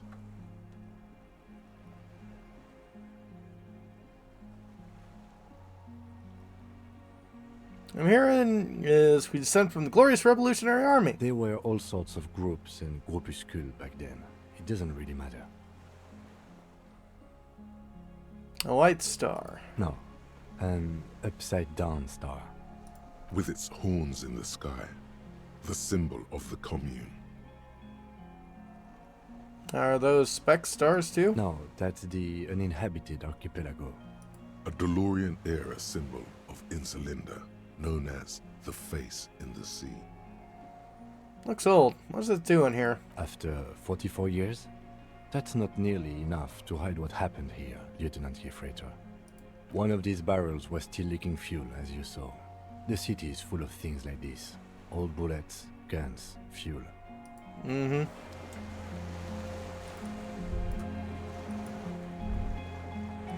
The dry grass crackles under your feet as you stop. Far away, birds' wings touch the still surface of the sea. What's that fluttering? The flock of quail departs. Now more than 100 meters away. 102, 105. Underneath the flutter? On the islet, there is almost no wind, just the light movement of air through the reeds. Bulrushes swaying on the waterline. Long dried leaves chafing against each other. Like a silent orchestra tuning at the beginning of some major work. Of great importance to the few who attend. To the north? Air flows out of a pillbox window. There is very little there. The air cossets flowers on a meadow. Absolute silence. Reeds motionless. Bulrushes motionless. To the west? A silent hiss. Sea air moving through the needles of a pine tree. And the east? The faraway roar of the city, distant like today's dream. Before it, the sound of sand. The low tide filtered through its grains. A bird tending to its feathers. Below that? A jitter. A sound impatient to happen, but not yet in this world. You hear some kind of limb fidget, producing an imperceptible tick. No, it's just your imagination. You can't hear such things. And ahead? A low hum. The air slowly moves through a concrete box, through its ancient slits and cracks, resonating, hollow. A big building. Kim? Yes? It's really fucking silent on this island. It is. Is that why we are stopping? Yeah, gotta listen to one more thing. The lieutenant nods in silence. We'll stop listening.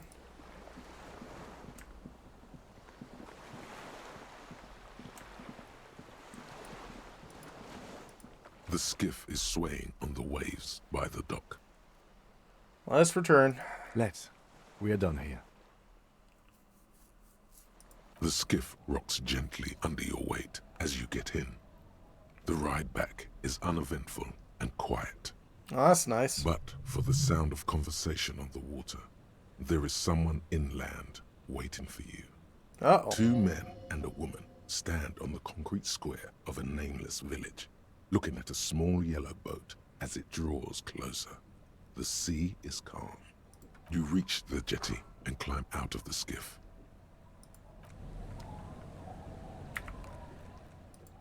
Sounds like a good time to save.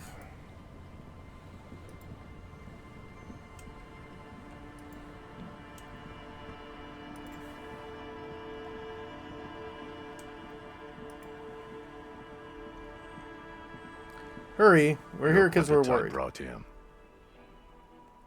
Harry, you're bleeding all over the place. You're half dead. Yeah, a bit. Whatever this is, it is completely unimportant compared to what you've just seen. This is the man with sunglasses from the Whirling in Rags. But where are his sunglasses?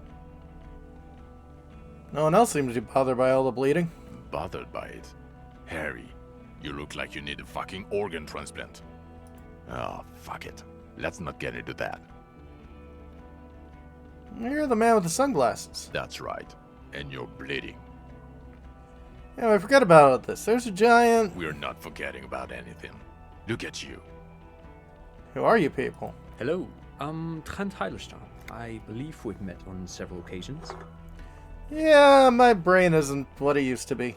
I'm your goddamn partner, Jean Vicomar, and this is your special task force. Or what's left of it. Special Consultant Trent Heilerstam, Patrol Officer Judith Minot. Hi. We've come to scrape what's left of you off the pavement. Uh-huh. Lieutenant Kim Kisuragi, Prison 57. We've just come from the island, where our investigation led us. Yeah. The scene is making even him feel as though he has to justify your actions. We might need your help with something later. Mm-hmm. As if he recalled that he's in fact a decorated police lieutenant and not a naughty boy. Yeah. But this is clearly a departmental matter, so I'm going to leave you to discuss it among yourselves.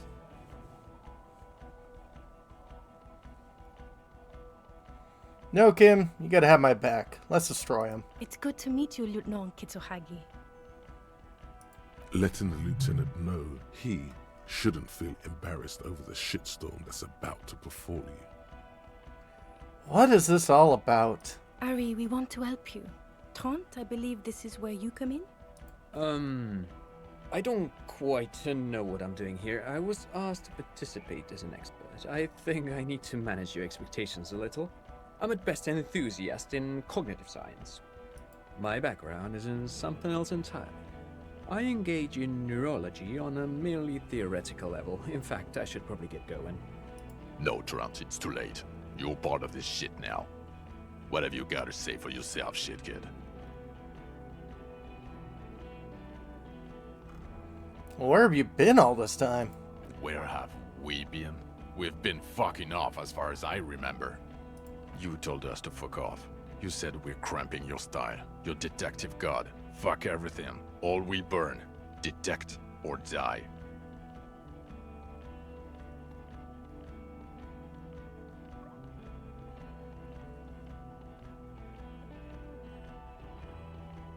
I said all those things? I'm not like that anymore. Sure.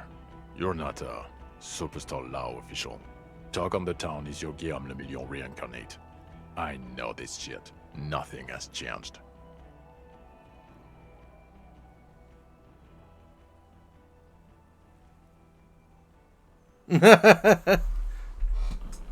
Yeah.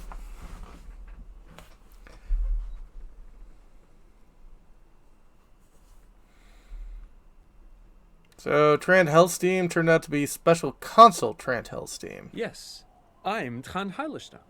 I never said I wasn't Trant Heilerstein. So, what are you special consulting here? What indeed? I was asked to share my take on some of the more obscure theories developed in Königstein in the 30s, like partial psychotraumatic amnesia, group personality theory. He's here to see if you're insane. He is smart. Let's move on. You mentioned a task force. Yeah, Major Crimes Unit, under Lieutenant Dubois and Vicomar. Ring any bells? Alright, yeah, totally get it. Major Crimes Unit. He doesn't remember. See? He really doesn't remember. It wasn't a sick joke. At least that's good. Yeah, that's very good. How do you know I was here? The cafeteria manager you fucked over told us where you went. Turned to face the general direction of the whirling and yelled, "Damn you, cafeteria manager! You betrayed me for the last time!" I understand. Okay, Gart told you. And people on the street helped us too, with your whereabouts.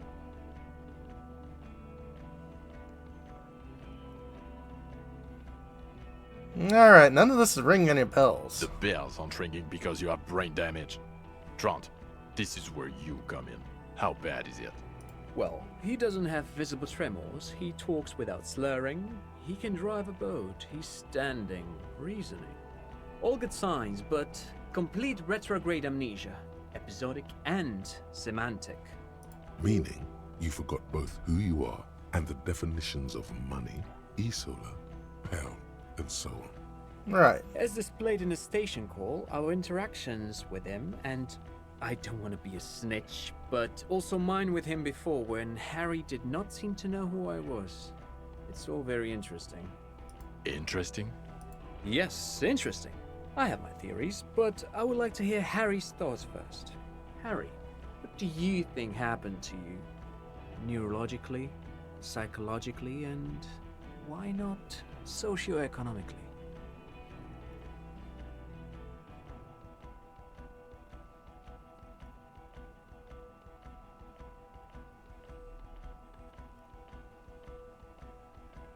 Social economic? You think I'm so poor I lost my memory?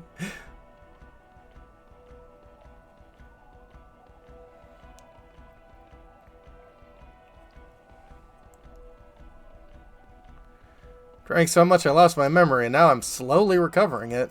He is. He's getting better. And I can confirm that he drank a lot of alcohol prior to it happening. I believe he drank. People do that, especially this one. What they don't do is forget their whole life because of drinking. But Detective Vigmer, he has blanked out before. I have? Yes, a couple of times. After some of the more serious benders. One was after the two drunks case, the other when we looked into that mural. Interesting. So at first he dipped his toes into it, prepared. That's where he would have gotten the idea, yes. Practice. And then he used alcohol to get there, so to speak. What do you mean? Well, here's my theory. What if this is an absolutely normal reaction to the world we're living in? What if this is not a significant anomaly at all? Something to be explained, approached as a defect? Look at the sensory input here. Uh-huh. Look at the ruins, the neon. Listen to the radio, the multitudes, the people. Live here for 40 years. As a police detective, he's like a magnetic reader on the world tape, to borrow a known metaphor. Harry's been pushed flat against it. Total input. Yeah, I guess. Hardwired to the free market. He just needed for it to end. I know that feeling. Okay, Trent, thank you. That's absolutely meaningless. I'm glad we brought you. Will he or will he not be able to work in the major crimes unit? Is he a cretin now? I want to know that. He's not a cretin, and he is able to do work. If not in his previous leadership role, then as a line detective.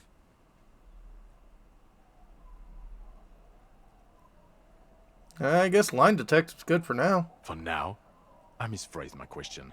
It should have been, is he able to put his clothes on and use the body? Or do we need to get him on a disability pension? What now? Now nothing. Now we're just going to stand here. Really? No. Now we discuss that. What the fuck did you do to a motor carriage? Why is it there, Harry?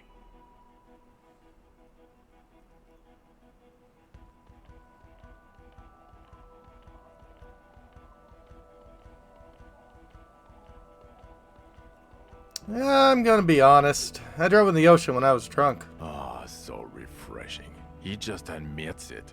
Thank you for your honesty. Thank you for destroying 45,000 real of police property that's coming out of everyone's payslip. I don't know. Maybe, Seth. It doesn't matter. Your badge, Harry. Show me your badge. Got my badge right here. In a rush to demonstrate your badge, your eager fingers can't sustain a grip on the smooth plastic, and the badge slips out of your hand.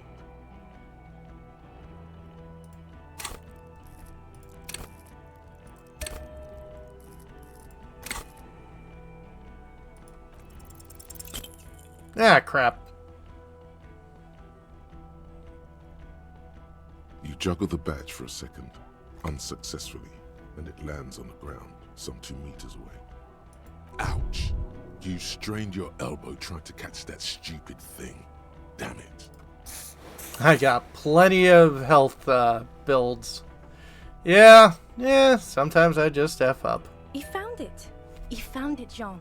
It's his badge. Yeah. And your gun? As if having your badge and gun are natural states, not achievements. Villar's 9mm. He has it. And he didn't drop it. You're drunk like a bum, Harry. Put that thing away before you kill someone.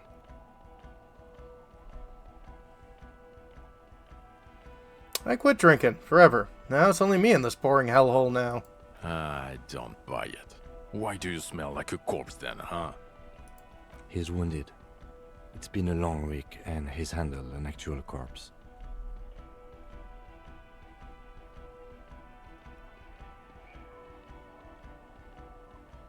Yeah. Yeah, it's been a bit of a week. Sorry I smell bad. A bit of a week?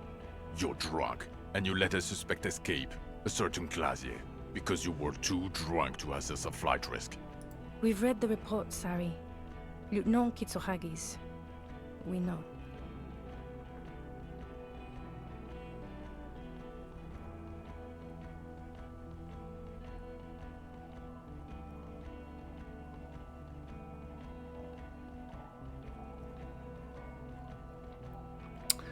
Well, not taking her in was the right thing to do. She gave us a vital clue that led us to the island. Oh, well. If she was nice. I'm not even gonna get into the other suspect, who also escaped. Yeah, Ruby something. Or the fact that you're Everclear's little peony now, doing I don't know what for him. That's small-time stuff. That's nothing. That's a humorous anecdote. Compared to the 8 people who were gunned down, the streets are literally red with blood, Harry. It was fucking mass murder. Yeah. He did everything he could. We did everything we could. The company hired unvetted mercenaries. Lieutenant Dubois got between them and the locals. He did so at considerable risk to his own life. He was shot, not once, but twice. We stopped an execution, not a negotiation. The loss of life was minimal compared to what it could have been.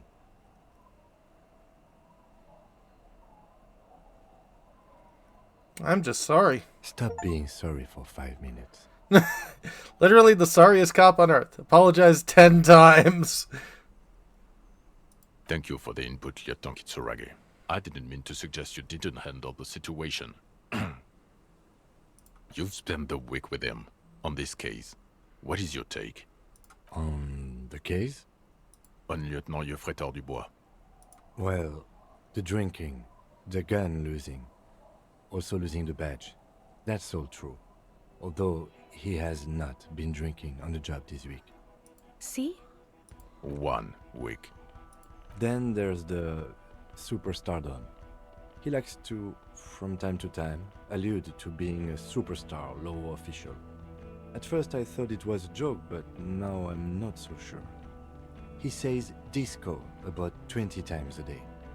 Yeah, I'm weird. It's worrying, especially considering his political views. Detective Dubois is, as you may know, a Mazovian socio-economist. He wants to liquidate the ruling class, which, again, for a police officer, is a little odd. Yeah, okay. You should yell something. That's probably not a good idea right now. Yes, let's let the big boys talk. And then there's the motor carriage in the sea, something I was not present for. But despite all this, he is a great detective. One of the best I have seen, in fact. Oh, thank you. He can talk human beings into telling him everything. And he doesn't stop. In all the time I've spent with him, he has not once stopped pursuing leads, however far-fetched and tangential. He is tireless, madly driven. Yeah, thanks, Kim. Well, except that one time when he stopped to sing karaoke, which, by the way, was a valiant effort. He really sang his heart out. Well, thanks. Yeah, it was what it was. Other than that one time, he has tirelessly worked on the case, and he solved it. We have a confession, a murder weapon, and the perpetrator, locked on the island right now, awaiting transportation. He apprehended a revolutionary brigade who stayed hidden for 50 years, ever since the revolution, who's probably committed other murders over those years. Oh, and he also discovered a new species. Oh, yeah, there's that too. A new species? A colossal stick insect. It was on the island, camouflaged as the reeds. It unfolded from the reeds. I think we may be dealing with the Insulindian phasmid. He takes out the photo of the phasmid and shows it to the officers across the yard. The wind blows, flapping the glossy rectangle in. Oh no! You hear gasps beneath the howling. of the wind. As you can see, it's about 3 meters tall. In fact, we think it may be the largest land invertebrate ever discovered. So as you can see, I'm a pretty okay detective. An absolutely giant communist. Fucking hell. Is this somehow connected to the case? Yeah, same here, Seth. Detective?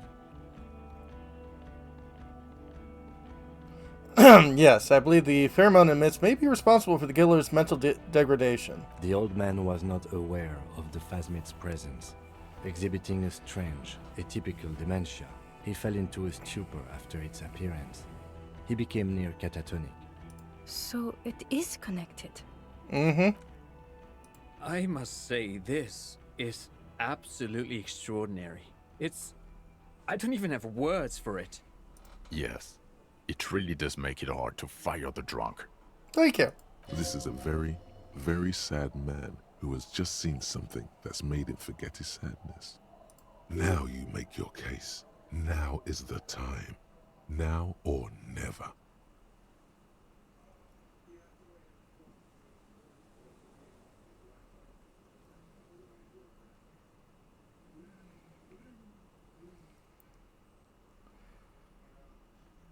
Also, another dead man on the boardwalk. Missing person I found. Yes. Fallen through a gap in a boardwalk. Drunk. How do you know I found him? The body was transported to Precinct 41, our morgue. I had Tilbrook and Mullins take care of funeral arrangements and family stuff. Oh. You're not the only cop in the world, Harry. This all comes back to us. I guess. Still, good work with the missing person, Detective. The killer, Link Kostros. We have a strong motive for him. Lilianovich. A revolutionary matronym. Revolutionary matronym? The custom started in Grad, where they have patronyms. Krasovich, Lasovich, etc. The revolutionaries saw this as a chauvinist atavism, so they used matronyms, derived from the mother's name instead. This man's mother was Lilian. His Lilian's son, Lilianovich. The custom was overturned after the revolution failed, but not before it made it to Revachol. I see. So, it is what a soldier of the ICM would be called. Thank you, Trant. Thank you for that piece of cultural theory. You said you have a motive? Of course, excuse me, I just thought it was noteworthy. Sure. He wasn't quite sure about the straggler before he heard this detail. It must have convinced him. Oh.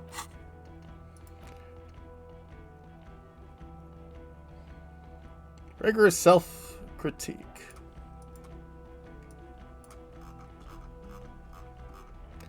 Well, hopefully it'll help us out.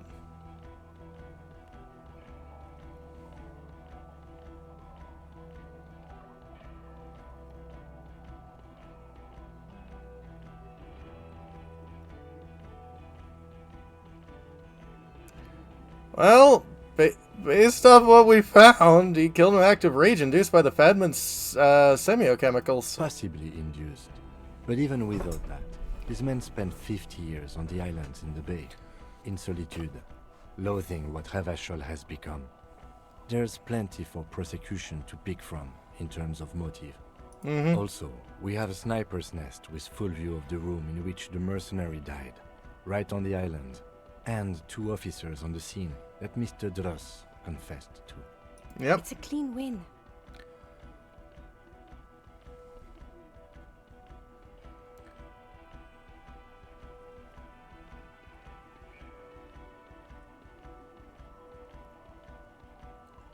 I did all I could. Every second was a struggle. I've never doubted you can pull yourself together and work.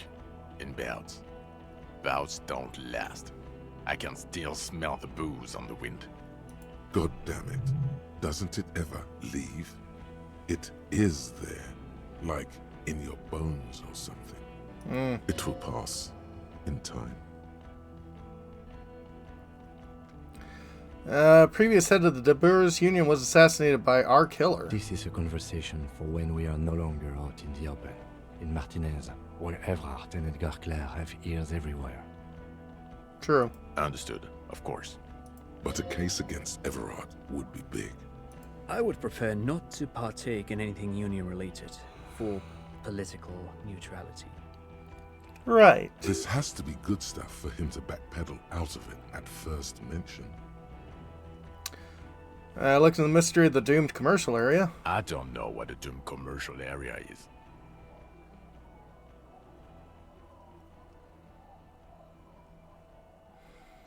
Rue de Saint-Calais 10, or the commercial building where all businesses go bankrupt. Looked into it. Why? That's not what you were supposed to do here. There was a possible witness in there, and it was close to the crime scene. He was just chasing a lead and ended up advising a local shopkeeper. It was okay. Of course. Call it community outreach, right? Mm-hmm. I also started a nightclub in the church. What was that? It sounded like you set up a nightclub in the church. Yeah, did some kids a solid. Turned their lives around. 4 kids were living in a tent on the ice. They were going to drown when it melted. It's not optimal, but the building was abandoned, so he put them in there. It's okay. It's not that okay. Get off this subject now. Also, the Phasmid was female. Reeds are its nest. Female? What makes you think so? You had to see it. It had the subdued colors of a female. And the nesting behavior too, I think. Oh, absolutely. Incredible. Were there eggs in the nest? Not as far as I could see. There were other things there, though. Had gathered items in its nest, a helmet and scope. Actually, you know, this would indicate it was a male. This is far from anything in my field, but I think such nests are called bowers. They are for attracting mates. Could have been male, actually. Must be robust if it can move a helmet with its limbs. I think it reproduces by parthenogenesis. As in cloning itself? What makes you think so? Observation. Well, then it wouldn't matter if it's a male or female. The bower would just be rudimentary behavior from before the parthenogenetic mutation. That makes sense, yes. Very interesting. Such organisms are extremely vulnerable to disease. A single strain of bacteria could wipe out the whole species. We're probably looking at conservation efforts here. And mandibles that look like hair, completely white on the inside. Yes, but also reed-colored, beige and brown, a little green on the outside. After unfolding from a single stalk, it still retained parts that looked like reed tufts on its limbs. Incredible. The PR value of this is exceptional. Carp discovers new species. Maybe even discovers the Insulindian phasmid. No, that's too much. I mean, hopefully some conservation might happen. This would really help with some of the problems we've been having. Yay! Absolutely, this is great. This does not say vigilante murderers to me at all. This says science, news, human interest. You know, it's a really good thing you have that photo. Mm-hmm. Without it... You're doing good here. Perhaps only for a moment, but still. So, what do you say? Want to take this hot shit back? I don't want to, but you discovered a new species and solved the murder. So I have to. Jude? Anything that ends the trial is okay with me. Agreed. The public relations potential of this is too valuable to let go. Okay. We have vehicles in the square, and the perpetrator needs to be taken into custody. Let's go. All right. Now you will finally get to know who you are. Wait, I have a few questions before we go, about who I am. The man looks westward, impatiently, jingling his car keys in his pocket.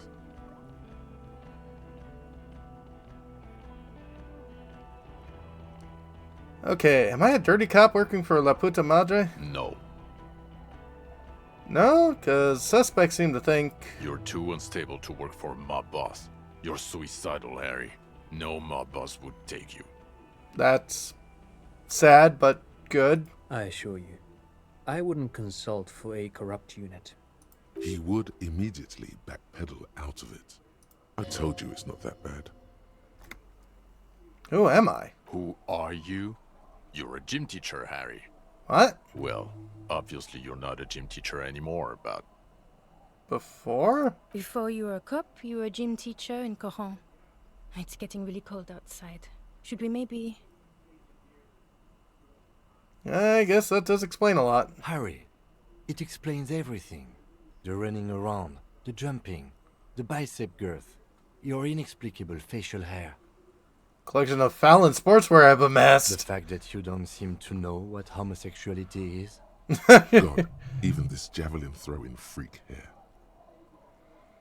Oh, shut up, brain. Oh God, contact Mike. Of course. Contact Mike. He's been on about Mike again. I hate that guy.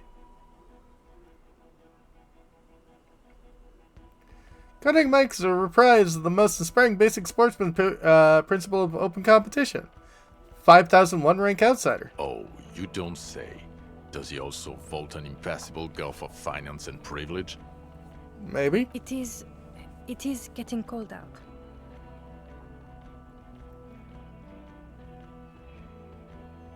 You said in Coron? I was a gym teacher there. Yes, you taught gym in Coron. I believe that's the term. Taught gym at a high school. You were a high school gym teacher. The smell of sweat and glue. The worn floorboards. Coron is just east of Jamro. It was a short walk every morning to the baseball field or the sports building. High school. Harry, your goings-on with Kuno, Andre, Assel, the whole thing on the ice. That's why you are so juvie. Oh. The smirk suggests barely contained laughter. Why did I join the RCM then? The regular. You found some chick. She inspired you to fight the big fight. Be more than you are. All that. You, every morning, walking from Voyager Road to teach gym. She, leaving for the academy with her spring coat on. The air filled with the smell of smoke and raspberries and incredible hope. When was it? Full of hope. When was this? When was I a gym teacher? In your 20s or late 20s. You've really let yourself go since then. Alright, I see now. I knew it. I knew no normal human being can run like that. He's an honest-to-God gym teacher. Why am I like this? It's not a mystery. Some chick fucked you over. Also, you were drunk. You really went with it too. Really maximized the damage. Some chick, who? Dora something. Dora Ingerlund. Yeah, you mentioned the name. Not Dora Dubois. So we weren't even married? No one is married anymore. This is Revachol. When was this? God, I don't know. 6 years ago? She was way before my time. 6 years and you haven't gotten over it? What the hell is wrong with you? 6 years? Yeah. Or 7. You're not doing too good there. It's an old man thing. 2 old years equals 1 normal year. That and Dora Ingerlund really tore you a new one. A big one. Who was she? Incredibly bangable. Are you seriously using this moment to assert male privilege? He is very passionate about this. Okay, you're right. She was extremely fuckable, Harry. Gorgeous. A gorgeous bourgeois woman. Way fish. Like a Welkin, basically. Snow Welkin. Blonde Welkin. Heartbreak Welkin. Pain Welkin. I've only seen a picture, but it's obvious you formed a real spiritual connection with how pretty she was. One you never recuperated from. Oh yeah. Look, the sun is about to go down. It's time to go. It's 2 o'clock in the afternoon. I think she taught in the Académie des Arts, east of the river. Way east. Hard to say which came first, the middle-class chick or the drink. Egg and the chicken kind of thing. Yeah, Jean, my partner, or I'd like to say ex-partner, not a great person. My point is, you need to see a psychiatrist about this shit. Not a psychologist. Several degrees harder. Is there something harder than a psychiatrist? A forensic psychiatrist? Go talk to that. So, the difference between a psychiatrist and a psychologist is, and I want to be correct with this, but I could be wrong. Psychologist has the ability to prescribe medication, whereas a psychiatrist cannot. I think that's right, but it could be the other way around. Okay, psychiatrists prescribe medication. Okay. Yeah, psychologist... Yeah, you're right. Psychologist is more academic. In other words, he's heard enough about this. Could be. I'm not sure. Precinct 41. What kind of station is it? Us? We're the bloody murder station, haven't you heard? We're the bad guys. No one likes us. That's not true. Jamrock is too big for one precinct. You are just understaffed, and everyone respects the 41st. You have Captain Price. Thank you, Lieutenant. You're being kind. Oh, It is nice. an understaffed station and the district is too big, which is why we need to... Get back to it. We left Torsen and McLean to run the Sea Wing. It's not good. Did we recently shoot up a church by any chance? So he remembers that. Yes, there may have been a raid on some churches. It wasn't good press. Shooting up churches never is. I was out of town, to be clear. What happened? Why did we need to go there? Our enemies were hiding in a church, to the best of our information. That's it. I'm not talking about this anymore. Your security clearance is shit tier right now. You have to wait for it to go up. Your clearance will not go up while you're within earshot of the Union headquarters. Torsen and McLean? Mac the Torso Torsen and Chester McLean. They're not fit to run a wing. Believe me. Things are shaky as it is. That's true. They are damn iconic though, Torsen and McLean. Iconic duo, I take it. Yeah, not like us. Two clinically depressed old men. Where's the contrast here? We are garbage. C-Wing is... God. There are 4 wings, Harry. A, B, C, and D. We're in C. It's made of losers and clock punchers. You and I reconceptualized it as a task force. It was a mistake. Ah. There's also a lot of outside help involved. Not only me. Other losers too. He's anything but a loser. Although he would like to be seen as one. It's cooler that way. And Price? Ptolemy Price? He's the son of the old Price, one of the founders of the RCM. He's one of the most highly regarded men in the force. You're lucky. Somewhere under the curved roof of a former silk factory, shaped like a ladybird with 2 chimneys, Police Captain Ptolemy Price sits behind a heavy wooden desk. Resident medic Nix Gottlieb pours him coffee. It's silent in the captain's office. They speak of change, the city, the tension on the streets. They speak of the events of April and the blood on the streets in May. So I work for the Bloody Murder Station. Okay, it's not the bloody murder station. It's an old converted silk mill with green desk lamps and a coffee corner. A lot of good people work there, hard, every day. Yeah, a lot of tea being spilled. Jamrock is the largest ghetto in Rivershore. Faubourg, technically, but it's divided into 11 districts. Jamrock only has us. The press will blow over. Jamrock is lucky to have you, and it's often considered to be the greatest of the districts. You're lucky to have it. Thank you again, Lieutenant. The Phasmid. You need to tell Lena about this ASAP. Who is Lena? She lives at 1113 Tabernacle Road in Jamrock. Remember? Cryptozoologist. Lives in Jamrock. Tabernacle Road. Told me about the Phasmid. Tabernacle? It's on the way over. Near where you live on Perdition. Fine. If we're gonna drop you off anyway. Yeah. She and her husband were conducting the search for the Phasmid. It's their discovery, in part. They should know as soon as possible. It would do you good to deliver some positive news for a change. True. She is going to be over the moon.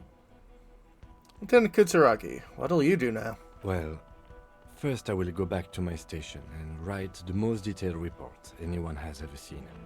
It will have to be good to cover all these. Then I will have a serious talk with my captain. About what? Detective, we just stopped a small-scale war. Something is happening to Revachol. Yeah. I don't know what yet, but it's going to be a hard spring for the RCM. We need to get ready, infiltrate, investigate. Want to do that at Station 41? Talk to Captain Price? I'd rather not ruffle the feathers of two captains with my doom-mongering. No, I mean investigate. Come work in Precinct 41. Work with Price? I'm flattered, but I don't know if I... Would fit in. Am crazy enough. Can take the stress. He doesn't know how to finish the sentence. This truly came as a surprise to him. Not a bad one, but he's at a loss. Flattered? You're Lieutenant Kitsuragi. We would be flattered if you even considered. I would have to tie things up in GRIH first. But, I mean, whatever is coming, Jamrock will be more central to it than the harbor. And we also have a huge caseload, Lieutenant. Piles that we need to get back to. Mountains, even. I do like the sound of that. Recruit Detective King Kitsuragi, Precinct 57's finest. He's really considering it. I guess I'm ready. Good. Fuck it, let's go. Tron brought his motor carriage. It's a 20-minute drive to Jamrock. Under the afternoon sky, the great district hums. A chessboard of wooden houses, 80,000 living souls, and chimney stacks. Fire traps as far as the eye can see. From Main Street to Precinct 41, to Boogie Street, forking into the snow-swept horizon. You close your eyes and hear the dogs bark. A lone woman sits by a factory window, dreaming of meteorite strikes. On Rue de Saint-Jérôme, a square bullet slides into a square-shaped chamber. In Old South, a man without eyelids smiles. Spring has come. It's time. Torsen? Yes. McLean? Yes. Heidelstein? No. Vicmair? Yes. Dubois? Of course. Really? Nick Gottlieb looks up from the list. I hear he's unstable. You say that like it's a bad thing. Captain Potomny Price gestures with a ballpoint pen. It's dim in his office, and the curtains are drawn. Harry's our man. He'll pull through. When he does, he'll side with the people. Understood. Gottlieb returns to the list. Minnow? Of course. Wonderful. Then can we please just go back to Jamrock now?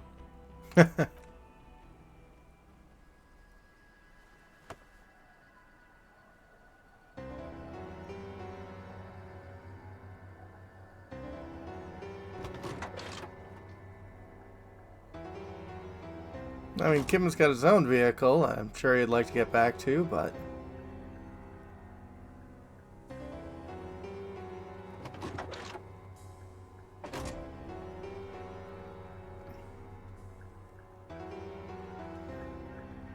yeah, I guess my, body's not feeling great.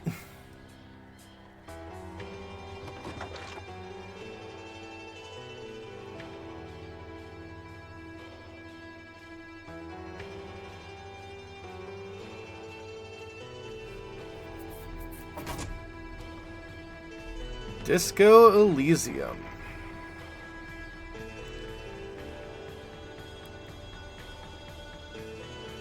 Yeah, no, it's good details.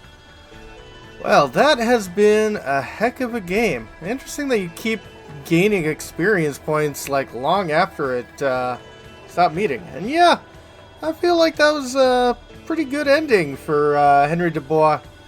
I think he managed to get his life turned around a little bit.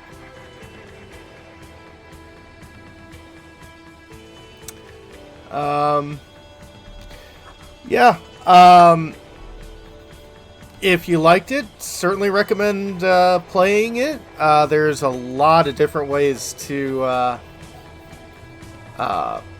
play this game. Well, I'm glad, Seth, that I got a happy ending.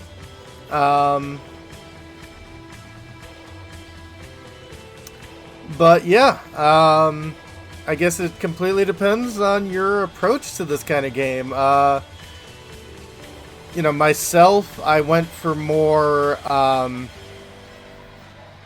like my setup was more, based around, emotion and, intelligence, which meant all of my physical stats were crap.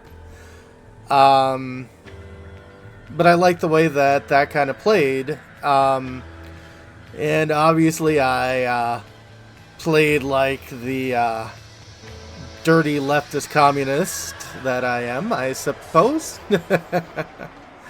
But, I mean, you can certainly play this game with any sort of socioeconomic approach you'd like, which is definitely kind of fun. Yeah, and I do like the fact that this is a role-playing game with minimal combat. Like, I'm sure there were possible fights, but like I kind of talk myself through things. You know, I did stuff like grab my gun, but never I never used it. You know, kept it in my hand just in case I needed a little bit of leverage, but I was really hoping that I'd never have to pull the trigger, and it turned out, well, aside from the, the riot, you managed to do that. Where was the disco? Disco's in your heart, baby. Disco's in your heart.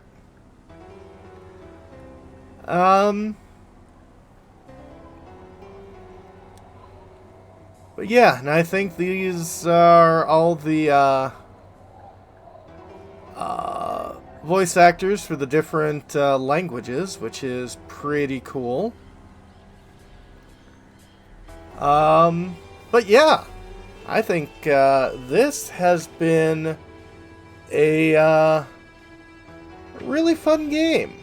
So yeah, I highly recommend. If you want, yeah, very much so. I want to say this game's, right now, as of 11/30/2024, on sale on, Steam, so, yeah, problem is, yeah, Starfucker is a far more, kindly name than Star Bundle of Sticks. I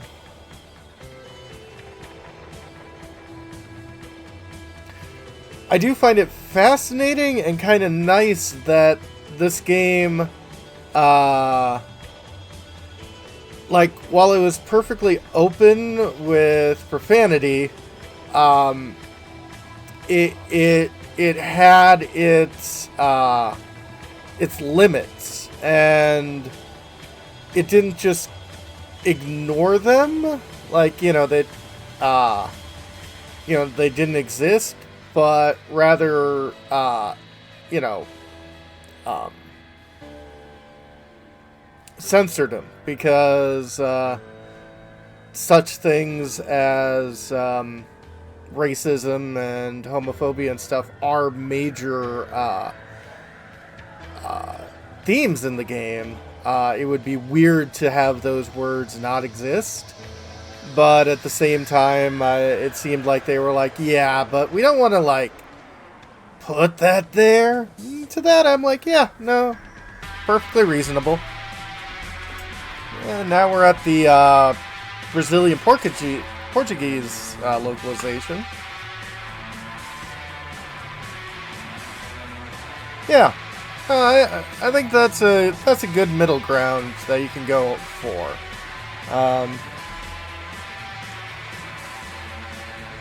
You know, it's hard to say where the line is, obviously, but I think, yeah, they approach this with a level of respect. So, unfortunately, the publishing company still owns the rights to this game, they got rid of all of the developers. So hopefully the developers will go on and do something great again. I would love to see that. So after I do this, obviously tomorrow I'm going to go back to Dragon Quest IV. I think that's going to be fun. But on my Saturday,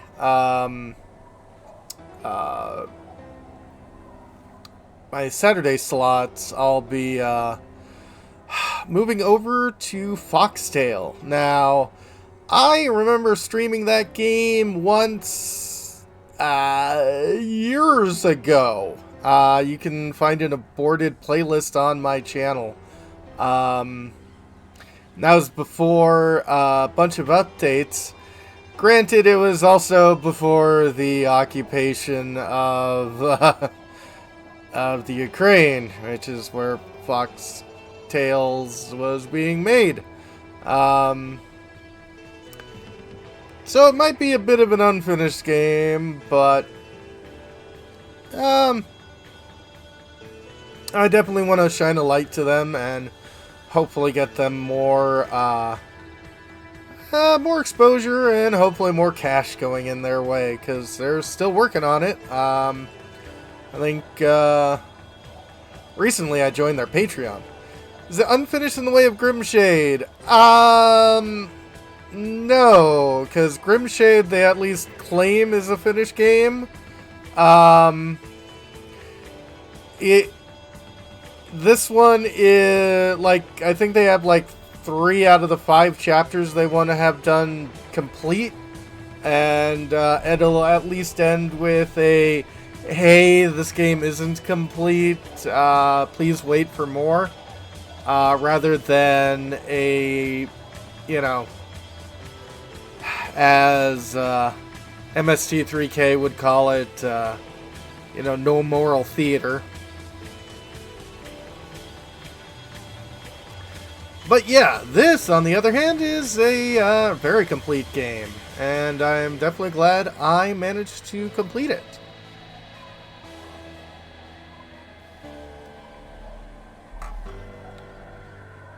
Ooh.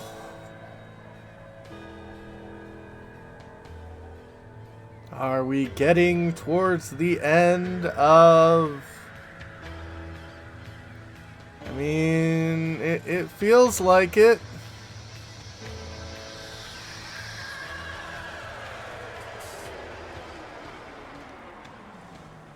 I mean, I know I'm not paying too much attention to the credits, but I at least like to watch them. Production babies, production dog, playtesters. Special thanks to Chris Avlione. Yeah, I could tell there was a lot of influence by Chris Avlione in this game. In Exile and Obsidian, yeah, those are the 2 people, or 2 companies that came from Black Isle, who made the old Fallout games. Mankind Be Vigilant, we loved you. Yep. Yeah, it's a 5-year-old game now.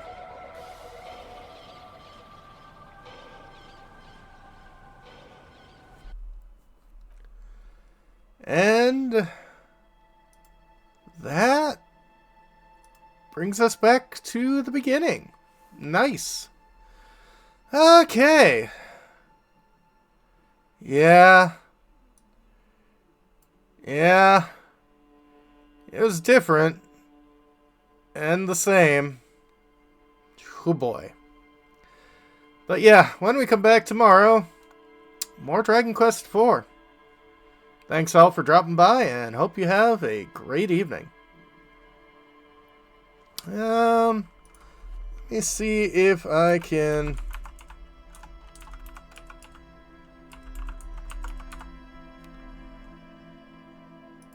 Send a raid. Have a great one, folks.